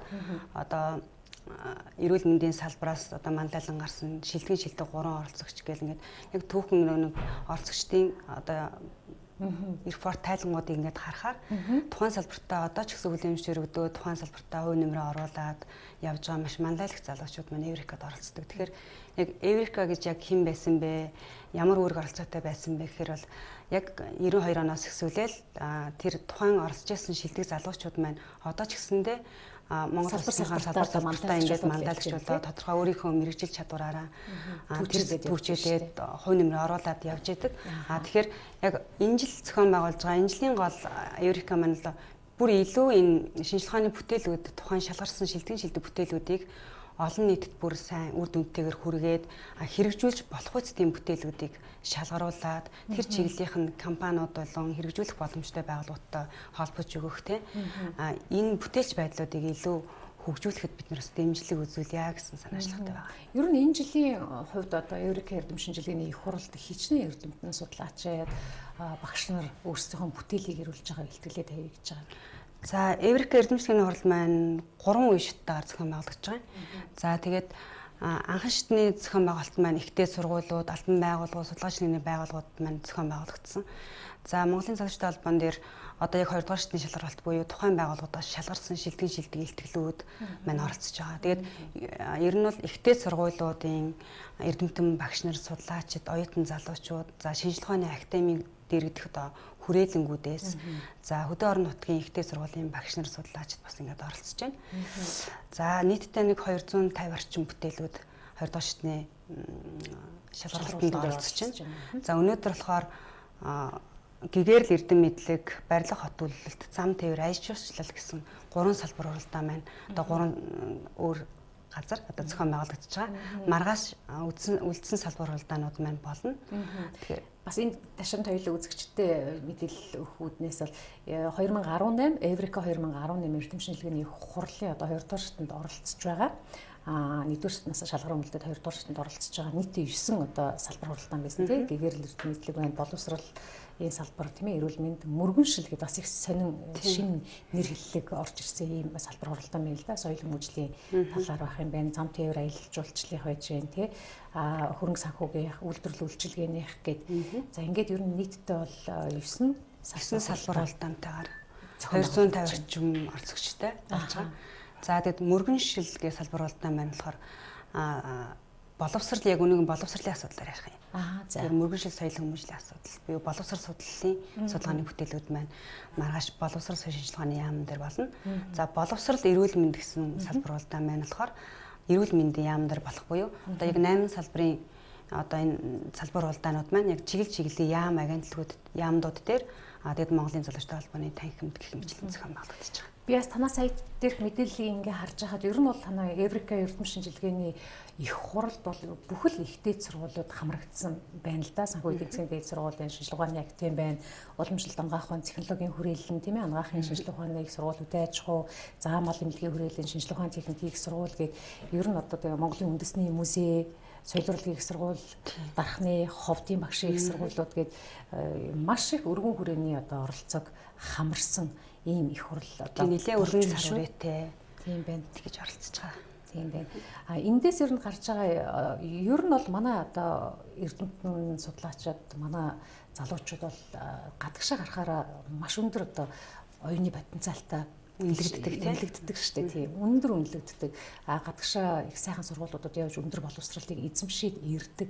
Тэгвэл бас яг ингээ хөрсөн дээрээ буугаад Монгол дээр одоо зах зээл дээр нэвтрүүлсэн томоохон бүтээлүүдийн бас төрөөс гэх юм уу дэмжих тал дээр бас нэг жоохон тийм учир дутагдaltaй байдаг юм болов уу гэж боддог л доо. Харин тийм одоо магадлал маш өндөр байдаг тийм. Тэгэхээр эргэн тойрныхаа хүмүүс болон одоо тэгээд том эрдэмтэн судлаачдын яриа өрөг сонсохоор ер нь бол ингээд олон улсын сургууль одоо их дэлхийн томоохон ихтэй сургуулиудад ингээд суралцаад эрдмийнхаа ажлыг хамгаалж ирчээд их орондоо хурж ирэхээр маань их орон маань ч юм уу одоо юу гэдэг тухайн энэ шинжлэх ухааны чиглэлийн байгууллагууд маань хүлээмжшүүлж яг одоо ингээд дэмжлэг дээр одоо энэ жоохон учир дутагдaltaй байна уу да тийм болохоор би одоо дахиад гадагшаа ингээд тэр улсын урилгаар ингэж ажиллахаар болж байгаа гэсэн судлаач эрдэмтдүүд гэдэг би өчнөө сонсч байсан. Тэгэхээр магадгүй нэг шинжлэх ухааныг хөгжүүлэх тал дээр ч юм уу энэ эрдэмтэн судлаачдаа дэмжих тал дээр бас илүү сайн анхаарах цаг болчихсон болов. Одоо энийг хэрвээ ингэж сайн хөгжүүлвэл манай улс орн маань илүү сайн хөгжин тэ хүн ордын боловсрол маань дээшлэн тийм ач холбогдолтой байгаа. Тэгэхээр үүнд ч гэсэндээ Монголын залуучтай холбоо банкны төлөв нэмэр оруулаад санаачлалуудыг хилээд тэ өнөөдөр Монголын залуучтай холбоо юу гэдэг цаг үеэсээ төрөөсөн илүү хурдтай харах юмсан гэж мэрэж явдаг. Тийм болохоор шинжлэх ухаанаа илүү хөгжүүлээ, тухайн салбаруудыг одоо илүү ийм түвшинд болгоё гэсэн санал санаачлалыг төвшөнд авчиж тийм ээ улс орны хөгжлийг чинь дэлхийдээ хөл нийлүүлээ, залуучуудынхаа оролцоог нэмэгдүүлээ, тийм ээ залуу эрдэмтэн судлаачтай түлхүү дэмжээ. Энэ тал дээр одоо Монголын залуучдын холбоо бол бидний зүгээс хийж одоо хэрэгжүүлэх ажлууд маань бол инээгээд энэ ажлуудын маань бас нэгэн хэсэг нь та бүхний одоо 24 жилийн турш тасралтгүй зохион байгуулсан Еврика эрдэм шинжилгээний их хурал маань байна шүү дээ. Тэгээд яг хөө тэгээд хүн болгоноос гоё санаа шийдлүүд гарч идэг тийм тэрийг бас олон нийтэд хүргэх эрдэм шинжилгээний бүтээл гаргаад ингээ явна гэдэг бол асар их цаг хугацаа зарцуулдаг. Маш их төвчээр шаарддаг тийм. Тэгэхээр магадгүй өнөөдөр Еврикад оролцож амжаагүй бас маш олон судлаачид эрдэмтэд байгаа. Өөрийнхөө санааг бас ингээд буулгачаад бас хүнд чилээгүй ч хүмүүс байж байгаа шүү дээ тийм. Энэ болгон бол Еврикаг илэрхийлж байгаа гол санаа байгаа юм. Тэгэхээр бид нэр одоо санал санаачлагаа л хамгийн гол нь бодиттой ажил болгож бүтээл болох нь илүү чухал байна. Амьдрал дээр хэрэгжүүлэх тийм. Тэгэлгүй яг хөрсөн дээр нь буулгах бол хамгийн чухал байгаа л да. Еврика эрдэм шинжилгээний хурлын маань шагналын сан бас ер нь хамгийн өндөр шагналын сантай юм билээ. Бас дараагийн удаад оролцох эрдэмтэн залуучуудыгаа бас энэ хуралд оролцоорой гэж уриалмаар байна. Бидний урилгыг хүлээн авч цаг гаргаад ирсэн танд их баярлалаа. Та бүхний ажилд их амжилт хүсье. За баярлалаа. Тэгээд телевиз үзэж байгаа бүх хүмүүстээ болон Монгол улсаа хөгжүүлэхэд шинжлэх ухааны салбарыг илүү сайн хөгжүүлцгээе. Хүүхд залуучуудаа бас шинжлэх ухаанч мэдлэгт одоо илүү сайн сургаж тийм. Бүтээлч Монгол улсыг бий болгоход бүгдээр ингээд зарцгаая. Баярлалаа. Баярлалаа. Тэгээ таны тэр өрөөлд одоо бат сайхан орших баха одоо оршуултгая гэж өрөөлөө. Их сайхан өрөөлөө үнэхээр бүтээлч Монголын төлөө бүгдээрээ хамтдаа хөгжицгээе гэдэг бол үнэхээр сайхан байна да. Тэгээ баярлалаа танд. Үзэгчдээ одоо хангаар тестүүдэд бид өнөөдөр Монголын залуучдын холбооны мэргэжилтэн цэрэн долгорыг урьж ярилцлаа. Анхаарлаа хандуулсан та бүхэнд баярлалаа. Зочин хөтлөгч нартай баярлалаа. Тэгэхээр Аранга аймаг дахь манай сурвалжлагч анх манлай мэдээ дамжууллаа. Тус аймагт тамир үйлдвэрийн хэсгийн хоньны зохиомл хийлтүүлэг хийгдэж байгаа юм байна. Хөдөө аж ахуйн сургуулийн мал аж ахуйн биотехнологийн сургуулийн багш судлаачид аймгийн цөмсөргийн үржлийн төвтэй хамтран Аранга аймгийн их тамир суманд тамир үйлдвэрийн хэсгийн хоньны үржүүлэг технологийн нэгжийг өнгөрөгч 5 дугаар сард байгуулан ажиллаж эхэлжээ. Тамир үйлдвэрийн хоньны үржүүлэг технологийн нэгж нь тамир үйлдвэрийн хэсгийн хоньыг сэргээх үржлийн ажлыг нь чанаржуулах гол зорилготой. Энэ ажил нь нэг талаараа үржүүлгийн ажил чухал байхаас гадна тэжээл маш чухал байдгиймаа гэдгийг мэргэжилтнүүд хэлж байлаа. Мадын үржлийн чанар сайжруулах ажлын хүрээнд бол бид хүн болоод малчдын тэр хийгдүүлэгчдийн бугат хөхнөр багуудын суурьаар явж бид нэр ангилтын ажлыг хийсэн хаврын ангилтыг за мөн бол одоо бол бид нэр яаж байгаа вэ гэхээр аймгийн хөдөө аж ахуйн газар цөм сүргийн нэгжтэй хамтраад цөм сүргээс бол баяд үйлдвэрийн сайн чанарын хуцыг түрээслээд ингээд бол мөн энэ хөхнөр бугут багуудад зохиомол хийгдүүлэг, гардын хийгдүүлгийн ажлыг зохион байгуулахаар одоо ингээд ажилдаа гарахаар бэлэн болсон байж байна. Малчны хотод зохиомол хийлдүүлэг хийж байна. Энд тамир үйлдвэрийн хэсгийн хойныг сэргээж баяд үйлдвэрийн хуцаар малын үржлийн зохиомол хийлдүүлгийн ажлыг хийж байгаа юм а. За энэ жилдээ их тамир, өндөр улаан, Эрдэнэ булган сумдын нийтдээ 1000 толгой эм хонинд зохиомол хийлдүүлгийн ажлыг хийх юм байна. За их тамир сумын хэмжээнд бол 890 хуц бол одоогийн байдлаар байгаа. Нийтдээ бол 1600 орчим хуц шаардлагатай байгаа. Ингэхээр бид нар ангилт хийгээд 50% заазалсан. Тэгэхээр бол хэлтүүлэгчийн хангамж бол 4 дахин дутагдaltaй байна гэсэн. Хэлтүүлэгчийн хангамжийг нэмэгдүүлэхийн тулд сайн хуцаар малчин айлуудын суурьуд дээр ангилт хийгээд сайн хэлтгчээр бол цөм сөрөг бүрдүүлж өсвөр хэлтүүлэгч бойжуулж авах ийм ажлыг үл хийх гээд байж байна. За өндөр бол манад бас энэ хотод үржлийн хэсгийн илүү нугламжтай хон байдаг. Энийг бид бүхэн бас үйлдвэрийн хэмжээнд хүрэхэд бол энэ жил бол манай цөм сөрөгийн үржлийн өвдөр 200 57 им хон бол байдаг. Энэ жилээс энэ дээрээ бол бид нар өөр нөхцөл дотроо үржүүлэх байдлыг л гаргаж ирж байгаа. Ирэх жилээс бол энэ хотон тонь дээрээ бол бидний цааш тэмдэглэгөөг бол 22500 толгой энэ дээр ирэх жил хотод дээр мөн энэ зохиомол хийлдүүлгийн ажлыг бол хийх ийм нөхцөлөө бол ингээ бүрдүүлээд ажиллаж явнаа. Малын үржлийн ажлыг чанаржуулж сайжруулахад тэжээл маш чухал үүрэгтэй байдаг байна. Хөдөө аж ахуйн сургуулийн мал аж ахуйн биотехнологийн сургуулийн багш судлаачид мал аж ахуйн эрдэм шинжилгээний хүрээлэнгийн Аранхай аймаг дахь өндөр уулын бүсийн салбар хүрээлэнтэй хамтран 5 төрлийн тэжээл ашигт 7 цэг бэлтгэж байна. Энэ тэжээлүүдийг яаж бэлтгэсэн бэ гэх юм бол тухайн орон нутагт олдоц ихтэй царгас, ногоон тэжээл, овёос улаан буудаан хивг, хомоол навч, шилмөөс гэсэн түүхийдүүдийг олдоц ихтэй түүхийдүүд авч химийн нэрлэг Шингэс шимжээр нь үзээ тэрнээс тооцоосон юмсан дээрс тухайн өсвөр хэлтүүлэгчид нарт тохирсон тэм жорыг зохиош 5 янзаар хэлсэн байгаа. Энэ жоруудыг яагаад ингээ өөр янзаар зохиоод ирэх юм бол хуц маань хэлтүүлэгт эрчимтэй ашиглаж байгаа буюу зохиомол хэлтүүлэг хийж үр авч яаж байгаа вэ? Энэ хуц маань их уурга энергийн дутагдалд ордог учраас яг эрчимтэй ашиглаж байгаа жордон бол ерөөдөө царгас улаан буудаа хивэх уурга энергитэй агуулгамжтай өндөртэй түүхийдүүд илүү оруулж өгч гэж хэлсэн байгаа. Малын үржил болон тэжээл бэлтгэхэд малчдын мэдлэг чадвар болон хүн хүч маш дутмаг байна гэдгийг мэрэгжилтнүүд хэлж байлаа. Тийм учраас орон нутагт зайлшгүй мэрэгжлийн зөвлөгөө өгөх нэгжүүд ажиллах шаардлагатай байгааг багш нар, судлаачид, мал зүйчид хэлж байсан юм а. Дорн аймаг дахь зүүн бүсийн уншилгаа эмчилгээний төв ил тод эрүүл мэндийн үйлчилгээ төслийг хэрэгжүүлэхээр болжээ. Ингэснээр бүх үйлчилгээ цахимжиж ил тод чирэгдэлгүй болно. Түүнчлэн эмч эмнэлгийн ажилтан үйлчлүүлэгчдийн харилцаанд эерэг үр дүн гарна гэж салбарынхан үзэж байгаа юм байна. Зүүн бүсийн уншилгаа эмчилгээний төв өдөрт 700-аас 800 хүнд эрүүл мэндийн тусламж үйлчилгээ үзүүлдэг. Сүүлийн жилүүдэд ачаал нэмэгдэж, үзэсгэлэн тоо өмнөх жилүүдээс 1-2 дахин өсжээ. Үүнээс үүдэн иргэд уртаараа л дугаарлаж, үйлчилгээ авахын тулд олон цаг хүлээх чирэгдэл үүсэж байгаа юм. Тиймээс засаг даргын санаачлагаар хүлээгдэл чирэгдлийг бууруулах зорилгоор ил тод эрүүл мэндийн үйлчилгээ төслийг нэвтрүүлэх гэж байгаа юм байна. За яг өнөөдрийн энэ эрүүл мэндийн ил тод үйлчилгээ гэдэг төсөл бол энэ e-health системийн суурин дээр илүү үүсч явж байгаа. За энэ систем нэвтэрснээр биднэрт хамгийн их хэл ам дагуулдаг цаг тоглох үйлчилгээтэй холбоотой иргэдэд ойлгомжгүй байдаг, эмнэлгийн мэдээлэл хаалттай байдаг энэ гэсэн ийм сөрөг сэтгэл ханамжуудыг бол үндсэндээ арилгаж байгаа. За манайх бол 3-5 хоногийн мэдээллийг дэлгэцэн дээр гаргаад тухайн хүн ажиллаад төлөвлөөд хэдний өдрийн хэдэн цагт би аль кабинетэд үзүүлэх боломжтой вэ гэдгийг захимаас харчих, самбраас харчих юм боломжтой болж байгаа. Дээрэс нь кабинетуудын үүдэнд бол бид нар мэдээллийн дэлгэцүүдийг байршуулж өгснөөр тухайн өдөр хэн хэдэн цагт үйлчилгээгээ авч гэнэ үү, хэн ирээгүй байна вэ гэдэг асуудлууд бол бүгд тодорхой болоод харагдана. За хувь хүн бол ямар нэгэн байдлаар эмч эмнэлгийн ажилтнууд гаднаас хүн дагуулад орчдөг, танил талаа үздэг энэ гэдэг ийм хардлага, сэрдлэг, сэтгэл ханамжинд сөрөг ийм зүйлүүд бол үндсэндээ арилж байгаа гэсэн үг. За өнөөдөр бол бид нэр Доронтой аймгийн бүсийн онцлогын амжилтны төвдөө 10 сая төгрөгийн тоног төхөөрөмжийг бол гардуулж байна. За энэ маань энэ төсөл хэрэгжснээр иргэдэд ямар үр нөлөө байх вэ гэхээр иргэд маань эмчилгээнийхаа цагийг илүү ил тод хардаг боломжтой болно. Эмчнэрийн ажлын ур чадвар, мөн харилцан хандлагыг бол үнэлэх дүгнэх боломжтой болж байна.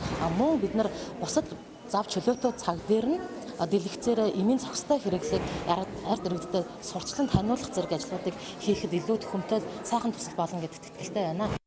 Цаашид энэ төслийг амжилттай хэрэгжүүлэхийн тулд эмч мэргэжилтнүүдтэй сургалт зохион байгуулна. Мөн иргэдэд илүү хүртээмжтэй үйлчилэхийн тулд төслийг илүү боловсронгуй болгон нэгтлэн гэсэн юм а. Одоо олон улсын амьдралд болж байгаа үйл явдлын мэдээлэлээс хүрэхээр манай орчуулагч редактор Инх Монголын бэлэн болсон байна. Баярлалаа. Тэгэхээр энэ цаг мөчид бид олон улсаас ирж байгаа хамгийн сүүлийн үеийн гэсэн мэдээлэлээс хүрэх гэж байна. За эхний мэдээллийг Өмнөд-Солонгосын Арен телевизийн сайтнаас авч бэлтгэлээ. За тус сайт нь бичснээр бол Өмнөд-Солонгост хүний эрхийн байдалд одоо тодорхой үйлчлэл гараагүй байна гэсэн мэдээллийг өгч байна. Энэ тухай мэдээллийг үзэгчдэд хүргэе. За нэгдсэн үндэсний байгууллагын зүгээс Өмнөд-Солонгост хүний эрхийг хэрхэн одоо сахин мөрдөж байгаа тухай за хүний эрхийн байдалд өөрчлөлт гарсан эсэх асуудлаар шалгалт явуулсан боловч өөрчлөлт гараагүй гэж шалгалт явуулсан байцаагчид дүгнсэн байна. Энэ онд Өмнөд-Солонгосын удирдагч Ким Жон Ун, Өмнөд-Солонгосын ерөнхийлөгч Мун Жээнтэй 3 удаа дээд түвшинд уулзсан. За мөн Америк нэгдсэн улсын төрийн тэргүүнтэй бас мөн түүхэн дээд хэмжээний уулзалтуудыг хийсэн. За гэхдээ дээд хэмжээний уулзалтын үр дүнд Солонгосын огт инх тайван тогтоох тухайд ахиц дэвшил гарсан боловч хүний эрхчлөөний асуудлыг бас огт энэ дээд хэмжээний уулзалтаар дурдаагүй байна гэж дүгнсэн байна. За энэ дүгнэлтийг нэгдсэн үндэсний байгууллагын Өмнөд-Солонгос дахь хүний эрхийн асуудлаар тусгай илтгэгч ийм үнэлгээ дүгнэлтийг гаргасан байгаа байна. За үүний зэрэгцээ нэгдсэн үндэсний байгууллага эх 7 хоногт Өмнөд-Солонгосын хүний эрхийн асуудлаар бас тусгай тогтоол баталгаар бас төлөвлөж байгаа юм байна. Тогтоолын төслийг боловсруулж байгаа энэ ажлыг Япон болоод Европын холбоо урьдчилан явуулж байгаа юм байна.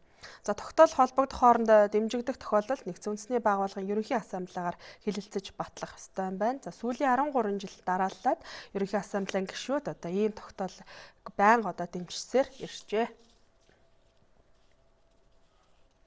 За дараагийн мэдээлэл Dyson хэмээх Их Британий цахилгаан бараа үйлдвэрлэгч компани цахилгаан автомашины үйлдвэрээ Сингапур улсад байгуулна гэдэг мэдээллийг өгч байна. За энэ талаарх мэдээллийг олон улсын BBC агентлагт мэдээлж байгаагаар бол өнгөрсөн 2017 онд Dyson компани бүрэн цахилгаан одоо автомашин үйлдвэрлэх төсөл дээр бас ажиллаж байгаагаа мэдэгдэж байсан. За харин энэ цаг хугацаанаас хойш ерөнхийдөө үйлдвэрээ хаана барьж байгуулах вэ гэдэг дээр сүүлийн 1 жилийн туршид судалгаа шинжилгээ явуулсны үр дүнд их одоо Сингапур улсыг сонгожээ гэдэг мэдээллийг өгч байна.